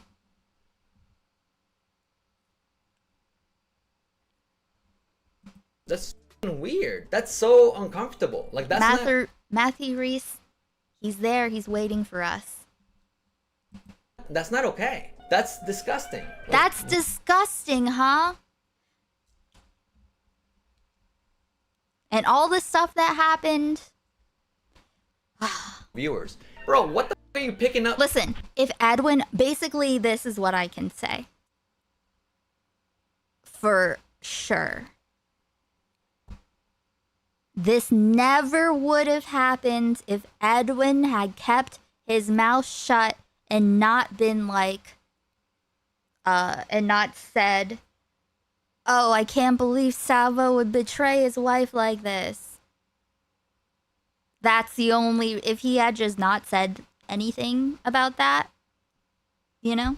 My viewers. That's weird. That's so uncomfortable. Like, that's not okay. That's disgusting. Like, what the upset and embarrassed and ashamed. Like, bro, else. However, some people weren't buying it. Boblax was the first to call this out. Their issue was that Salvo would go on Edwin's streams and make constant remarks about Boblax and their autism. Edwin... Boblax says, interesting how Edwin is shitting on Salvo now that he's being dogpiled, but when shit like this happened on his stream, it wasn't a big deal, lol. Their friend would kind of sit by and say nothing. I guess if your red line for disgusting embarrassment is cheating with fans, I'm sure ableism would be high for you in the pecking order as well, if not worse. This painted out Edwin as kind of flaky. His eagerness to own— Guys, have you guys heard? Oh shit! Have you guys heard? Bowblax is in a dress! Is his cock out? His cock's out! Woo!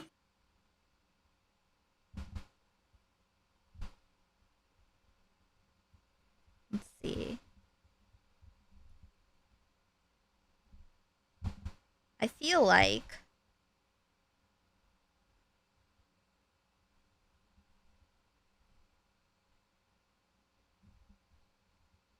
there was some. Wait, what was I look? I was looking for something.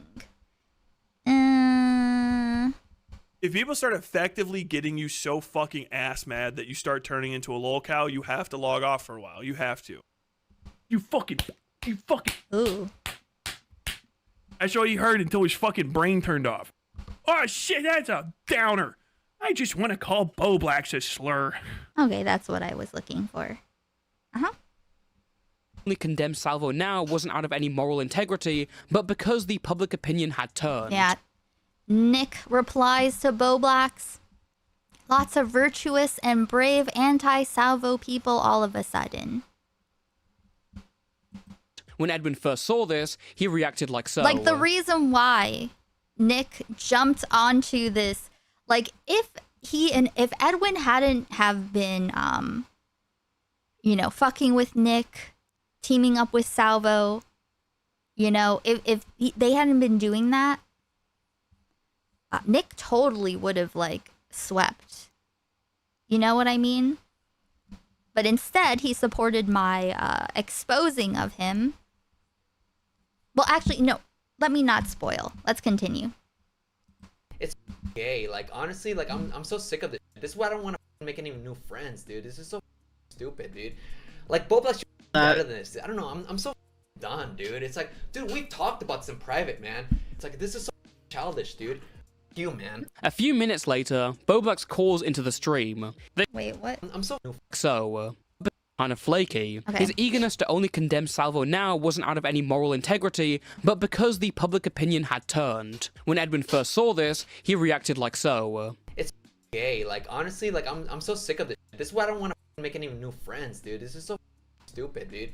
Like, Bowblax should be better than this. I don't know. I'm so done, dude. It's like, dude, we've talked about this in private, man. It's like, this is so childish, dude.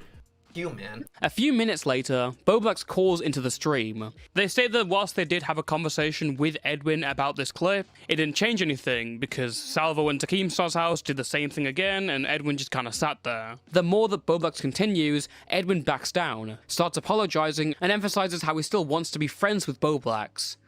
You know, it's my, like, flaw to want to see good in people. Like, you are the closest thing that would ever be, like, the emotional in this community, because everybody's always so dismissive.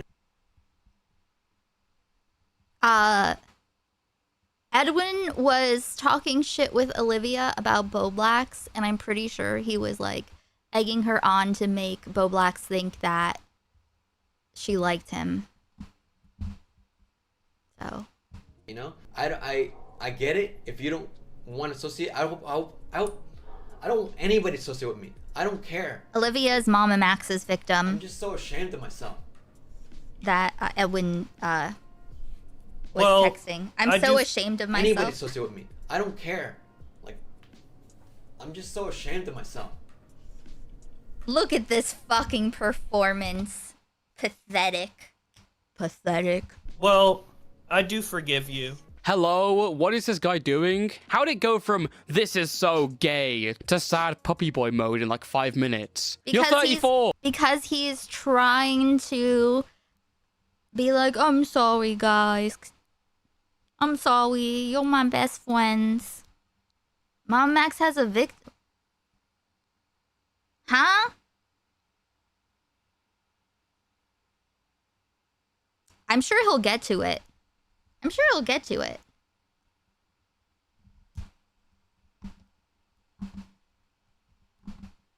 So today, My exes are, as always, accusing me of rape, pedophilia, animal abuse, domestic abuse, kidnapping, and whatever else they can attribute to me. There is a lot of Mama Max. One of the victims he was keeping... No. A girl he dated. He has, like, multiple girls that he dated. Or one of them that he was stalking that was just a friend, and he made, like, put her partner in a video and said that he was a pedophile. And The other reason Boblax didn't like Edwin is because of Olivia Wang. Olivia was one of the accusers from the Mama Max story that Edwin was covering. Yet, ever wonder why that investigation disappeared from the timeline? Whilst on some live streams, Edwin introduced Olivia and Boblax to each other, being a sort of wingman for Boblax, trying to set them up on dates. How wholesome. Unfortunately, it turns out Edwin and Salva were also talking to Olivia, trying to set Boblax up to fail and get cucked. Edwin also had sexual conversations with...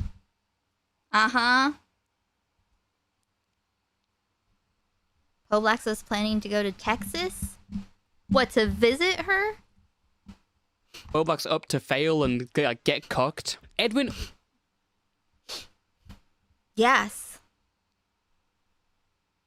I can't remember, but it's like... I think Babs... Didn't Babs say, like, that he was... Oh! Wait. I can't remember. But was it that, like...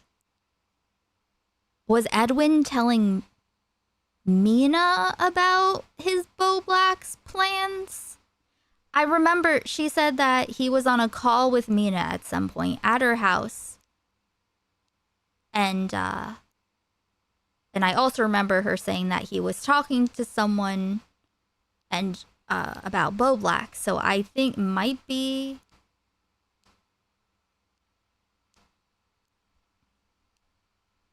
They're different. No, there's different stuff. It's a completely different situation, Taya. It's too complicated for another day. I'm a victim of Camden Gerard, dude. Maybe I'll make my Mama Max streams public.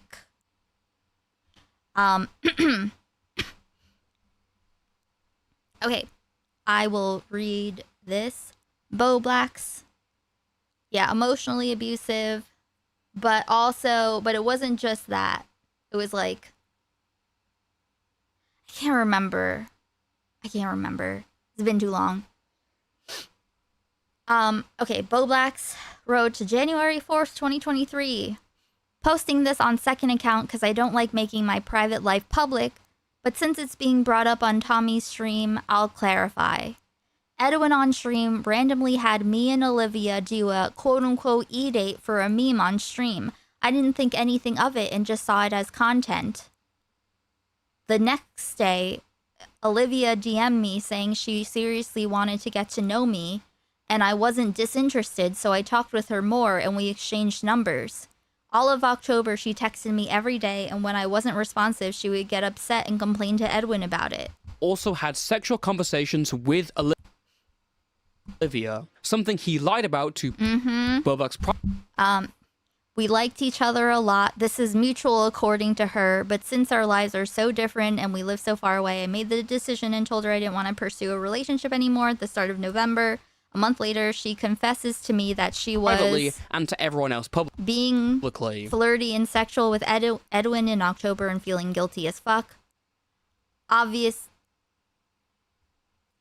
the same time, I guess. Obviously, I was kind of upset with her, but mostly at Edwin for not letting me know and for continuing to flirt with someone he knew I was getting serious about at the time. Yeah. Olivia. He was like doing some weird cuck thing to Boblax. You know?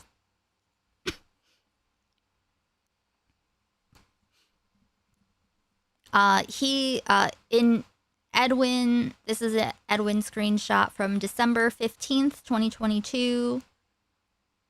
And before that, it was an argument because this is familiar, but I don't remember what this is. Because she was trying to say that I or you don't care about her because we don't message her.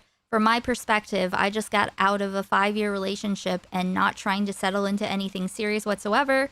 The fact that I even spoke romantically with someone who was involved with the story I was covering alone was an awkward conflict of interest, but it doesn't make sense that she's in love with her ex and trying to guilt me because I don't message her enough. Yeah, cucking Bob. Bring Edwin create. This is the kind of person that he is.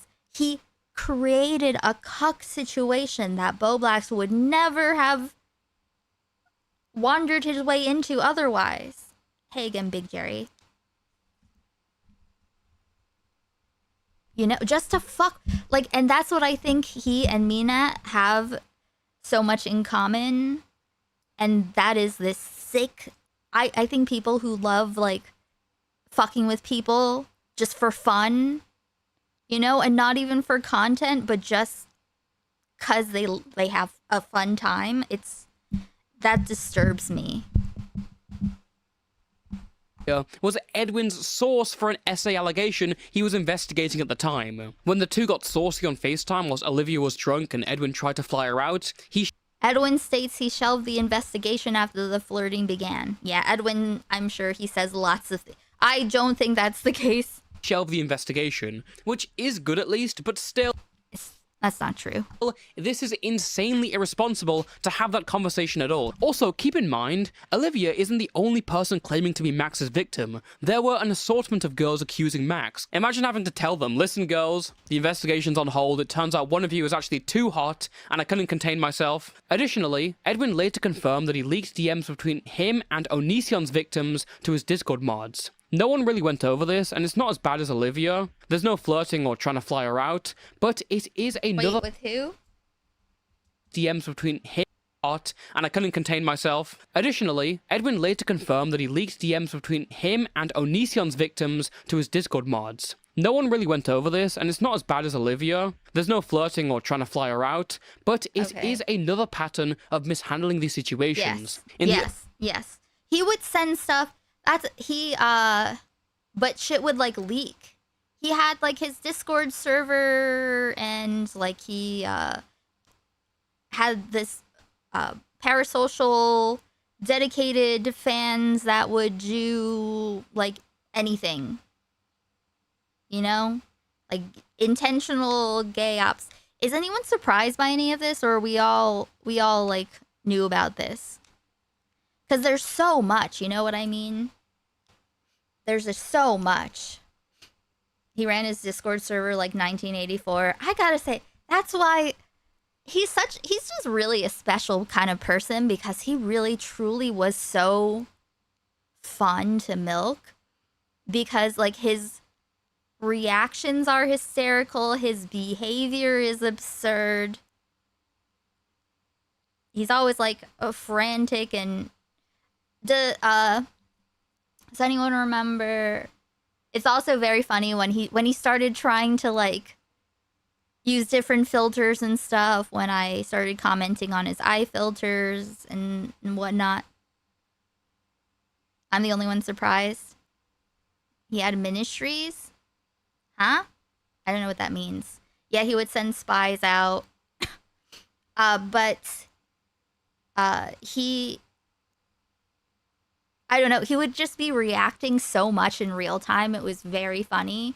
And everything that he would do would, like, leak more information to me and make me think of, like, I wonder why he said that, and then go looking and then find more stuff. He was truly, like, he was like a serious, like, Easter egg hunt.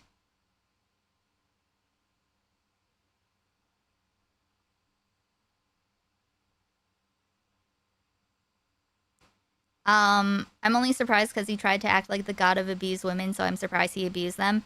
That's how it goes. Surprisingly, the man who behaves like he's the god of abused women does not see abused women as equals. And therefore doesn't mind abusing them too. That's kind of like how, like, Aiden, when he was going over the Lasad stuff. Because I don't even remember. Did it happen after I raided? where like Lasad was back at it. She streamed and stuff. But Aiden hadn't heard the recording where she threatens him. Threatens stickers. With a doctored screenshot that she then sent to me. And so it's not only did she doctor something to make it look like he was threatening to dox her, she menaced him with it, and then she actually tried it with me.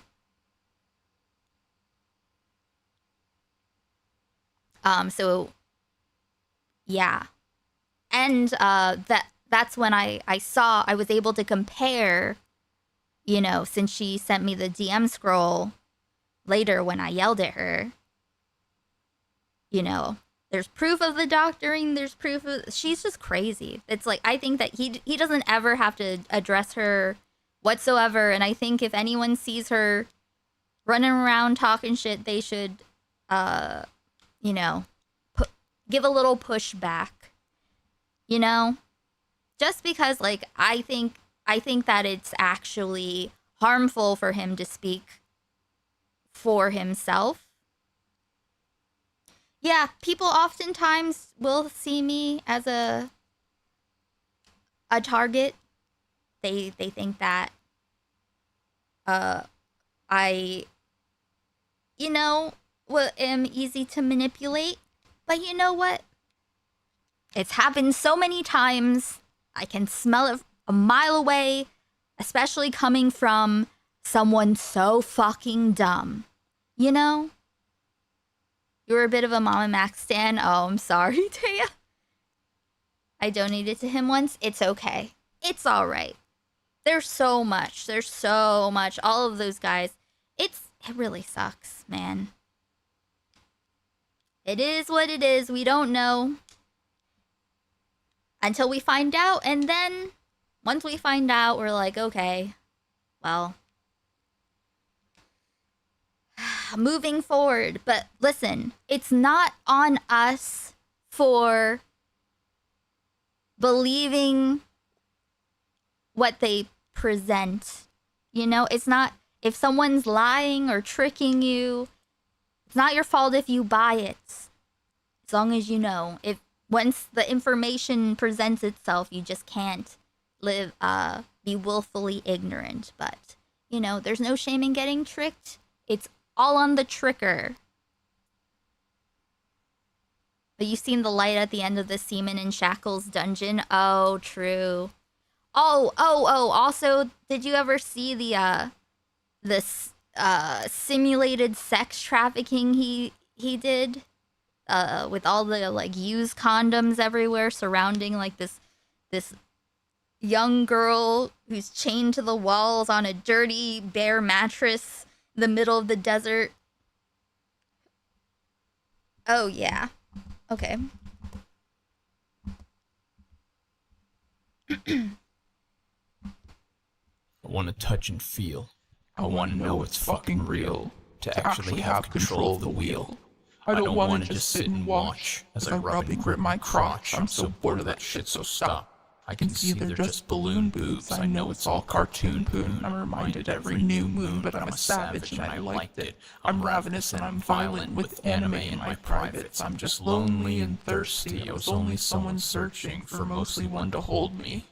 Or, you know, just someone who cares enough about me to be willing to at least be comfortable enough to make contact with my skin and not walk away ashamed and making excuses as to why I'm supposed to be an untouchable substance for them.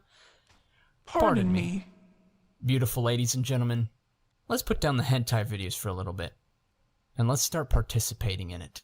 Oh yeah, Mama Max is a sick person. He is a sick person. But listen, I know, listen, it's, you just don't know, and then once you see it, you can't unsee it again. So you know, we enjoy the good times while they lasted.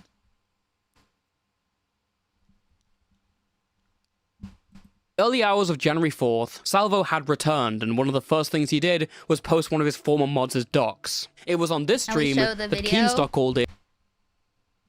Oh, the Mama Max hentai intro or the Semen in Shackles?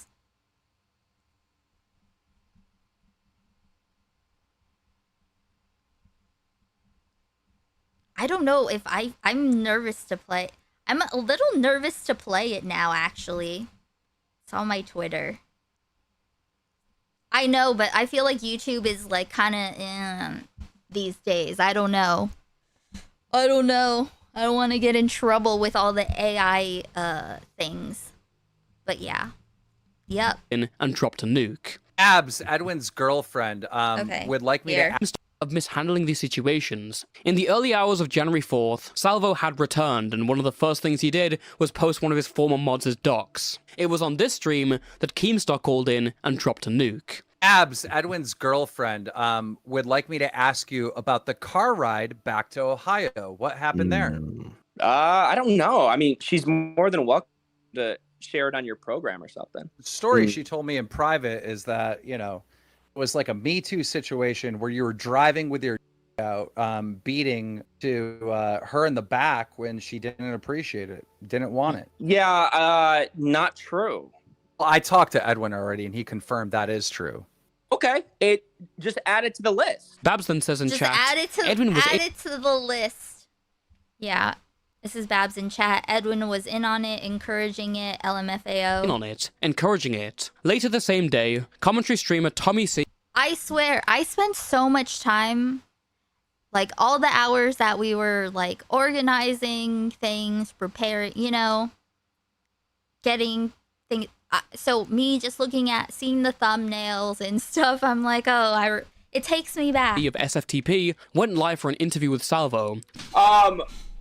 Nothing was ever not consensual. To such a point where the consent was so excessive, in a normal situation, the girl would probably be turned off considering how much excessive consent we were making sure of. All right.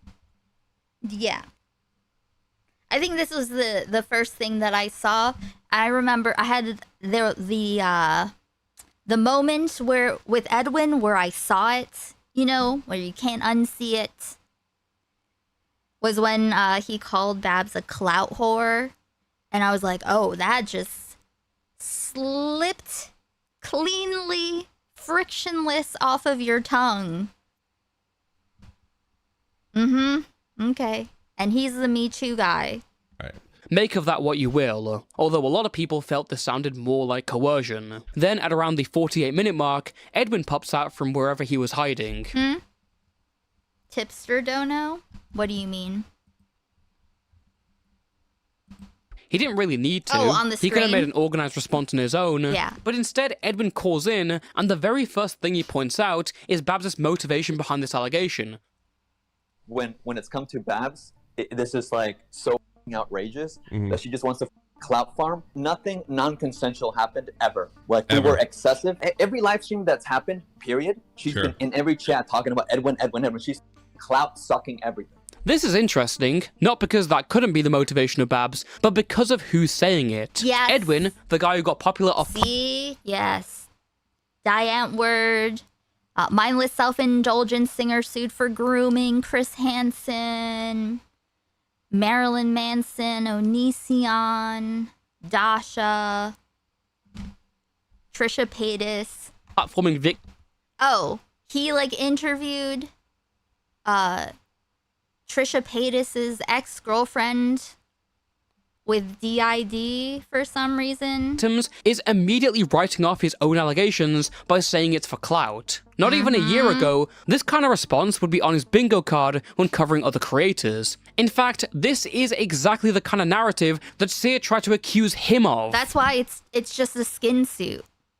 Yeah, it's just this, like, you know, it's not like... I'm realizing that people will say things and make points not because they understand the argument. I mean, like, you know, we know this, and we see this all the time, like with Owlish or whatever, but maybe it's more common than I thought, where, you know, it's just imitation, and he, like, doesn't understand, you know, when he's just being himself, like, doesn't have the Me Too tuber brain on, so he sees, like, no issue. You know, you're not thinking about your winter coat when you're inside and it's hanging up in the closet, right? Does that make sense? You kept on asking her, is this okay? Is this okay? Is this okay? Is this okay? 1000%. Why do it? I mean, that's the thing. Like, here's what I don't get from that. I'm just saying in general. I'm not trying to go into any details here. That's for the clout to do. If you constantly have to... That's what he said, clout whore. I was like, oh no. No. Like, let me see. This is from then. January 5th. Jesus Christ. Let's go back in time a little bit.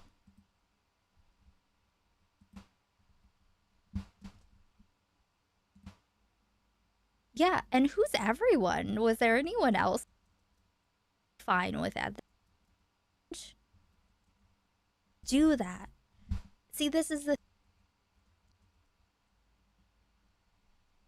Okay. Oh, they're getting to the... When you Masturbating in the car?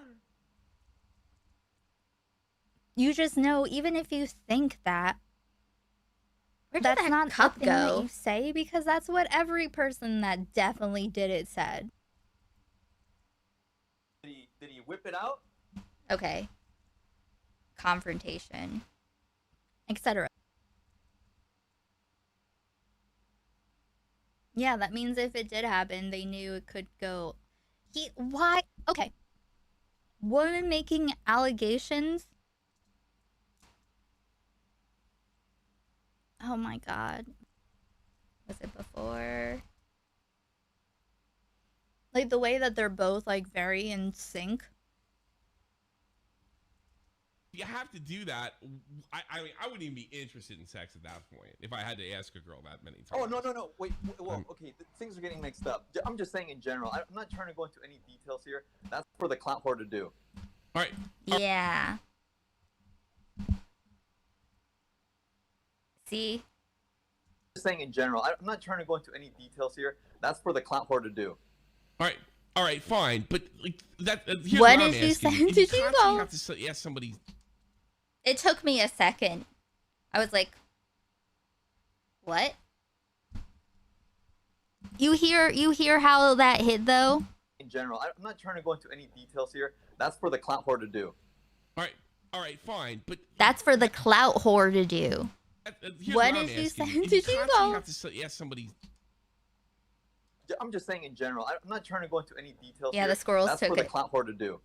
All right, fine. Did he but call her a clout whore?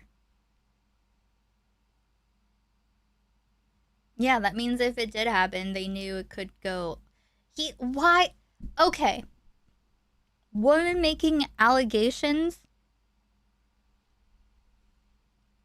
Oh my god. But this is like what Edwin's content is. Like his real content, his main channel, Edwin's Generation. It's all exposing like predatory behavior, people that abuse their power, and etc. That's like all his content. And so for him to like come on and be like, oh yeah, we asked them, and then call someone a clout whore, like, you know, all the arguments.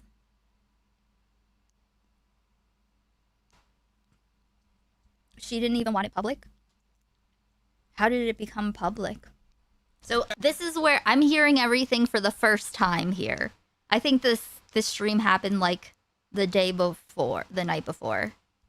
Here's what I'm asking you: if you constantly have to ask somebody's consent, isn't that like how is that a turn on? That's got to be a huge turn off. No, exactly. I'm sure. That's what I was saying. We were so excessive, like we were being counterproductive. Then why did you do it? Yeah.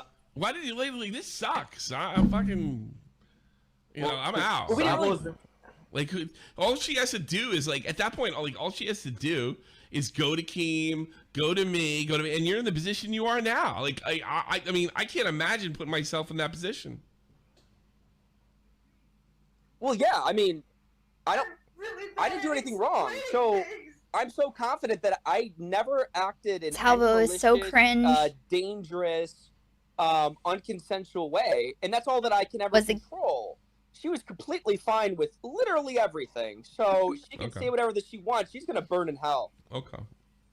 All right. I All see right, stuff. Anything else, Ed? Edwin, did Salvo jerk off in the car? All right, here we go. Did he whip it out? Yeah. I saw it. I saw it. Did he? Without, He I don't whipped want it to get out. detail about this personal stuff. But Was he what I will masturbating in say- the car? Say what? Was he masturbating in the car? With you there? No, he wasn't masturbating. He was just. He just whipped his dick out. You don't find that a little strange? Like with a calling girl? someone a whore, like even if it would still be like cringe if he was like she's doing it for clout, because like you just know, even if you think that, that's not the thing that you say, because that's what every person that definitely did it said, it's like, this is all very fucking cliche. Well, hey. Strange, but that's why he was asking a lot to make sure everything. Was you there? No, he wasn't. I saw it. Did he? Without, He I don't whipped want it to get out. detail about this personal stuff. But Was he what I will masturbating in say- the car? Say what? Was he masturbating in the car? With you there? No, he wasn't masturbating. He was just. He just whipped his dick out. You don't find that a little strange with a girl in the car? Oh, I found it very fucking strange. But that's why he was asking a lot to make sure everything was okay. I was like, whoa. I mean, all right. Everyone was okay with it. I never What? acted in any disrespectful, malicious No, you way. did. You I pulled made your dick sure. out. Oh, okay, that is like a Louis C.K. shit.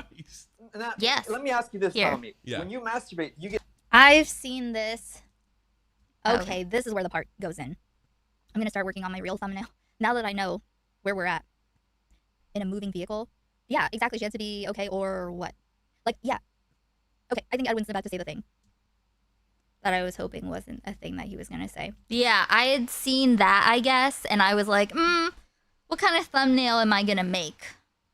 What kind of thumbnail am I gonna make?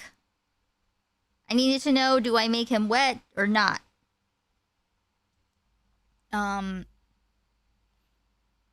Why were they, quote unquote, asking, like, and making sure that everything was consensual this whole time, if it's like not sexual, I guess? Strange with a girl in the Oh, car. I found it very fucking strange. But that's why he was asking a lot to make sure everything was okay. I was like, whoa. I mean, all right. Everyone was okay with it. Like, okay, everyone is okay with that. That is not what. That is not it. Nope, that's not how it works. Thank you, Stone. Oh no. Hey, Shinny, this is, you can't just do that. See, this is the thing. Salvo, whatever. But Edwin, you know better. You know so much better. Yeah, if you thought it was strange, that means, what does that mean? You can't say all of these things together. You can't be like, oh, she's that clout whore, and then be like, yeah, he did whip out his dick. And also, but she was definitely fine with it at the time. This is Mr. Girl shit. Mm-hmm. Did she ask, hey, can I see your penis? If not, then you shouldn't be trying to ask or find out what the line is to cross. Exactly. In a fucking car. Yeah, and who's everyone? Was there anyone else in the car? It seems like it was just the three of them. So what do you mean? Oh, clearly, 2 out of 3 were okay.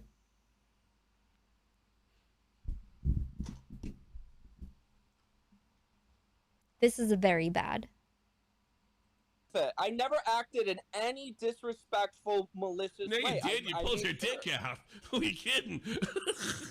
Jesus Christ. Now, let me ask you this, Tommy. Yeah. When you masturbate, you get hard? No, of course not. I mean, of course. Okay. Like, what kind of question is that? Well, okay, I'm just making sure because I didn't see the homie get hard. So that's why I don't consider him Uh, masturbating. Well, I gotta be for honest the with you. record- Like if What does that mean? Is it like, are you okay for me to wave my flaccid dick around?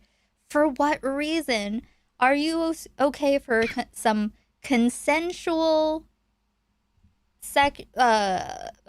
flaccid dick memeing? Oh yes, in this car Let me ask where you this, you can't Tommy. escape. When you masturbate, you get hard? Because I didn't see the homie get hard. We good? Mm-hmm.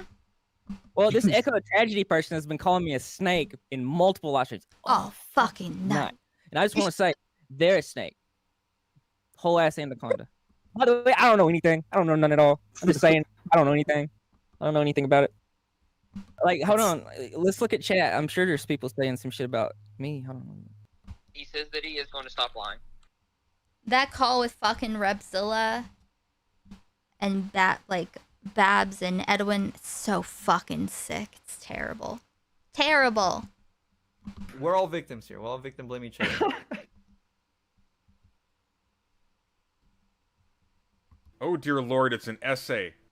Gross. Like what? Ew. Like whatever. You know. This is just lazy, uncreative, lazy shit. Mm-hmm. Okay. Back to the video. So yeah, somebody's consent. Isn't that like, how is that a turn on? Here's what I don't get from that. I'm just saying in general. I'm not trying to. How is the enhanced experience, the supplemented clips? Go into any details here. That's for the clown to do. If you constantly have to ask somebody's consent, isn't that like, how is that a turn on? That's got to be a huge turn off. No, exactly. I'm sure. That's what I was saying. We were so excessive, like we were being counterproductive. Then why did you do it? Yeah. We then get a very important question. What did Salvo do in the car? Was he in the car? Was you there? No, he wasn't. He was just. He just whipped his out. You don't find that a little strange with a girl in the car? Oh, I found it very strange. But that's why he was asking a lot to make sure everything was okay. I was like, whoa. I mean, let me ask you this, Tommy. Yeah. When you get hard? No, of course not. I mean, of course. Okay. Like, what kind of question is that? Well, okay, I'm just making sure because I didn't see the homie get hard. To everyone, this explanation still came across as weird. By Edwin's story, Salvo was essentially in the front, driving the car with one hand and holding a small, cold in the other. Following this, another commentary streamer, Xylee Gets Real, calls in. Quick aside, Xylee was not like a big commentary channel, she was kind of... Oh, Xylee. One of our main meat sacks. There's just so much. I'll give you a little taste of Xylee and what Xylee thought about Edwin and Babs's interaction and her changes of heart. Kind of in the mid-sections, I'd say, but she got in a lot of controversy in 2022, and she had an axe to grind with Edwin. You lied to your audience saying that you didn't know Salvo cheated on his wife, but yet you were part of that cheating. I was referring to like his all his thing. Like I could have never known they was doing all that. True. Because the expose. And he like held this recorded call over her head for a long time.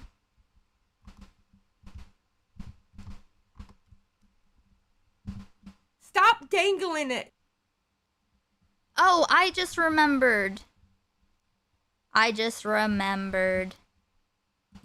It was But not I that he forgot. cheated, by the way. That was not my hard line. My hard line was like, you know, talking to fans and get taken into that next level. That was my hard line. Edwin claims that his issue with Salvo wasn't just cheating. The enhancing factor was the sheer volume of women and the fact they were his fans. True, Peter. Yet in the stream, the framework of Edwin's condemnation of Salvo is based around cheating and how loving his relationship was. Mhm. Also, the idea of condemning dating fans also seems to be contradicted. Babs, the girl he flew out to meet, was a fan Yeah.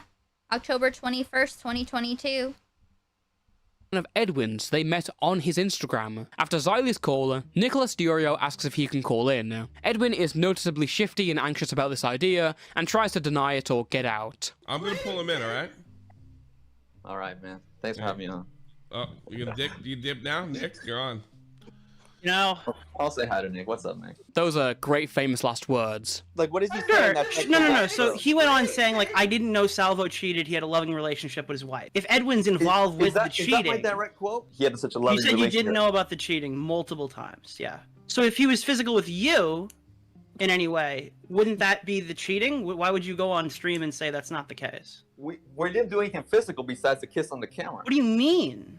Wait, okay, so you're going around talking about this Bab stuff and you wanted to tackle that on stream and you're running two different stories? What's That's not what the you second said to me story? 30 minutes ago. What did I say 30 minutes ago?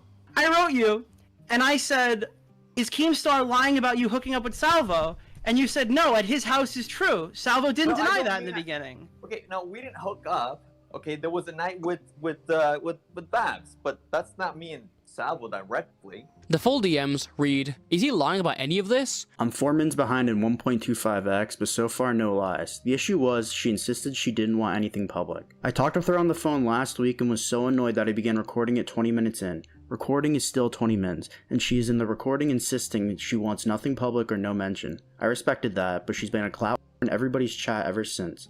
Is Keemstar lying about you guys hooking up with Salvo? No, at his house it's true.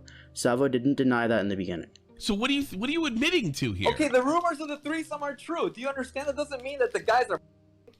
Hey, so you had a threesome with the girl, and then you knew Salvo cheated on his wife. You were part of his infidelity. So why go on stream and lie to everybody saying you had no idea? Because the bitch begged me to keep it private. I'll release the recording, dude. What you don't the have fuck? to say who it was, but you can say you knew he cheated on his wife. Remember, Nick would ultimately help Edwin sweep this all away. Edwin? You said his marriage is good, and you were with the sexual act that he was involved in that his wife was not involved in. That's what Nick's saying. Oh, I heard about some text messages. Yeah, you also watched him f your girlfriend, you cock. Nick. Fuck you, Nick. Woo! How about that? Yeah. Stick that up your ass. And that. Where the fuck is that?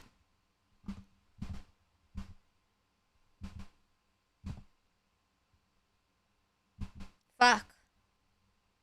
Where is it? Where is it? Uh-oh. I think that I might have accidentally removed it. It's okay. I just have to put it back on the soundboard. I never to anyone. Okay, wow. First off, I've never seen anyone crash out and then do an ad-lib right after. You, Nick. Woo! But in general, this is a very bad look for Edwin. Remember, he mentioned his shock at Salvo cheating many times, even directly denying involvement in it. There is a point, though, that you did skip over from Brantley, though. She says that you helped him cheat, and you'd known for a good minute. Uh-huh. He knew about this in September, and, you know, like what? That didn't really answer that, Edwin. That didn't answer me. I didn't help him do anything. September, and you know, there is a point, though, that you did skip over from Brantley, though. She says that you helped him cheat, and you'd known for a good minute. He knew about this in September, Yeah, this was the New Year's stream. and, you know, like what?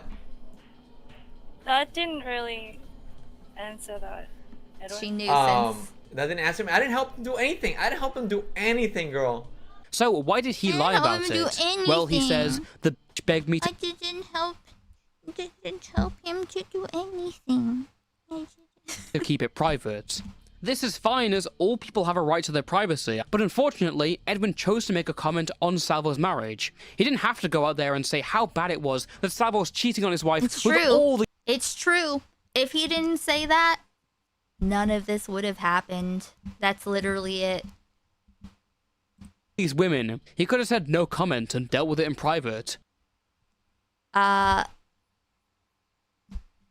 Interesting. Nick Diorio, February 2nd, 2023.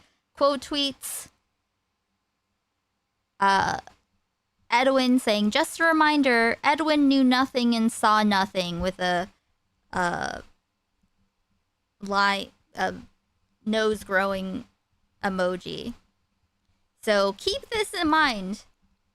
Nick also somehow knew nothing and saw nothing. Plus, there's a part of this that just doesn't add up. In so many if Bab ways. begged him to keep it private, then she's now turned around and spilled parts of the story in public. I'd say if someone is making allegations of Babs' size, allegations that Edwin was privy to coercion, allegations that Edwin maintains are false, the gloves are already off. For a guy with so much vitriol for Babs, he seems desperate to have kept her secret safe.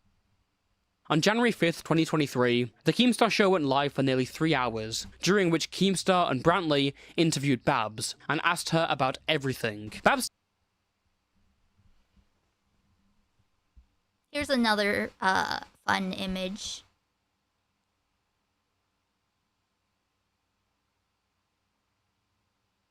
Who is in the call? What call?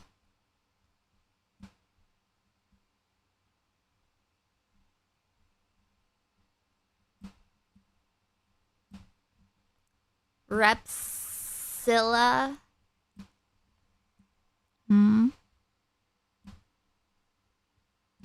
I'll use this for gambas now. Now, Repzilla and Edwin are part of the gamba rotation. Stated she e-dated Edwin for a couple months, before planning to meet up and go to Keemstar's house. On the way there, she heard Edwin and Salvo gossiping and conspiring to expose their friends. Then, 5 months at Keemstar. Yes, that's another aspect. They literally went to go expose. They were like trying to do an expose on Keemstar, which is crazy. It's crazy to me that you could go stay in someone's home, like take advantage of their welcoming you, you know, their care, you know, sleep on their furniture, use their bathroom, eat breakfast at their table, you know. I think that's fucking crazy to go do that. Because they were like recording and shit. Or rather, one night at Keemstar's. What Edwin and Salvo did between them, like if they want to come out with that, then they can. Regardless of whether they were indeed gay, Edwin knew Salvo was cheating on his wife. He was present and participating in the cheating. Babs then claimed that Edwin was trying to pawn her off to other people. But earlier in the night, he was like, she's hot. Yes. This too. And also, look. See? Here. Deck of cards, thumbs up.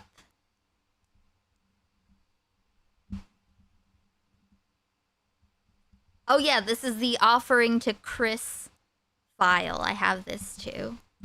Didn't you, like, offer your girlfriend to him? Well, it's not that I offer like she's some sort of object, more so like I wouldn't be mad, bro. Like when I joke and I say like, Nick, you can have this. Like I said it because then I know that he won't take it. Like I could literally offer her on a silver platter, like naked, and he won't take it. When Edwin, do you hear that?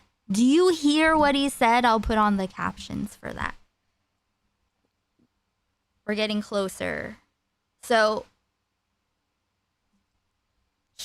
Edwin was going around jokingly offering her to people.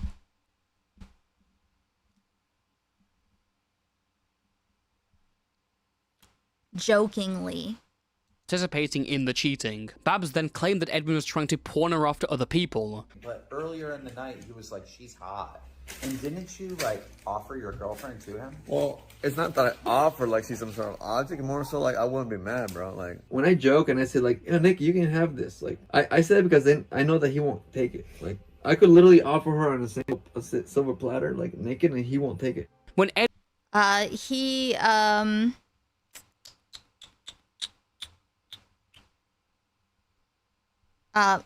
was very, very drunk. When Babs and Salvo were driving back home the next day, Babs was tired, hungover, and hungry. Edwin even moved here. Nick, you can have this. Like I said it because then I know that he won't take it. Like I could literally offer her on a silver platter, like naked, and he won't take it. When Edwin, Babs, and Salvo were driving back home the next day, Babs was tired, hungover, and hungry. Edwin even moved to the front seat so she could lie down in the back. But when in the front, Salvo and Edwin tried to talk about what happened last night. It went from jokes to flirting, to asking her about what they all did last night, to wanting to massage her feet, and then asking over and over again to pull over and continue yesterday. This was all in spite of Babs' constant excuses to not engage. One of their jokes was supposedly to look back at her eyes in the rearview mirror and constantly joke that she's smiling and that she wants to do it. This caused Babs to put her shirt over her head so they couldn't see her eyes. The apex of this was the foot massage, during which Salvo started driving one-handed. You know what I mean. Babs asserts many times that everything done was consensual and she does not feel like a victim. However, she points out and confirms Salvo's description of extremely excessive consent, and with her description of them wearing her down in a moving vehicle, as well as their own descriptions of excessive requests, it sounds more like harassment or coercion. However, those are not words she uses. True. She prefers to call them creepy, awkward, uncomfy, and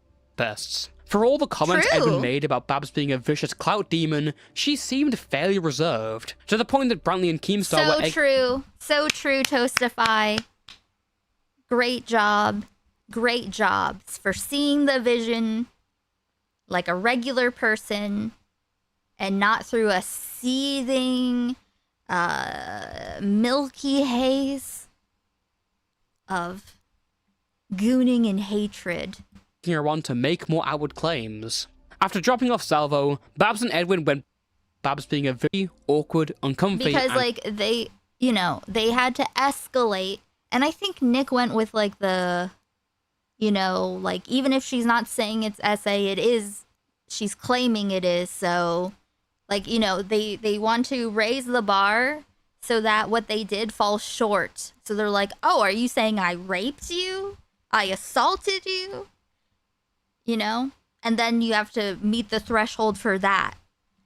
So that's why if you are ever like, why does this girl keep saying she's not a victim? You know, just in general,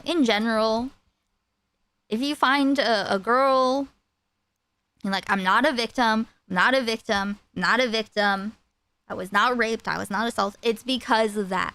That's why. Pests. For all the comments Edwin made about Babs being a vicious clout demon, she seemed fairly reserved. It's not like people are concerned and like are hoping that less bad things happened. It's that, you know, they say you need to prove more. You need to give us enough. Or you are asking for too much, you are over exaggerating, you know? To the point that Brantley and Keemstar were egging her on to make more outward claims.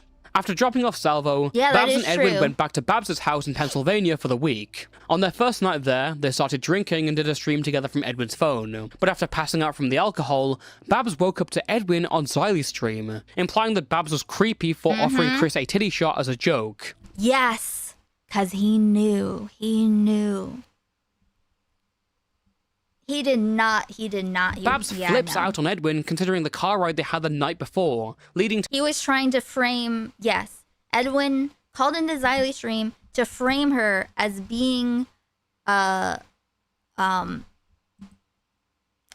being creepy. It's just so ridiculous, you know? He just is so much projection... that it's like she would never have said any of that. Isn't she so pretty? She's so pretty. She's so nice too. She's so sweet. To a lengthy argument where Babs told him to get out of her house. He didn't, and she's very instead funny. locking himself in the upstairs bedroom. The cat room. Look there. Look at these cats. In another, Edwin, considering the car ride they had the night before, leading to a lengthy argument where Babs told him to get out of her house. He didn't, instead locking himself in the upstairs bedroom. In another incident, Babs told Edwin he could go anywhere else except the cat room, where she had raised one of her cats. However, Edwin continued to go in that room again and again. The rest of the week was expected to be very... Isn't that so fucking weird? He's so weird. And you know what? Remember this? Anyone remember this? The cat room diagram. This is literally what happened. I will use this as an aid. This is the extent that things were. She literally drew a diagram of what happened, and I think I saw Toastify put in the recording. So She wrote that down and took a picture. Just this fucking incestuous group of losers. I'm so glad it's all shattered now. Props to Queeman for that. Yes. I will say that for sure. Queeman was definitely like, he put the crack in, you know? He cracked the shell and it just couldn't hold it together forever. Quiet, with the two not talking to each other. Keemstar and Brantley said they suspected something was one of her cats. However, Edwin continued to go in that room again and again. The rest of the week was expectedly very quiet, with the two not talking to each other. Keemstar and Brantley said they suspected something was off when they FaceTimed Babs, and the same day Edwin went home, they picked up Babs on their way to South Carolina. The breaking point was Edwin's New Year stream, where Babs believed that again Edwin didn't really care about the girls Salvo was talking to, or the former friends he was now trying to suck up to. Whilst Babs was on stream, Augie and Boblax leaked this DM from Edwin. She was lying her head in the seat behind her, and he 1000% was checked consent a bunch of times. It was weird as hell, don't get it twisted, but nobody was like, yo, what the you doing? No. Well, that's the contention there. She said no, and you and Salvo say there was consent. Was there a clear yes, or was it just her not saying no? Yeah, I would swear on anything that she never said no to that. Yeah, she never said no. Hey, she never said no. Cool. There was a point where he literally proposed another session, which she did say no to and did not occur. Okay, yeah. So okay. Yeah. Also, I would swear on anything that she never said no does not mean she said yes. You know, I seem to remember a certain YouTuber actually making that point. It's still an objectively horrible response to say she didn't say no to what we chose to do together. By saying she never said no, Melanie is putting words, well, actually taking words out of Timothy's mouth and neglecting any sort of accountability with this language. Later on, Babs leaked a vlog Edwin recorded on her phone, created the morning after the one night at Keemstar's. What we will talk about is the hand-me-down cope, how people follow the leader. And who's the leader? Nicholas Diorio. I mean, not our leader. They're just, this is, you know, this is part of why Nick was like, you know, so, like, the stuff that was going on with them, you know, things with Nick was not good. Not my leader. He doesn't even want to be a leader. He says, why are you guys calling me? Which you would think he'd be flattered by people following his opinion. But for some reason he gets offended by it. Weird. Yes, there was a time when everyone cared about, okay, not everyone, but you know, the general space really, really valued Nicholas Diorio's opinions. I would say he has an overreaction. As we saw in the New Year stream, Edwin had gone from Salvo's top guy to condemning and sad puppy head shakes. It was evident Edwin was sucking up to the friends he'd already antagonized. Nick, it's not a bad thing that you are the commentary arbiter, bro. You know what the is up. He's and look, so obvious. I appreciate you, by the way. Nick, can I just say though, like on a real level, I feel like you and I connect on a real level. Even when you give me shit on Twitter, which I think you misunderstood me, I appreciate you, bro. I wish post Salvo Edwin was in my corner when Keem went after me. Oh no, oh Nick, bro. Oh my God, Nick, Nick.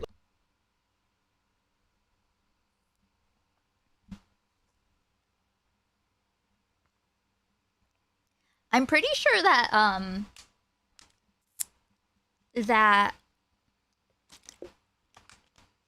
Edwin created this issue between this miscommunication between Keemstar and Nick.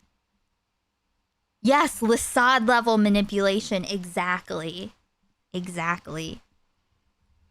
there's just something like, you know, someone who's so fucking confident and cocky in it.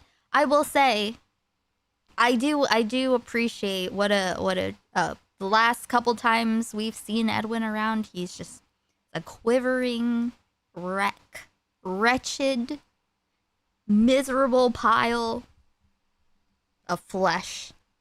Look, and I don't want to build beef with Keem, but bro, you should see the text he sent me. Yes. Oh my God. Exactly. You know what that text was? Nothing. A nothing burger. It was literally nothing. He is full of shit. He is full of shit. completely full of fucking shit. I don't remember exactly what it said, but it was just like this one thing Keemstar said, and it was not even talking shit about Nicholas. It's just the fucking audacity. You might want to know what secret talk Edwin was referring to. What awful things was Keemstar saying about Nick? Keemstar, December 10th. Yes, here we go. January 1st, 2023. How can you call me out for switching sides live when you actively do all sides, motherfucker? Anyway, here's the text I was referring to. And it's December 10th, that day. I just own Nick again.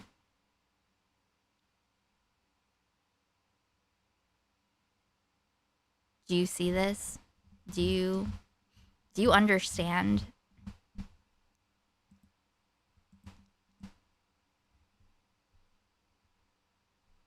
Awful.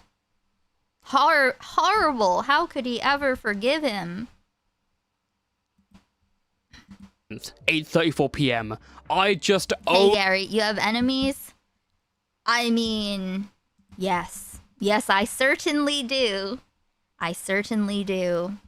And you know what? It's a pretty good roster. Oh my god, I'm like still looking around and I just found old Willinish channel. Like as I'm scrolling through my streamable, seeing what I've got around. What I've got.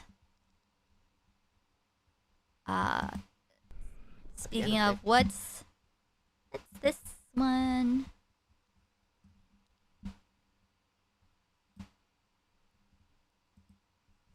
What's this clip? At the end of the day, it's Salvo Pancake saying it. It's not Edwin saying it. I never said that shit. You know what I mean? At the end of the day, you can't do the just, yeah, you know what I mean? Just because also says, Edwin, calm down. You're molding so hard, coping so hard, going schizo mode, just ignoring. Log off. Maybe the internet is too much for you, bro. I'm not sure what that's in response to, but thank you. I will log off for 2 weeks after this. Wait, let me. It is quiet.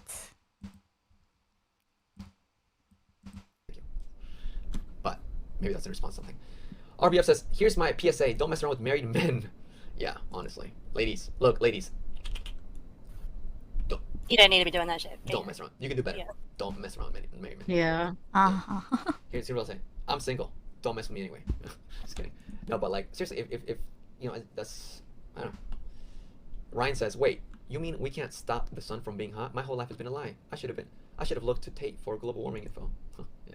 I think you should mess with married men. I think they will leave you. I think they will leave their wife. For you? You had the best takes, like recently, just Matt. You just had like the most spot on. They will leave your wife for you. They will leave your wife. They will get on a plane. They will go to another country and be with you happily ever after. Yeah, living the dream, dude. Mm-hmm. Cool. Owned Nick again. So, obviously, I sided with Edwin. Of course I did. This guy's a snake. Hey, This bowel guy's a snake movement. in the grass. He was trying to use me to make a friend after he's been nothing but a loser to us for like 2, 3, 4 months now, okay? I get a DM from Keemstar in my group chat. And what is he saying? Nicholas, I heard that you and Augie have a group chat talking shit. And I call Keem and I go, well, what are you talking about? Everybody talks shit. But it's not like we're plotting against you. Who the f told you that? He just got off the phone with Edwin. Apparently Edwin went and sang him a song. In a matter of days, Edwin's reputation had been eviscerated. His view as an advocate for victims was destroyed in the face of allegations and confirmed incidents where he was sexually interacting with his sources. In the worst time he could have been exposed as a proven liar and fraud, he was. It's worth reminding you again that Babs does not have any evidence to support her claims, yet the reason people easily believed her is because of how Edwin reacted and how Edwin looked. So He true. was a mirror of the people he had criticized. They could not trust a single thing from him. Homeboy alone. Who did Edwin have left? Not me. Okay, I'm gonna pee. This is, nope, this is where it's time. It's time. all that brings us to that point. Because he came to me in February. So all of that stuff happened in January, the beginning of the year. And then sometime, I think it was late February that he came around.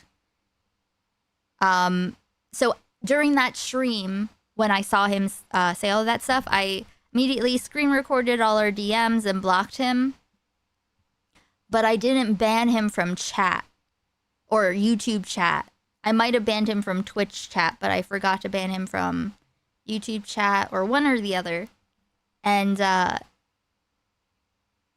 and then he came around and he thought that he could lissad me. Okay, I'm gonna pee again real quick.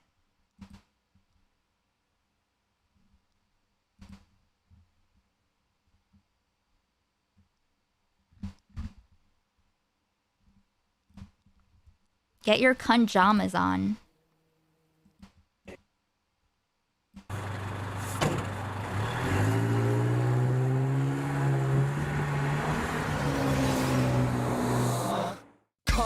I can remember Cludge Armour, but Hully Bogadana, Satora in Hana. Chenta shock of these fake provies, Accui shit, Fwack Will Muggus Mowgli. I told ye, not be a go hard for. It's not be a show hard, could he and fucking or. Look, ni got a vapor, her a store. It's not like making a few quid was hard before. Well, the shin fear, I turn the con show, can't heal. Mercury was Gerald in a fucking seal. Social there.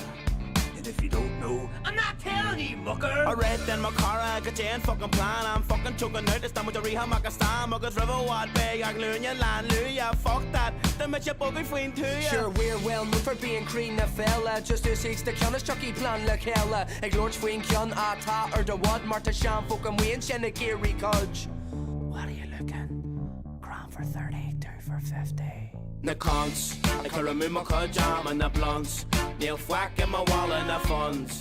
The shot of Gary Costa, Aka relate to the Wamo Sast and the cons. I can remove my jam and the blunts. Neil Fwack in my wall and the funds. The shot of Gary Costa, Aka relate to the Wamo Sast. We made a mint off the baggy said Ganamara. Bashiri Shula Harry get Margin and Marak. It's Jack Lumens, a local shop with Aralawa. Then sell the clues on the hipsters at Hall in the Carrock. Next topic, Willis Jack, a couple of pan and tea. A locally known gigolo if your husband is deceased. Pricing a resident on a shambra, you see. Akma Shan or who then Tammy Wadney's cost to see. Old dick, I just lick it and spit. Sean Fitch. Me Ferrari get I eat that shit. Akfit hit river, August Chirac in the yay. Because hydrated boys can last all day. Collie Urim. I'm kicking up a storm, lima wood she girl, Murny Vesha churrum. Kiss stop picking chat ultra miss. Yes, miss 20 extra for tongue with a kiss, so it's cake Alice. I'll let you slip the fist, Sean Seal Nish, kneecap, or in hit list, Gale Gigolos. Like frost to earn the mommy hose, the daddy hose. Martami coat buck, limit serotonin. But even Sean Dini need to get a boatin'. Dini Jassa when you get to know them. The ruddy Jassa that could be stolen. Nish name a akamagu nor a Jeremy Shin. I kerma anyam shees for your next of kin. This fog a makak pain the defension. I'll let the cards about my erection. The cons, I can remove my jam and the blunts. Neil Fwack in my wall and the funds. The shot of Gary Costa, Aka relate to the Wamo Sast and the cons. I can remove my jam and the blunts. Neil Fwack in my wall and the funds. The shot of Gary Costa, Aka relate to the Wamo Sast. But you're east and a gat rockin' ish and a hoovness. To say and I'm doing, it's time to do this. Fuck 'em slan and my pensioner mates. Yo, couple of points of rest, don't forget to close the gates. And me and Lum, Hum, Bulu, Mowgli. And we're two and chumlin' of tech people, Luigi. Sweet, Creekney, her and ish amigo. Bucking old people, I'm an opposite pedo. I'm an opposite pedo. Blowing them kisses. What's happening, fellas? Blowing them kisses. I'll take you all out for a good fellas. Next, been a janta. After drop more Colin. Everyone, please like the stream. If you're not on YouTube and you don't mind liking the stream, though, here's a link. You looking yokes cause I have him. You looking yokes cause I have him. The cons, I can remove my jam and the blunts. Neil Fwack in my wall and the funds. The shot of Gary Costa, Aka relate to the Wamo Sast and the cons. I can remove my jam and the blunts. Neil Fwack in my wall and the funds. The shot of Gary Costa, Aka relate to the Wamo Sasta. Maggie from the Upper Falls, what's happening? Shout out to Dirty Deirdre from Divis. That's a looking crack. Any age, any sex. Red and old folk from any postcode. Any age, any sex. Cross community. Well, okay, maybe not any.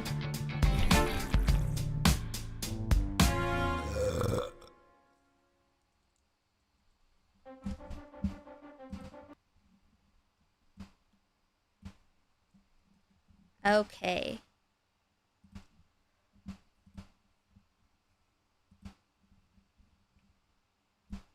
Back to business. The dust settled, leaks Oh, poured out from his Frankie, hello. Discord server, showing a lonely man constantly watching and Aww. watching the videos made about him without anyone else.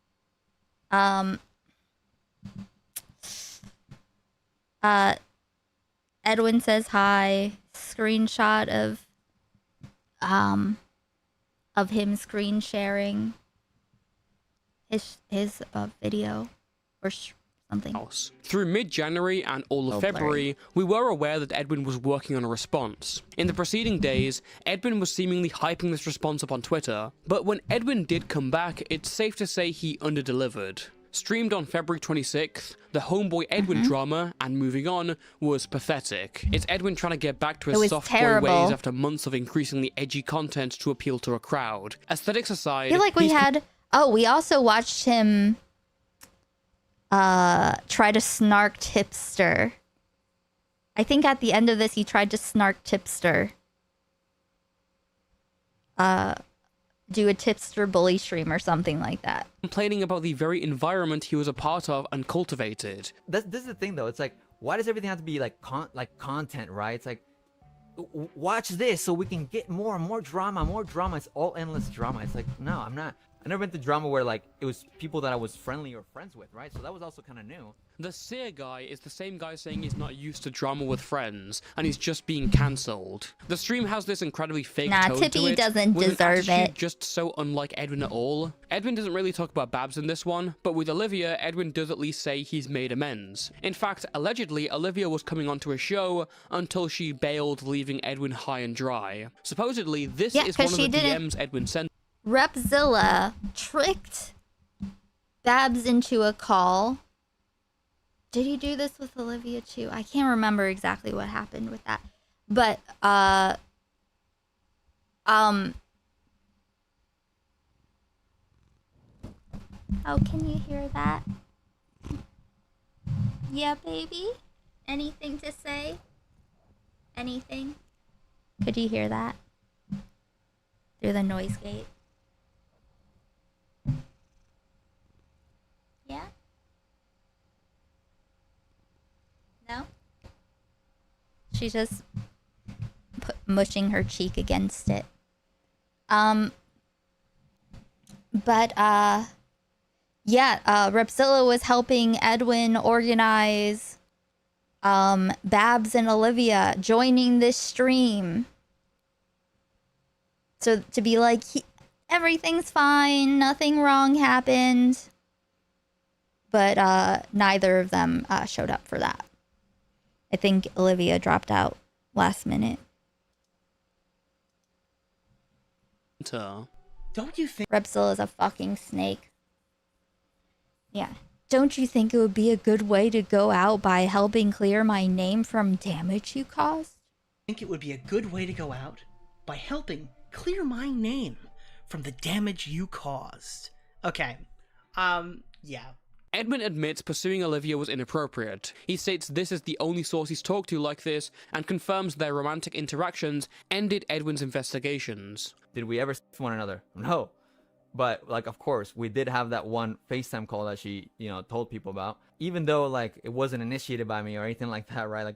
Like the details, like, it doesn't matter. It's just, like, it's stuff that doesn't need to be publicized. And it's just, like, so extra. Yeah, the details just don't matter. But, also she initiated it. Midway through the stream, Edwin tries and fails to return to business as usual. However, this doesn't work, and the chat eventually bullies him off. If all you guys are here for, and all you guys are hungry for, is Oh wait, I drama think he talk might have of- done two. Did he do a second stream? He might have done another stream the very next day. That was said about me, then okay, that's totally fine. But not my interest. All right, cool. A day after Edwin's stream, he popped up in the live chat of his friend Aiko Rules. Aiko is a small... Do you like the updated thumbnail from before? It used to be this. They're kissing. Streamer in the community who was a friend of Edwin at the time. She was catching up on everything about Edwin. Oh God, yes. Yes, I was talking. What was I forget. I had been covering the thing before, and Edwin comes into my chat and says, "I'm here for the toes. I'm here for the toes," is what he said. But Edwin wasn't even roped to calling in. He joined on his own volition after Aiko asked about the so-called cat room. However, when Aiko begins pressing him, Edwin tries to pull her offline. How many times did this happen? When did she tell you Well, this? once. It only happened once. Well, then why was it like a thing? I feel like once would be a mistake, but are you saying that she overhyped it? She just she lied about it. Okay, the thing is, and look, I'd love to talk about this offline. I don't want to provoke, but like she was very Lassad, isn't it? Lassad tactics, huh? Aiden, can you... I don't want to talk about this online. I'll explain it to you offline, though. Nope. very upset that night. Do you know why she might have been upset about that? I think she really was very angry and just very angry. Do you see the rewired soul in the top corner?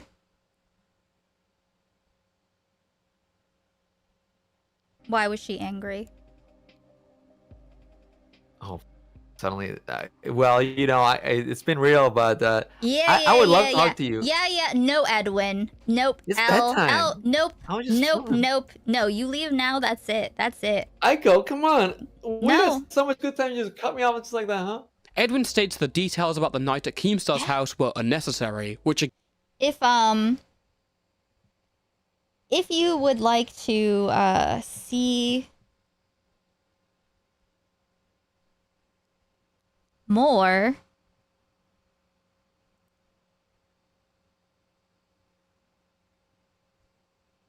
where the fuck?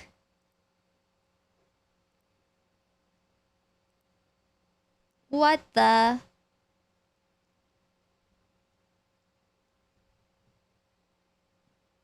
Wait. Oh my god, Edwin, come on, let's move on. Okay, do you feel like you and Salvo pressured her at any point? No, 100% Never? no. For Never. anything? Not that she didn't consent. She said she consented to everything, right? Right, Like, that's established, right? But you don't feel like you were pressuring her at any point? No, there was nothing that I pressured for at all. Okay, so if anything. she hid in her t-shirt for no reason.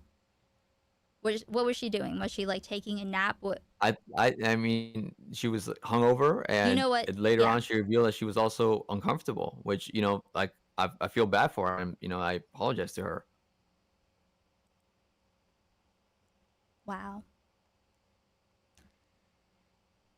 Okay.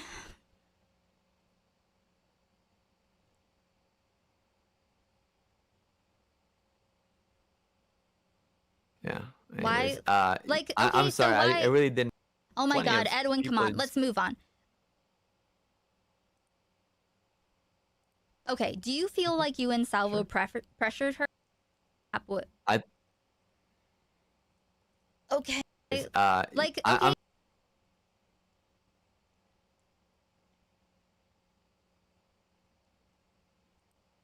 Here is why. I'm sorry. I really didn't mean to. No. This is the Edwin's kind of vibe. What? Well, then I'm The sorry. I guess generation. you just don't know that, like, the things that we talked Playlist. about with like abusive situations. Like, I actually do care about that, and I can't just like let things go when someone's still not being honest. So, yeah. Sure. So right, but you can come. Edwin came by of his own accord because he thought he could work me the way that Lissy tried to.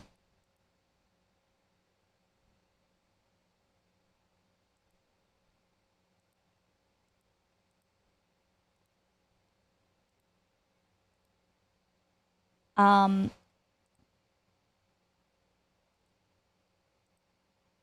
did I link it? Why is he lighting? He's lighting the picture because he's so disappointed in Salvo. Back when you're ready to be honest. Here. Hmm? So, I hope that there's no implication of abuse throughout any of this, though. Oh no. Okay, yeah. No, No, I'm and, saying I that mean, I if you want care to talk about this off, like, I off care platform, about people who are actually like I care about people getting fucked over. How about that? You talk about abuse. That's why I talked about it. If you're genuine about that, I invite you to have a call off stream. I would love for that, you know? No, I don't think you're gonna be any more honest then than you you don't are really now. care. Yeah, Then you no, don't really- not.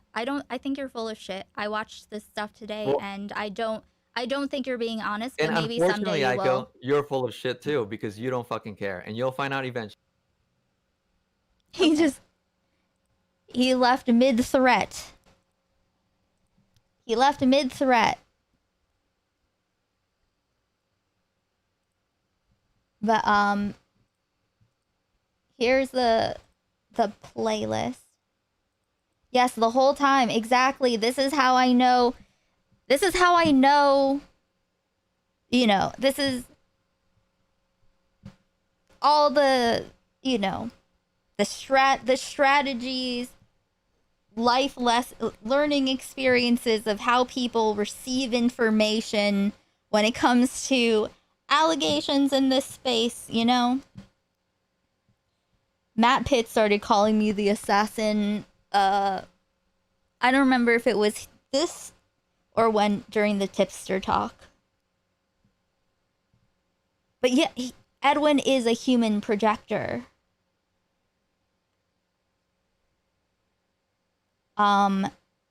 But if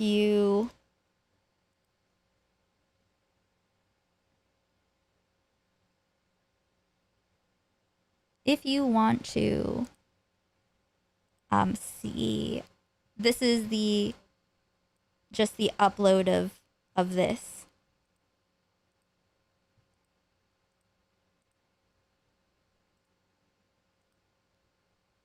If you would like to see that talk. Okay. I'll bring up the cat room stuff later.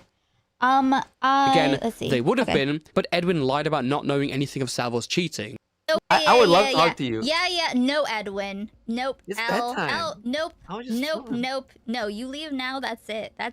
Aiko, come on. We No. had so much good time. You just cut me off just like that, huh? Edwin states Have that all the good times you just cut me off like that?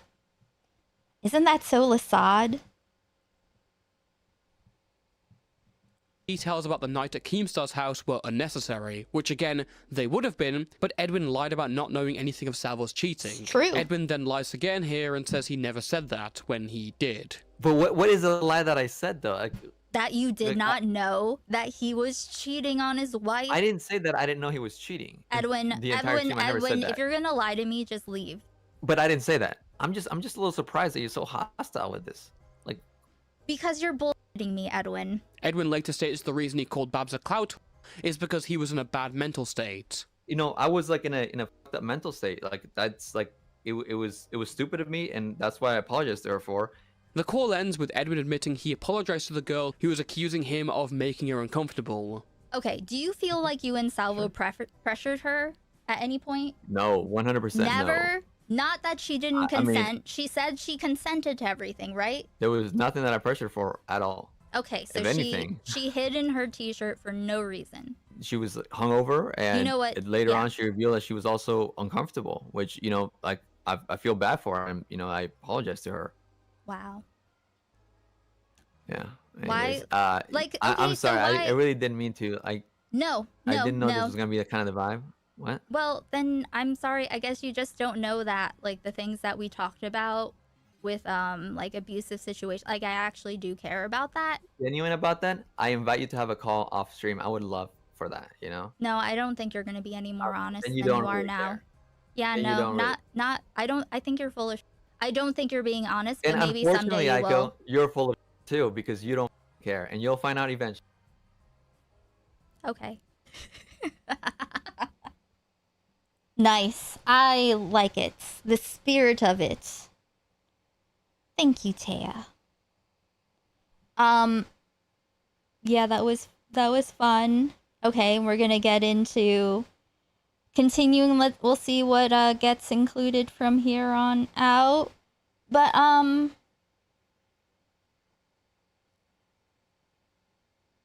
yeah, okay. Though Edwin's reputation was skewered and Aiko's interview was the cherry on top, Edwin was still hesitant to directly engage with the allegations. But the day after Aiko's stream, Xylee went live, proudly announcing she had seen evidence from Babs and knew everything. The stream devolved into Xylee. Yes. Yes. So true, Toastify.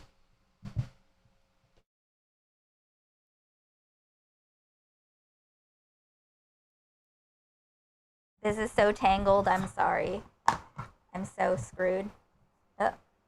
Pressing Repzilla on his ties with Edwin, trying to walk him into admitting Edwin was guilty of abuse. This is all a huge gift from Babs and knew everything. The stream devolved into Xylee pressing Repzilla on his ties with Edwin, trying to walk him into admitting Edwin was guilty of abuse. Like, literally, so much of this is because of Xylee. So much of the reason why this didn't die is because of fucking Xylee doing this. You know? Like, Babs wasn't engaging, but then she actually, when Salvo and Edwin started attacking Xylee, Babs defended her. This is all a huge gear change because Babs was very adamant that no crimes had ever been committed in that car. Yeah, Xylee came out and she was like, oh, actually, Babs told me more. You know why she did that? Do you know why she said that? Because she was bragging. She was trying to brag to Repzilla in this call where she's like, well, I know stuff too. Had private chats. Oh no, Taya, you're not gonna like what you see when I show parts from the call-in.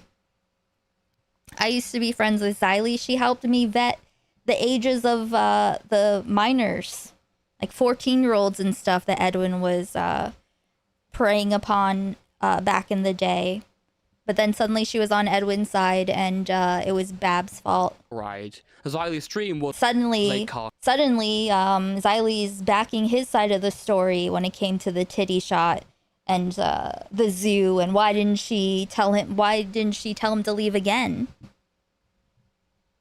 Oh yeah, this stream she took down. I didn't remember if Edwin was had guilty that of abuse. This is all a huge gear change because Babs was very adamant that no crimes had ever been committed in that car ride. Xylee's stream was a car crash, and it gave an out to Salvo and Edwin to cry false allegations. True. Edwin would later post to Twitter denouncing the stream and announcing his intent to now respond to Babs. Fuck him, Babs yeah. would later call into AugieRFC's After Hours and reiterate that she was not accusing Salvo and Edwin of any crimes. The rumored gotcha was that Babs had recordings that prove parts of her story. From March onwards, neither party really committed to their idea of the silent workhorse. Edwin and Salvo would debate Babs on their stream in early April. Edwin would later put up impromptu streams arguing about Babs. Yeah, May 30th, 2023. Edwin, could you stop accidentally calling and texting me? It's been enough times that it's on purpose. Yes. He did this stop the misinformation stream because I forget what stream I was doing that made him panic and do this. I can't remember. Because he had called her, apparently accidentally, June 1st. and she said Edwin was going after her. Meanwhile, people like Aiko were constantly covering Edwin. Yeah, To the point that Edwin would remove... Look. There's the filter. Meanwhile, people like Aiko were constantly covering Edwin, to the point that Edwin would remove entire streams whilst Aiko was live covering them. Edwin also tried to accuse Babs of being into age play, because she drunkenly joked about being 15 to get Edwin into trouble whilst he was live. When Aiko responded by pointing out Edwin's DDLG relationship and Remember, Nicholas Diorio knew about this, defended him. Remember how he said to about Turkey Tom too that the that age play was like the line. Sending oh no. Edwin was sending lewds to 14-year-olds on Snapchat. Is Edwin daddy? Is Mina little? Are we DDLG? Making a joke about school zones, Edwin just straight up called Aiko a pedophile. Oh yeah, this was fun. This was fun. Memories. People in chat. Aiko, you said you should stay away from schools. That's fucked up. That's fucked up. Is it that even true?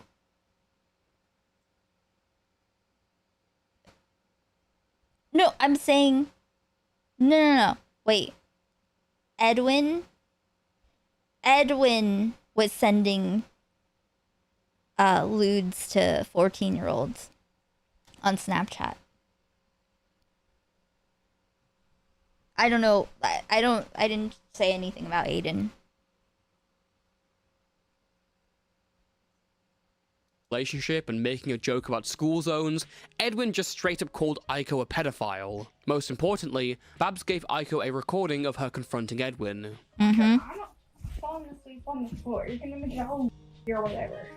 I was just trying to give Chris a teddy shot. And yeah, we pushed him a little bit, of course. We were all having fun.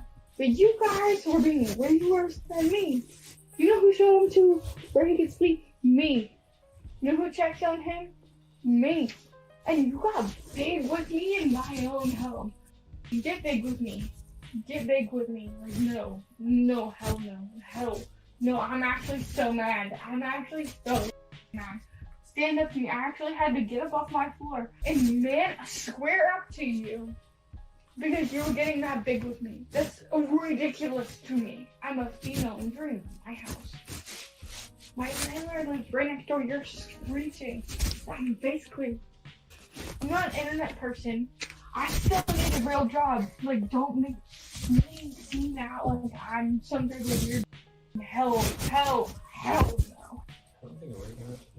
Okay, I don't give a f. You think that's what it seemed like. And you're trying to square up to me. No. You're not gonna do that in my own house. It's disrespectful. And I am so fast. No, I was apologizing for that, meaning he did square up to her. Absolutely just not okay. I know. I agree. On July 20... So, let me, here. I will use now the cat room diagram that Babs drew at the time. That is still on my OBS. Right here, okay? So, this is, she confronted... Wait, so, no, so I forget exactly what it was, but she was, like, sleeping on the floor.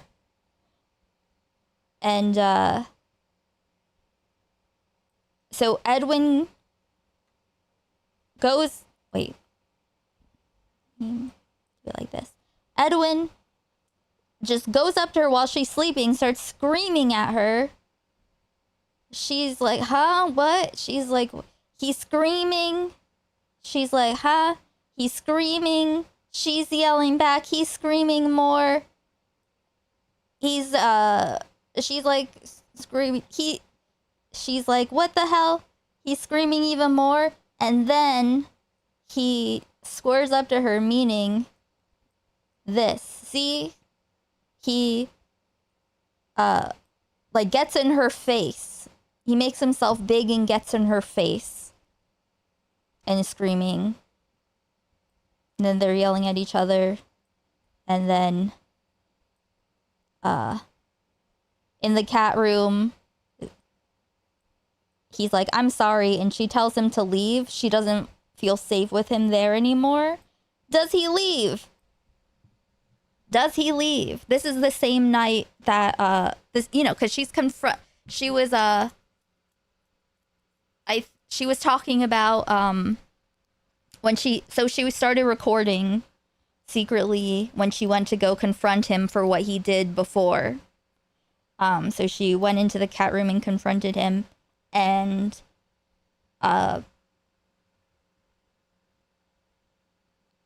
so she was talking about the titty shot, because he tried to make her sound like she was creeping on Chris, you know.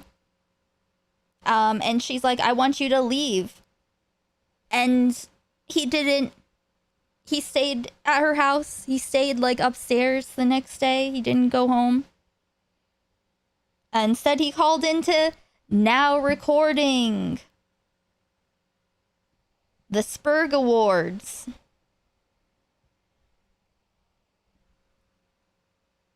Why did she use stick figures? Stick figures. 29th, 2023, Edwin finally released his 2-hour-plus response to the allegations made by Babs. Edwin states his relationship with Babs was not as serious as she presented, even if he flew out to see her. On the night at Keemstar's, Edwin makes a big deal out of saying he did nothing gay, and was fine with Salvo and her having a fun time in the— Once again, I need the eye filter thing. I need the clip of that. Also, I mean, come the fuck on. It's just his eye filter. Look how his under eyes are so blurred. It looks ridiculous. You know? Like, dude, you're getting old. Just fucking deal with it. Same room as him. This is disputing Babs' following versions of whether he having a fun time. Edwin, not as serious as she presented. Now, I think we're going into the deck of cards, which really, really is kind of the what made me realize this is going to be a good video. Even if he flew out to see her. On the night at Keemstar's, Edwin makes a big deal out of saying he did nothing gay, and was fine with Salvo and her having a fun time in the same room as him. This is disputing Babs' following versions of whether he was a gay cook or not. Edwin, Keemstar asked you directly if there was any quote-unquote gay stuff in the threesome, and you said, well, what they want to come out with is on them. Remember? No. I mean, he's getting too old to try to appeal to the same demographic. You know? He tries to, like, keep the same energy he's had since, like, 2010. At least, you know, like his entire, like he's still trying to appeal in a certain way,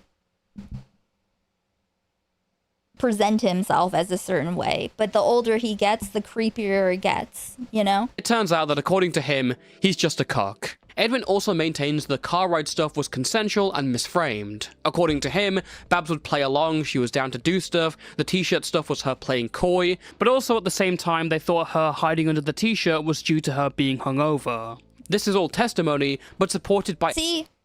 Just look at that. He looks like, someone's aunt that you know, that posts pictures and you're like, that's a lot. A brutal clip where Babs says she enjoyed the foot massage. To be clear, the stuff she's... This Edwin Babs call, January 13, 2023, mediated by Repzilla. Repzilla told Babs that that Edwin was threatening to end his own life. And that's how Repzilla got Babs on this call that Edwin recorded. And then used against it, like released it. Repzilla said, to be clear, the stuff she's talking about is the foot stuff, the licking on the toes and everything like that. She enjoyed it. She had a good time. She liked that. And she told me that, right? Disgusting. Repzilla too. Repzilla was like also, you know, trying to get it. He's a fucking creep too. He's been fleeing from me, but I will never forget about you, Repzilla. You have a special place in my hater organ.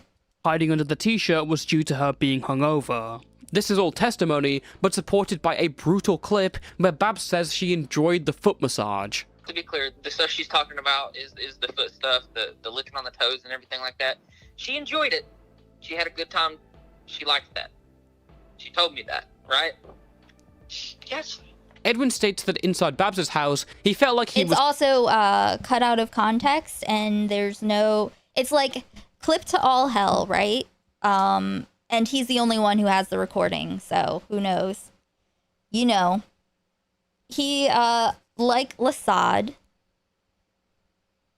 doesn't care about falsifying receipts. Walking on eggshells. The argument they had on the first night was far less than she had described it. Edwin proves this by showing clips of the very stream where the false accusations were happening and basically them just having a good time on there. He doesn't show him joking about Chris deserving to make a twit longer on Babs, but that is still a joke, not him, quote, screeching that she was a racist. Edwin then goes over the recording of him, saying that she came in to confront him, and highlighting how she left out the cat room incident from this fight, taking away the sort of context. Edwin accuses Babs of being far more aggressive and forcing him to go upstairs. It's worth noting Babs admits she's on probation because of a physical assault.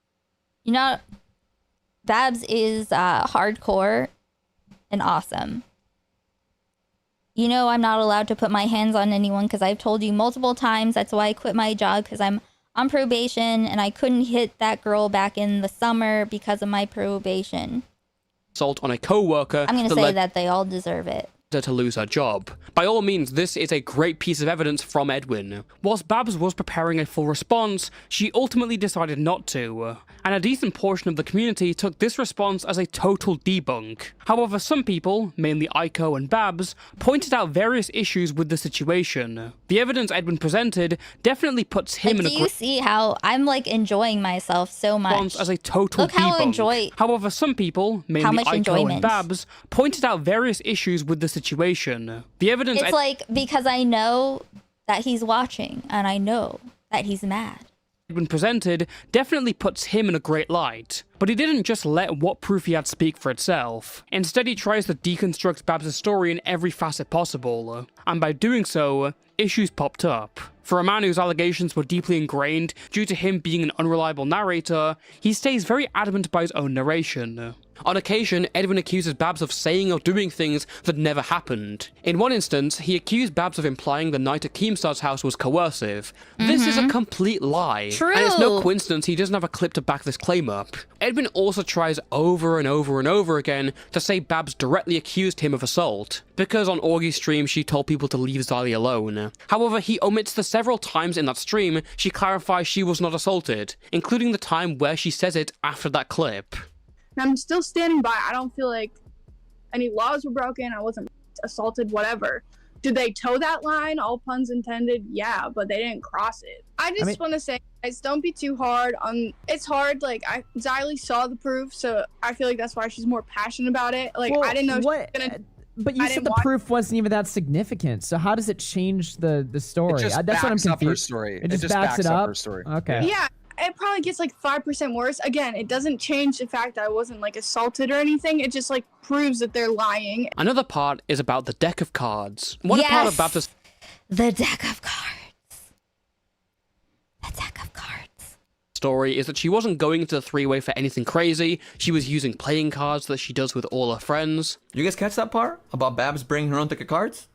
She can repeat it all she wants, but it ain't true. I can confirm her lying about the most irrelevant detail, which she repeats with strange emphasis. Her bringing a deck of cards for us to play with, a physical deck of cards, which she repeats emphasis on, right? It was a drinking game card app on her phone, nothing physical. Again, so weird for her to lie about the most irrelevant detail. However, in one of the videos that Edwin recorded on Babs' phone, Babs claimed that you can quite literally see a physical deck of cards on the table next. I literally noticed it. I noticed it. Look at this here. next to him. Whilst the footage is blurry here, I can make out the pattern on the deck of cards, but I completely understand if this isn't as convincing. I could talk about other stuff that I may have seen, like contradictory complaints or inconsistencies. I'm pretty sure Edwin lied about not watching videos and streams about himself, like I can see the screenshot in front of me. However, as I don't have the time to play all the clips Edwin has against Babs, I feel it'd be unfair to air out all the criticisms against Edwin's video. Ultimately, both parties have put out their side, pitted it against one another. We're getting to the degeneration Edwin's response part. video was received somewhat well, and a lot of his burnt bridges were back to neutral terms. Mhm. Nicholas Diorio was even down to host a conversation in September, hashing out his issues outside of Babs. Yet even with Nick's softer tone, this interview would be a severe reality check. Edwin noted Remember, this is the one where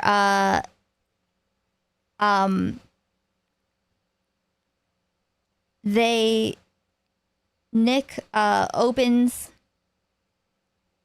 with saying that opens with saying that they're doing it on the holiday for Babs. Wait, let me see.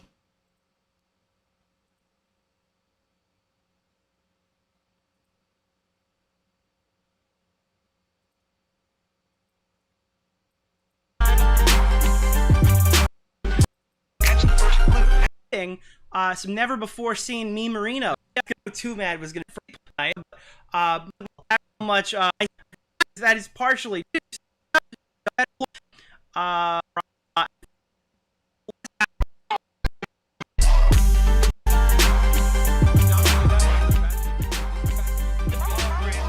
Okay, this is the VOD.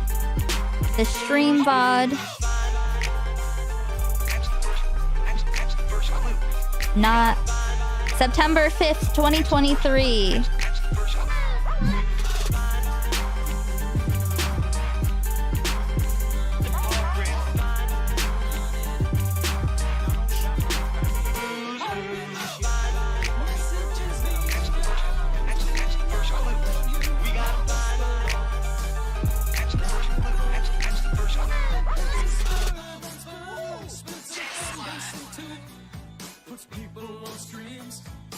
Chat, was that perfect timing or what? Wow, the Edwin ooh as soon as the song ended. Hello, ladies and gentlemen, how's everybody doing? I'll be with you on camera a little bit later tonight. There's a lot of stuff I want to talk to you about today. This is not a short 1 hour conversation stream. We're going to do it all, ladies and gentlemen. We are going to be caught up. This is a lore dump stream because this shit happened in fucking January and nobody remembers it. Oh, fuck. This is the wrong one. Also, I have multiple things. This isn't it, is it? Oh, no, it is. And I don't remember it. And I need to do some prep. Oh, here we go. So we're going to do some prep together. We're going to be talking to Edwin around 7 o'clock Eastern Standard Time. Between 7 and 7:30. That's prepped and ready to go. We got... Oh, I don't have audio on that slide. We have a whole new setup for that, chat. It's going to be great. Okay, we're going to get there. All right. I told Edwin I wasn't going to leak the fucking face cam, but I already did. So we're doing face cam later tonight. Anyways, gamers, we got a lot of donos to read really quickly. Let's run through them, and then I'll kind of give you a bit more to go by. 4 streams. Ophelia Sky, right now, it is a holiday. I know Babs does love holidays, so I thought of no better day than to have this live stream. I don't know, that might be a deep cut for some people. Maybe it'll come up later today, maybe it won't. There's a lot of stuff to talk about here. Take that. Take that and fucking clip it. How fucking sick is that? Like, isn't that fucking crazy to do? Babs never did anything to Nick. Just listen to that. You gotta get the lore dump. What are we doing here, chat? What are we doing here, chat? Well, unfortunately, right now, it is a holiday. I know Babs does love holidays, so I thought of no better day than to have this live stream. I don't know, that might be a deep cut for some people. Maybe it'll come up later today, maybe it won't. There's a lot of stuff to talk about here. It's a Labor Day W, chat. All right, it's a Labor Day W, chat. Listen, I gotta make the rent stream. You gotta keep sending. Apparently, it's sub. What is it? Like half off sub September. Mm-hmm. Isn't that fucked? Like, she literally didn't do anything to him. So this is this stream. He was even down to host a conversation in September, hashing out his issues outside of Babs. Yet even with Nick's softer tone, this interview would be a severe reality check. Edwin notably doesn't apologize or admit to a lot, trying to turn around his behavior on everyone else. He fails to address the double standards for Boblux and Salvo until he gets pressed on it. He says he didn't expect Aiko or Tommy to bombard him with questions when it was his choice to call into both and he knew what they were talking about. Aiko was covering him, and the first thing she did when she saw him is tell him to go away. True.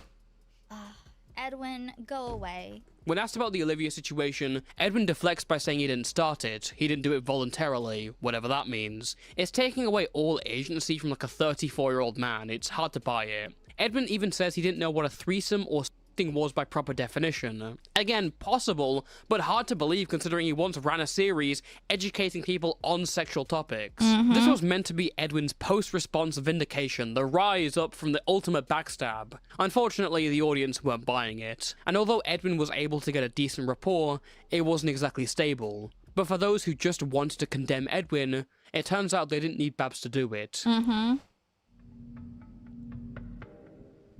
September 16th, yeah, so, I don't think he's gonna go into all of this stuff.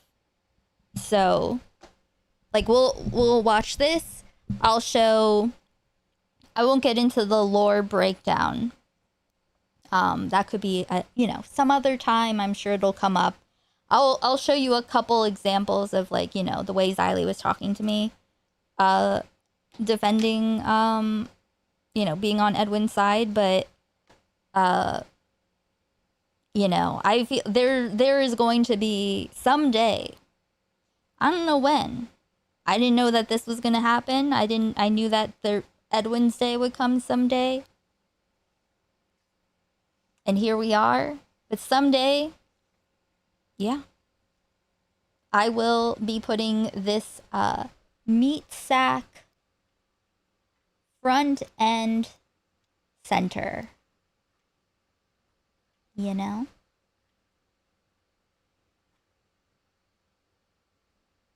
2023, a video from Just a Kid Who Rants, aka Colton, went up on YouTube. The focus was Edwin, specifically his past in relation to minors. Edwin would interact with his fans in strange ways. All of it. This is the stuff. So when everyone ghosted me, Colton contacted me for the first time. I told him about the minor stuff because I had no one. Everyone ghosted me. I had no one to tell, and I didn't know Colton was Colton. But I'm glad that he had no patience. He just wanted. He just ended up taking some of my research and making the video within a few days, which is totally. It worked out. Wouldn't be surprised if Xylee just up and left the internet by now. Well, she doesn't seem like the kind of person that can, like, go away. She's too, like, she's a participant. Including a public Snapchat named Sexy Edwin. This is unfortunately not much of a shock, as we are aware of Edwin's Sexual Saturday segments. I know that schools have their education and parents try to teach their kids to not have at a young age. But when is the right age? One interaction that Colton highlighted was with a 14-year-old, who Edwin messaged on Twitter promoting his videos. I assume this is just an automatic message, so nothing too weird here. However, when this girl responds, Edwin notes that he's seen her in Sia's chat. She responds saying she saw him too, she was just kidding, and she loves Edwin and Sia. Edwin replies, saying, "Good girl." The two would interact on Snapchat. And here you go. Xylee helped me vet these ages and then turned around. Xylee's my friend. Listen to what I'm saying. Xylee used to be my friend too. until she turned around and started backing Edwin up. I don't know what he had on this call with her, but he did. So if Xylie's your friend, that just means you don't know the real her. So this is a 14-year-old. Me and sexy Edwin's conversation is better than yours will ever be, and I'm sorry for being annoying, Edwin. So I redacted these. So this is... she asked, do you actually eat tacos every day or just every few days? And he sends this weird fucking photo. I eat tacos maybe 5 to 8 days a week. Where in response to a question, Edwin sends this girl a shirtless selfie. Interactions like this were all Yep. about the place on Edwin's Snapchat, and it was both private and public. Yeah, dude, in one post, Edwin was just Snapchatting me too. I'm asking which... It's too complicated, but to be... that's enough for right now. I found out... I burned my friendship with Xylie when I found out that she actually, even after, like, all of this, her knowing about him, sending lewds to 14-year-olds, she turned around and started supporting him behind the scenes and started pushing his narrative. And then you'll hear her on this stream. Is wearing nothing, only censoring the explicit parts with scribbles and the words naked AF. Pictures like those were lucky to have a scribbled censor. See? Casually naked, don't screenshot this. This wasn't the last of these interactions. Edwin would reward these sometimes underage fans with naked pics if they retweeted his videos, like in this instance. The girl captioning a post saying she skipped class for this doesn't make it any better. Another DM to a 17-year-old is not sexual, but reads, "Hi bae, I'm grateful for you and your kisses." Back when Edwin and Sia were close, a running joke on their channels was Mommy Edwin and Daddy Sia, as their fans would refer to them. Several hashtags, streams together, and even them both cross-dressing on their streams. This is fascinating when you pair this with Edwin's own view on cross-dressing and the relation with fans, especially back on that call with Chud Logic about Sia. The only picture I've seen that concerned me was the one where he was with Hassan and somebody else, and they were like dressed like, because that's like such a trap for like young fans to be like when they cross-dressing and they're wearing skirts, like I feel like that's like trapping for like that's like little girl thirst bait, like adults don't think that. Okay. Don't you think? Am I wrong? You know what I'm talking about, right? They were dressed up as women. Yeah. And you were saying that little girls are going to be more interested in that. Well, certainly not adult women or even little boys, like girls, like younger audiences, like are into. Oh my God, he's how they're being silly. Like, oh my God, they're. I don't know. Am I wrong? Am I wrong? Chats, both of our chats. However, some streams were even weirder. Yep, here he is. His you now. This girl is also a minor, Paige, who's so like I search at sexy Edwin. Hashtag mommy Edwin, this stuff to find. I found it's too much, because he had all of his like fans, post him, tag him, share streams, On occasion, Edwin would do streams at least like this girl Jasmine, she was like 14. Writing the names of his fans on his body. There were also multiple entirely naked shower streams, with his lower half just about cropped out. Yes, see, 14-year-olds were posting stills from the shower stream. The only thing he seems to be wearing in the entire thing was a white glove. I'm back home from work, and guess what? I'm doing a live show. You guys, say something in the chat. Oh, hi, chat. Y'all look so beautiful. Taco, says Amanda. Look, when I get like top fans, I will basically write their names on my body. And I don't know, it's just kind of a way to say things. I love like chatting with you guys live. And honestly, I'm going to go to bed after this. But first, I'm going to shower live on camera. Whilst none of this is indicative of hard-cut grooming, it shows Edwin was irresponsible about himself and his audience. He was an adult with a degree in psychology, he pretty clearly knew who his audience was. It was a lot of teenagers. You could even say this was normalized during the time he was coming up in. However, this is the very kind of behavior he used to accuse Sia of being a pedophile, with little to any evidence. So it's not surprising that his own standards would apply to himself. He was very, like, sexual with his fans. It was very, and like if he hasn't deleted his tweets, you could probably see like tweets from his like 2016, 2015, 2014. You could see a lot of his sexual tweets, like talking to fans and stuff. If people really wanted to dig in, if he doesn't delete his tweets, you could see it. Upon the release of all this information, Edwin published a statement to Twitter. This has gone too far. There was never any targeting, grooming, or contacting of minors for sexual gratification as is being painted. It was popular to encourage fans to retweet new videos 7 to 10 years ago by offering a DM or a pic, and I did so a few times with some cringe messages at worst. A few times. Some of these DMs were posted by fans back then are now being spread around by others to paint a perverse light without this context. The DMs are criticizable and look very cringe in hindsight, but to make anything more of it after others looked through hundreds of tweets to see if the fans were underage or not, to force that as a factor is disgusting. If you're genuinely concerned over these victims, please feel free to reach out to them to validate these false claims made on their behalf. Quote-unquote Y'all victims. can hate and criticize me all you want, but sensationalizing lies week after week has got to be exhausting for y'all too. I would like to move on from personal drama, and I hate that people won't let me. The documentation of Edwin's weird past was enough to kill any reputation he had left. Even if the information had an unplanned release through a commentary troll, it was enough. And despite being known as a troll, Colton did pretty well. Though Edwin did try to come back to his second channel and cover the same sort of topics, no one really cared what he had to say. The only person he was affiliated with was a still active doxer.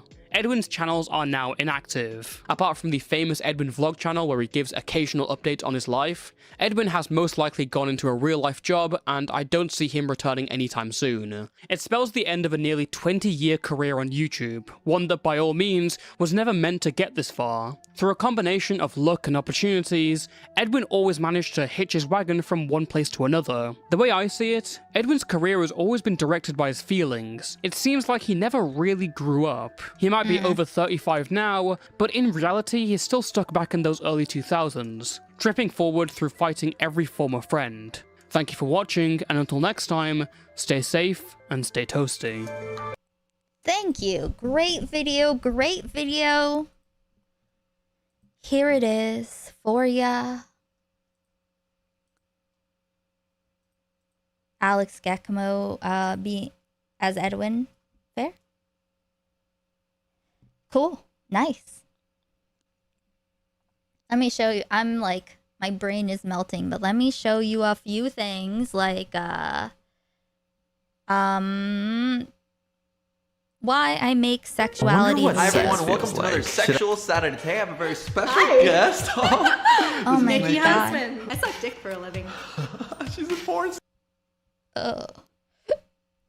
Okay. So this is the series. Okay, this is him explaining the Sexual Saturday series, okay? I'm just gonna throw a few things out there. Glad he involved you. What, Toastify? Yeah, he did a great job.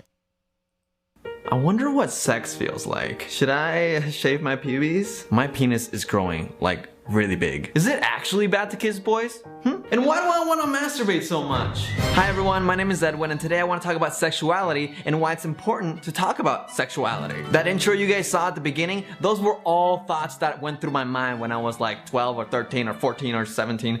I'm a very sexual person, but not really, because I'm all talk, you know, I don't really act on it. Like, I don't get a lot of pussy. I don't. J-Tot. And if we're being completely honest, I don't even think I need vagina. I could probably go my entire life without vagina, probably. I don't even care how good yours taste. I don't think I want to taste it. You may have noticed that I've uploaded a few sexual Disgusting. videos. My pee-pee went a little bit thicker than before. I feel like... This is called First Time Seeing Boobies and Eating Out. And mind you, everything, I send everything to Nicholas Diorio.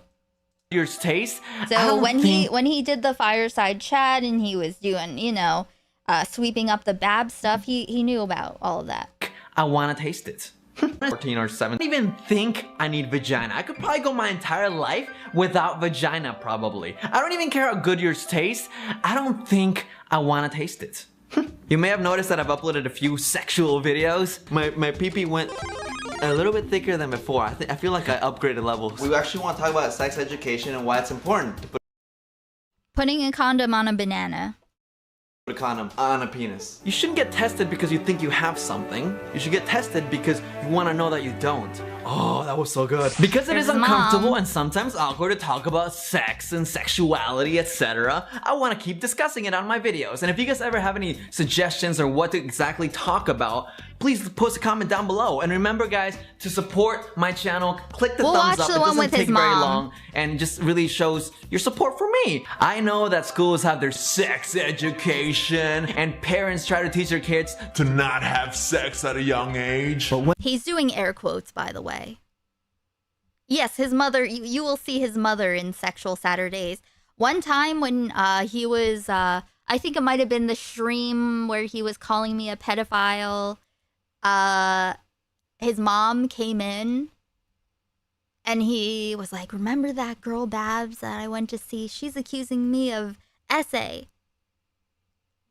When is the right age? When am I supposed to use my pee-pee? Because my pee-pee wanted to use itself when I was a teenager. It kept doing this. That's two pee-pees. Whoa, hey pee-pee. Hi pee-pee. Pee-pee love. But I don't think there's any problem, nor should there be any problem with talking about sexuality or anything that comes along with it. You know, penises, vaginas, anuses, nipples, and... come on, one more. Toes.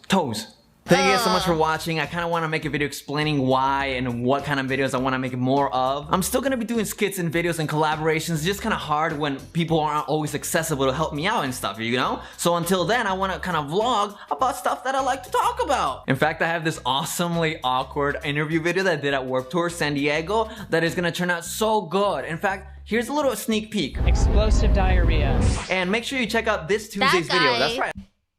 Is like a Predator too, I think. Record interview video that I did at Warped Tour San Diego that is gonna turn out so good. In fact, here's a little sneak peek. Explosive diarrhea. And make sure you check out this Tuesday's video. That's right, I uploaded 2 videos this week. Huh? Yeah, very nice, huh? Very nice. I like it. What was I saying? Oh yeah, check out last Tuesday's video where I talk about the first time I saw boobies and my friend Chris Ryan ate out a girl. Yeah. I don't really have any fun stories about the first time I saw boobies, but I do have a fun story about the first time I ate out a girl. Whoa! You ate out a girl? I love you more than tacos. I wonder how fucking disturbing is his 12, 13, 14, 17? So speaking about his mom... A few days ago, I went to the public clinic and I went to get tested for STDs. And the results already came in and I am STD free! You've been a good boy then, huh? I've been a good boy, mama. You've been putting that wee-wee in the right place. I feel that's a weird... Do you see the poster behind him of like a little boy running around in underwear and it says something about underoos? Thing to talk about to just say, hey, I went to get tested today. But it shouldn't be. People should get more tested and not be shy about it. When to get when tested. You're seeing someone new and between partners, you should always get tested just to be safe. You know, the risk is not knowing. You could be in a relationship with someone and you think that you're only seeing each other, but what if they're doing something on the side that you don't approve of and you don't know until you find out with a bunch of weird things on your pee-pee or vagini. When did you start using your wee-wee? Mom, and that's none of your business. The point is that people are using their wee-wees. Do you see how she's looking at him too with her hand on her neck and just she's looking at him like she has a crush in high school. Earlier and earlier, Mom, and not just using the wee-wees with one person. People are becoming more sexually active. So you guys, even you don't know where girls, you don't know where that wee-wee's. Sometimes I run around in my underoos for no reason, I think it says. Ben, go get tested. You shouldn't get tested because you think you have something. You should get tested because you want to know that you don't. Oh, that was so good. Oh, was so good. I'm so proud of myself. Do you see how he's acting like a fucking child? He's baby talking. It's disgusting. Go get tested. You shouldn't get tested because you think you have something. You should get tested Just because look at his you want to know that mom's you don't. face. Oh, that was so good. Oh, that was so good. I'm so proud of myself. Yeah, that's true. That's true. The scary part is that sometimes there are some STIs that don't come with symptoms, like they're like sleeper symptoms, right? And you might live like a couple years not even knowing that you have something. Then all of a sudden your wee-wee falls off. Well, no. All of a sudden you're Boing. infertile. Boing. Okay. So I really just want to encourage people to just do it because I never hear people talking about, hey, I'm STD free, which yeah, it should be She's something that you should be saying. Do you know if you have STDs? I want to talk about the process of getting tested because it can be a little intimidating, not even gonna lie. First, they inject you, and I hate needles and syringes. Like, every time they draw blood from me, I often get lightheaded and I'm like, oh god, I can't look. And that's to check for like HIV, and I don't have HIV. After that, you have to pee in a little cup, and for girls, sometimes it can be different. They can swab you right in the pussy. Swab your pussy. One more thing before I wrap up this video is don't get offended if somebody asks you, have you gotten tested? There's been times where I'm with a girl and all of a sudden before things are getting heated like in the room, right? And I'm like, hold on, I don't know if I want to have sex. I mean, have you been tested? She's like, oh. She gets offended. It's like, that shouldn't be an offensive question. That's just a simple question. And if you haven't gotten tested, then you should respect someone's right to not want to have sex with you until they know for sure that you're clean, okay? So just get tested and know that you are okay. Get tested and you can crawl under my covers. Sometimes people say, Edwin, you should make Look, more and videos. now she's touching him. Why are you touching? Well, if you guys want me to make more videos, you know, last week I said, hey, can we just get this video to 700 likes? All you have to do is click a little like button, you know, and if you enjoyed my video, just click the thumbs up. It's not that hard, right? I don't enjoy So it. if you guys can get this one to I really 700 likes, don't. I'll start doing 2 videos a week next week. But if there's no demand, then why would I supply? I hate it, Demand and I'm me. gonna Like my videos. Thank you so much. And I it's gonna am get interested in worse. doing more serious kind of like topics and stuff that's taboo to talk about in my videos, you know. So if you guys have any suggestions, please post a comment down below as to what you would like me to make a video about. All right, I'll see you sexy tacos next Tuesday. Thanks for watching. Bye-bye. Good night. Whoa. Oh, and oh yeah, I forgot. And here's Edwin caught on the toilet for some reason. Caught on the toilet. What's wrong? She looks like she wants to know more. Whoa. Whoa. Don't you know how to knock? Don't you know how to lock the door? There are like multiple videos where he's like sitting on the toilet. It's so weird. Okay.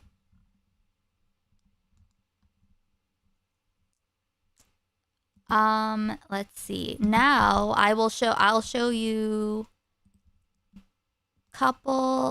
just a little bit of this. Whoa. No, stop. Okay, so he showed this. This is one of the sexual Saturdays. Hi everyone, and welcome to another Sexual Saturday. Today I have a very special Hi. guest. This is Nikki Huntsman. I suck dick for a living. She's a porn star. Yeah. I wanted to bring in a female guest that was willing to talk about sexuality openly, and believe it or not, I don't have very many female friends that want to do that on camera. Well, luckily I do. We're gonna talk about blowjobs. A mother would want to know more about his sexual history. No. It's okay if you don't have context. I'm speaking over, like, you know, long times of A-logging him. Job to have. You like putting a penis in your mouth? Yes, I do. Yeah, okay. So there's a... Yeah, into many pieces with cages. Yeah, in your bed. Okay, no. A sexual Saturday before, but look at this. So when you put this in your mouth, do you play with the balls? Yes, I do play with the balls. Do you put the balls in your mouth too? Oh.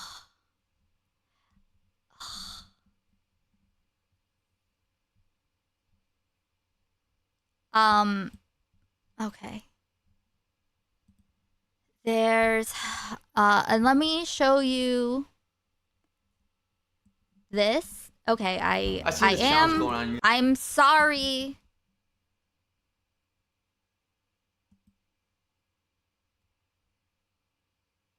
I'm sorry. Do 100 layers of this, 100 layers of that. I want to do 100 layers of something new. 100 layers of guilt. You want to know what relieves guilt? Repent? That's right. That's what I'm gonna do today. You are a sinner. Now that I think about it. We are all sinners. On a scale of 1 to 10, how sin are you? I mean, I'm sin as fuck. So that's above a 10. You work on Satan's behalf? I smell Satan. Dog, what? I want to be a good boy again. Just look at me. I am meant to be a good boy. Oh my god. What That's so bad. I'm gonna be confessing something that I feel guilty about. And I'm gonna be punished for those things accordingly. I'm gonna be tortured with some household items. Confess something. I forgot to clean the bathroom mirror when I left my house. I haven't made a video in over a month. People wait for that. I'm sorry. Was that 3? I am a little bitch. You know better. A few years ago, I bought a gym membership and I didn't go very much at all. The fuck, dog? I'm sorry. You are a sinner for that. What the f did you want me to add like a special effect to that? That's what I thought you were gonna do. Seer is like Seer is a good performer. The airport ones. In general.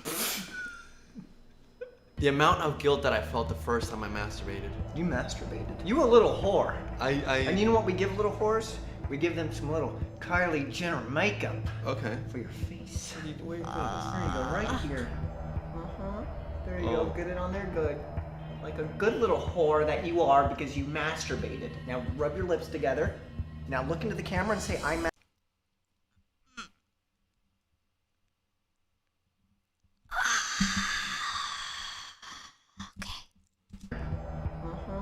There you go, get it on there good. Like a good little whore that you are because you masturbated. Now rub your lips Remember together. their present fit. I saw so many fucking like 14, 15-year-olds sharing stills from this, sharing links from it, commenting, them engaging with this. Hey Form. Hey Mint.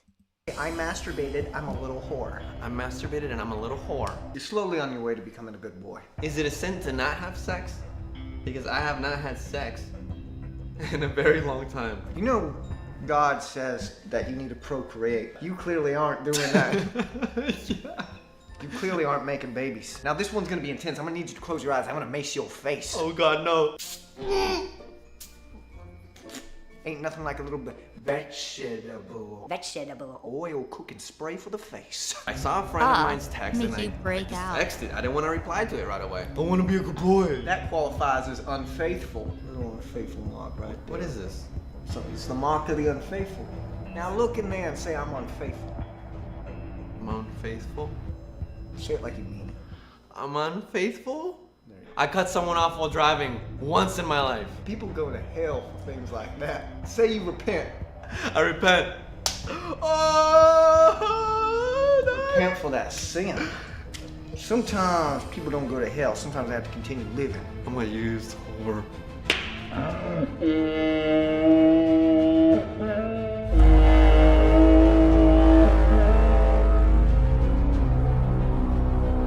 I want to be a good boy.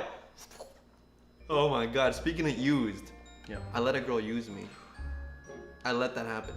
How emasculating. I'm not gonna blame her for what I let her do to me. I let her take advantage of my cock. That's called an excuse, Edwin. And we have a thing for people who chocolate milk. Excuses. There we go. That's good. Look at that. How God. sad. How This is like shit on the face of the sinner. people's fetish. Shit on the face This of the is sinner. stuff that How do you feel now? See, I'm a Harley Quinn used whore with shit on my face. You look like you're just going down and pissed yourself. I got a little something for you next. Why do I have dog face? It's racist to do dog face. I repent. What more do you guys want from me, okay? I want to see you used. 100 layers of torture. As a father of the Christian church.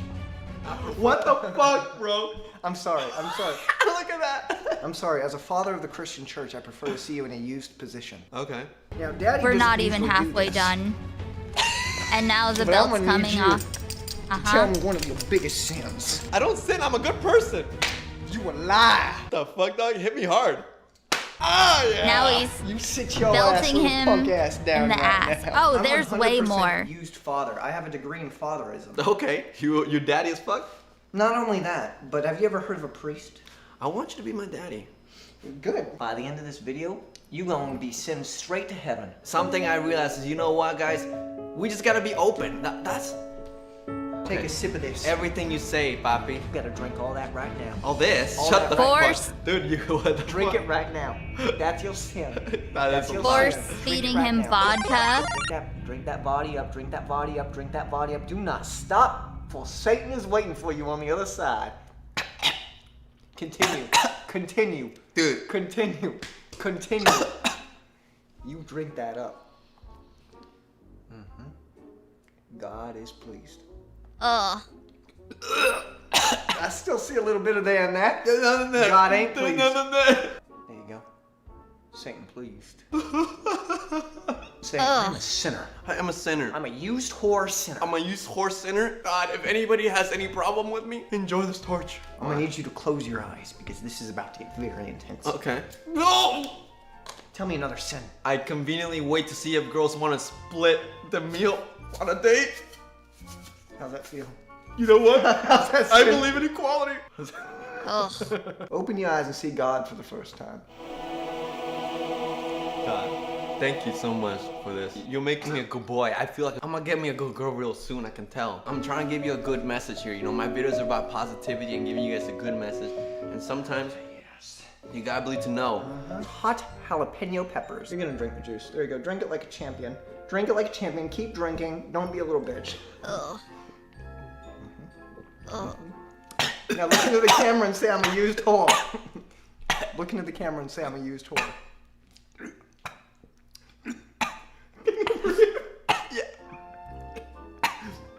What's...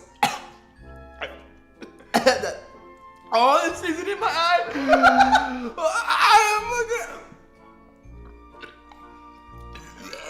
Oh, this is hard. I want a good girl, yo. I'm a good person that is... Ah, my eye, bro. I didn't let them down.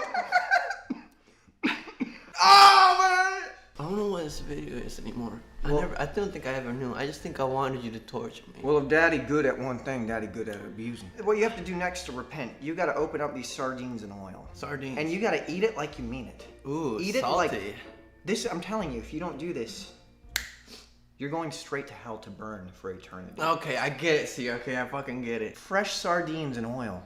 She's red in the middle. Is she on her period? Why is it Oh like my god. Mmm. Hey, it's not that bad, dude. Is bad? Oh my god, this is good. Dog, that's his spine. That's his spine. You know you want one. No, I don't. I can edit out if you want one. No, I don't want that. That's disgusting. I like the finger fish stank. Oh my god, why is it bloody? I'm pretending this is a Disgusting. good girl. Mmm, thank you, bro. Wow. Okay. I deserve that. I was a good boy. See, I know you got a girl, so you can easily get the pussy, but I'm waiting for that tender girl to come over. That's a sin. Shit. You can't spell sinning without winning. I'm a sinner. I'm a winner. You ought to eat this egg. Eat it like a champion. There you go. Who's a bad boy? What a used whore. No one is saying that they're actually having incest. No, I just said it was weird. It's just creepy. It's just creepy. I don't think anything is actually happening. Oh, that's... You know, boy moms are fucking weird. Oh, bro, I saw some. Have you ever saw it? Brag. Look, they're still yellow. They're still yellow. That's kind of good. Yo. Is that good for you? That's not gonna get you in heaven any quicker. Ooh, egg. Edwin, you need to stop. You Dog, lost your fucking this mind. good. You gave it to me, dude. This oh is my the God. sex Right. education content. Bro. Right. I got you. This is after he said, look at his hair. Actually, when I was putting things together, it was very helpful that he changed his hair color regularly. So there was like literally someone had already made a timeline based on his hair color. So you could tell who was grooming, you know, how old the person was grooming around when, you know? I gotta eat that, huh? Do I gotta eat that? There's the cum shot. Am I gonna go to heaven? Oh Well, God, even if they make me no, go it's Edwin, don't. Oh my God. egg whites. That's no. It's protein, right? Stop it. Please. Stop it. Are you serious? Please tell me you didn't eat Are you it. serious right now? Yes. Ooh, bro. You don't need to eat the egg anymore. You're okay. You sure? Yes. Because I'm a sinner. I want to turn it off, but I don't want to, just in case. Did you get your nut? Yeah. Oh god. What's next for Papi? You like that morning coffee, Yeah? bad boy? There you go. No. Nothing like a good caffeine, man. Okay. Hey, but wait, it's good for me, dude. It's good for me. Coffee is good. You have absolutely no dignity, Edwin. I've been a bad boy. Bro, where are you? You actually have zero dignity. Where are you, bro? I hope you understand that. Bro, don't there touch is me. Do not there is nothing wrong with what we're doing here, okay? Oh. Stop. You are my Okay, mom. all right. You get back into heaven. I Okay? love you. Yes, you get back I love into you. heaven. Where's the soldier? Yes, you get right Where's back. the soldier from earlier? You get back into heaven. Where's the fucking soldier? Daddy, come back, Daddy. Yes. Am I a good boy? You get back into heaven. fucking right. No, Say, Peter, Papi, you I'm do a good have to hold back. boy. Where do you think you are? No, you need to tell me you a good boy, because I don't believe it. Poppy, you a good boy. That's right. Mwah. You are Ugh. you are my fucking boy, you understand me? Thumbs this video up, bruh. You've really had some psychological trauma throughout this video. You fixed me. You fixed me, Sierra, and I thank you for that. You made me a better person. You made me a better person, bro. Hey, where you going, dude? You changed. Thumbs up and change this video. Look at you. You did it to me. There's coffee inside my mouth the entire time. Do you want me to swallow, Papi? No. I will swallow for you. It's totally okay if you're uncomfortable. Okay, I'm swallowing. Ugh. Ugh. Don't tear down the set. No. Just one. Let me close out the video, please. Yeah. We just hit 50,000 subscribers, probably. Yeah. Yeah. Thank you. I want to thank y'all so much for watching. I swear my videos aren't usually this crazy, but hey, if they are, thumbs up this video because there's a lot of negativity in the YouTube community and we want to see the uprise. I'm sorry that I was gone. I really am sorry and I feel guilty that I was gone from YouTube for over a month, guys. I won't do that to you guys again. I've been in a tough position and I don't want to put out videos if I'm fucking depressed. So this is what I look like underneath. Look at you. I like these gym shorts, bro. How do we clean these? Look at you. I like this. Oh my god. Look at that. I'm a broke artist trying to make it in the industry, okay? I'm just trying to get the YouTube views. I think this was still on the Trying to channel. make my mom proud. I feel like this stuff was still up. Do you think I'll ever get a girlfriend? Nope. No. Oh, look. I've never had sex before. Oh, cool. Look at this. Another video with them kissing another man. Disgusting. Do you Totally think I'll ever get a educational. girlfriend? Nope. No. I've never had sex before. So. I've seen this challenge going on.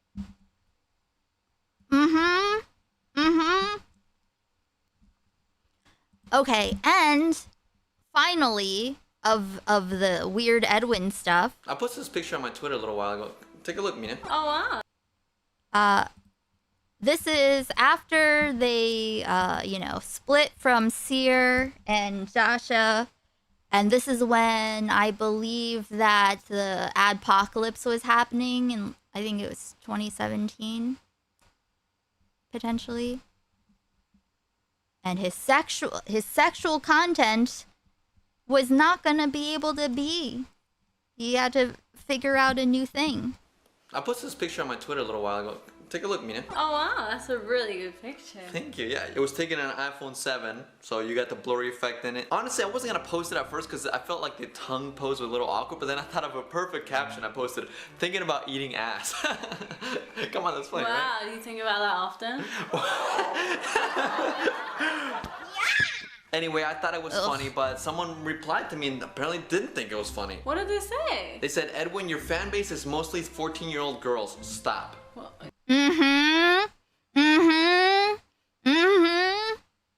Continue.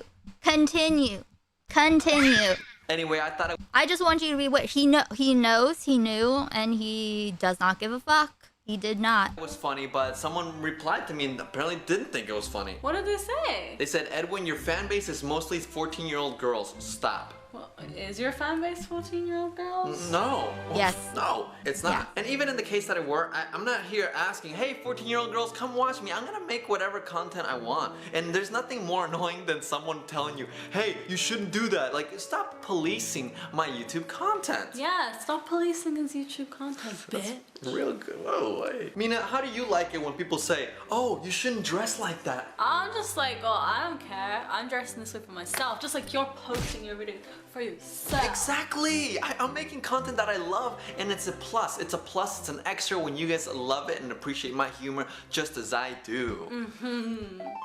If you don't like the videos, Don't watch them. Send them to your friends instead. yes. Don't watch them. What the fuck? Yes. Oh my god, that's a great idea. If you don't like my videos, send them to your mom. Maybe she'll like them. Send it Otherwise, to your dad, your grandma. and then if they all don't like them, then I know have them grandmas send them. love your content. Grandmas do love my content. I do have some older people watch my content. That's sweet.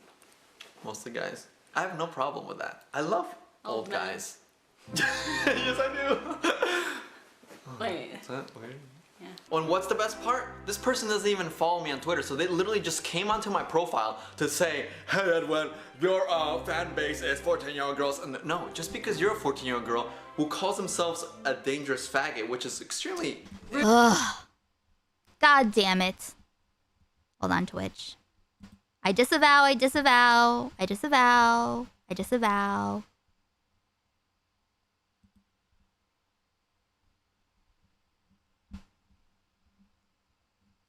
Whatever, you get the idea. You get the idea. I'm just gonna unlist the Twitch VOD. That's all. It's all good. It's all good.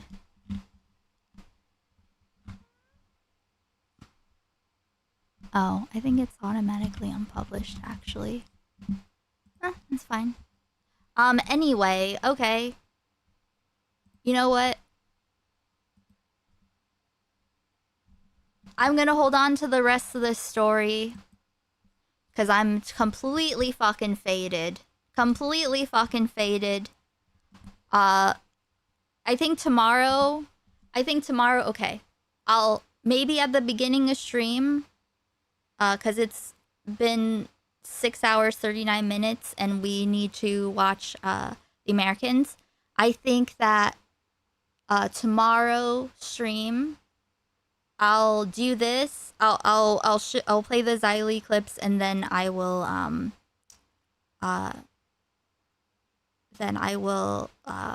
watch the Lasad thing.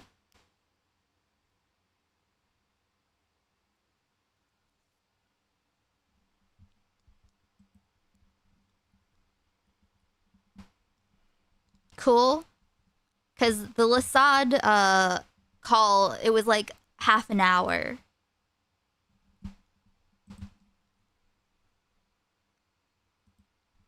Because there's also, this way, there are a couple other things that I want to show. Which is just a couple of things that, like, I can look them up in advance.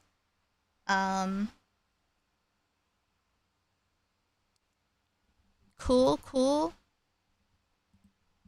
Alright, guys. Head over to Kick so we can watch. Here you go. Go on over.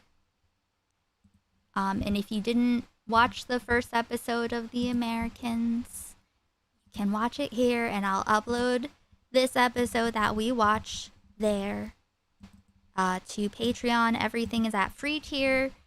Thank you. Thanks to my paid members. I'm going to buy the whole season. Peter has paid for all of the seasons. Gray paid for one season, but there's extra that means there's an extra season spiritually. Let's see.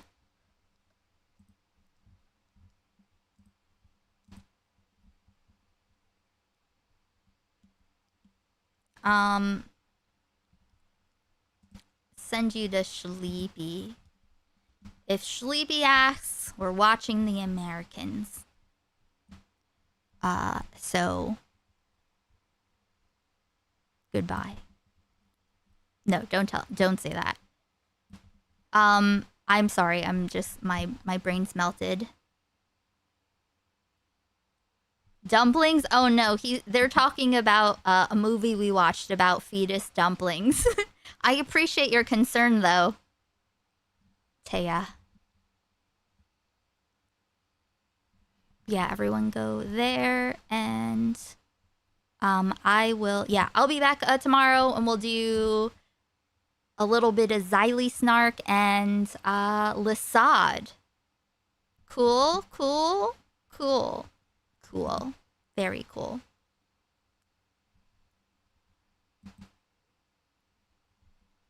What's a documentary? Okay, bye Twitch.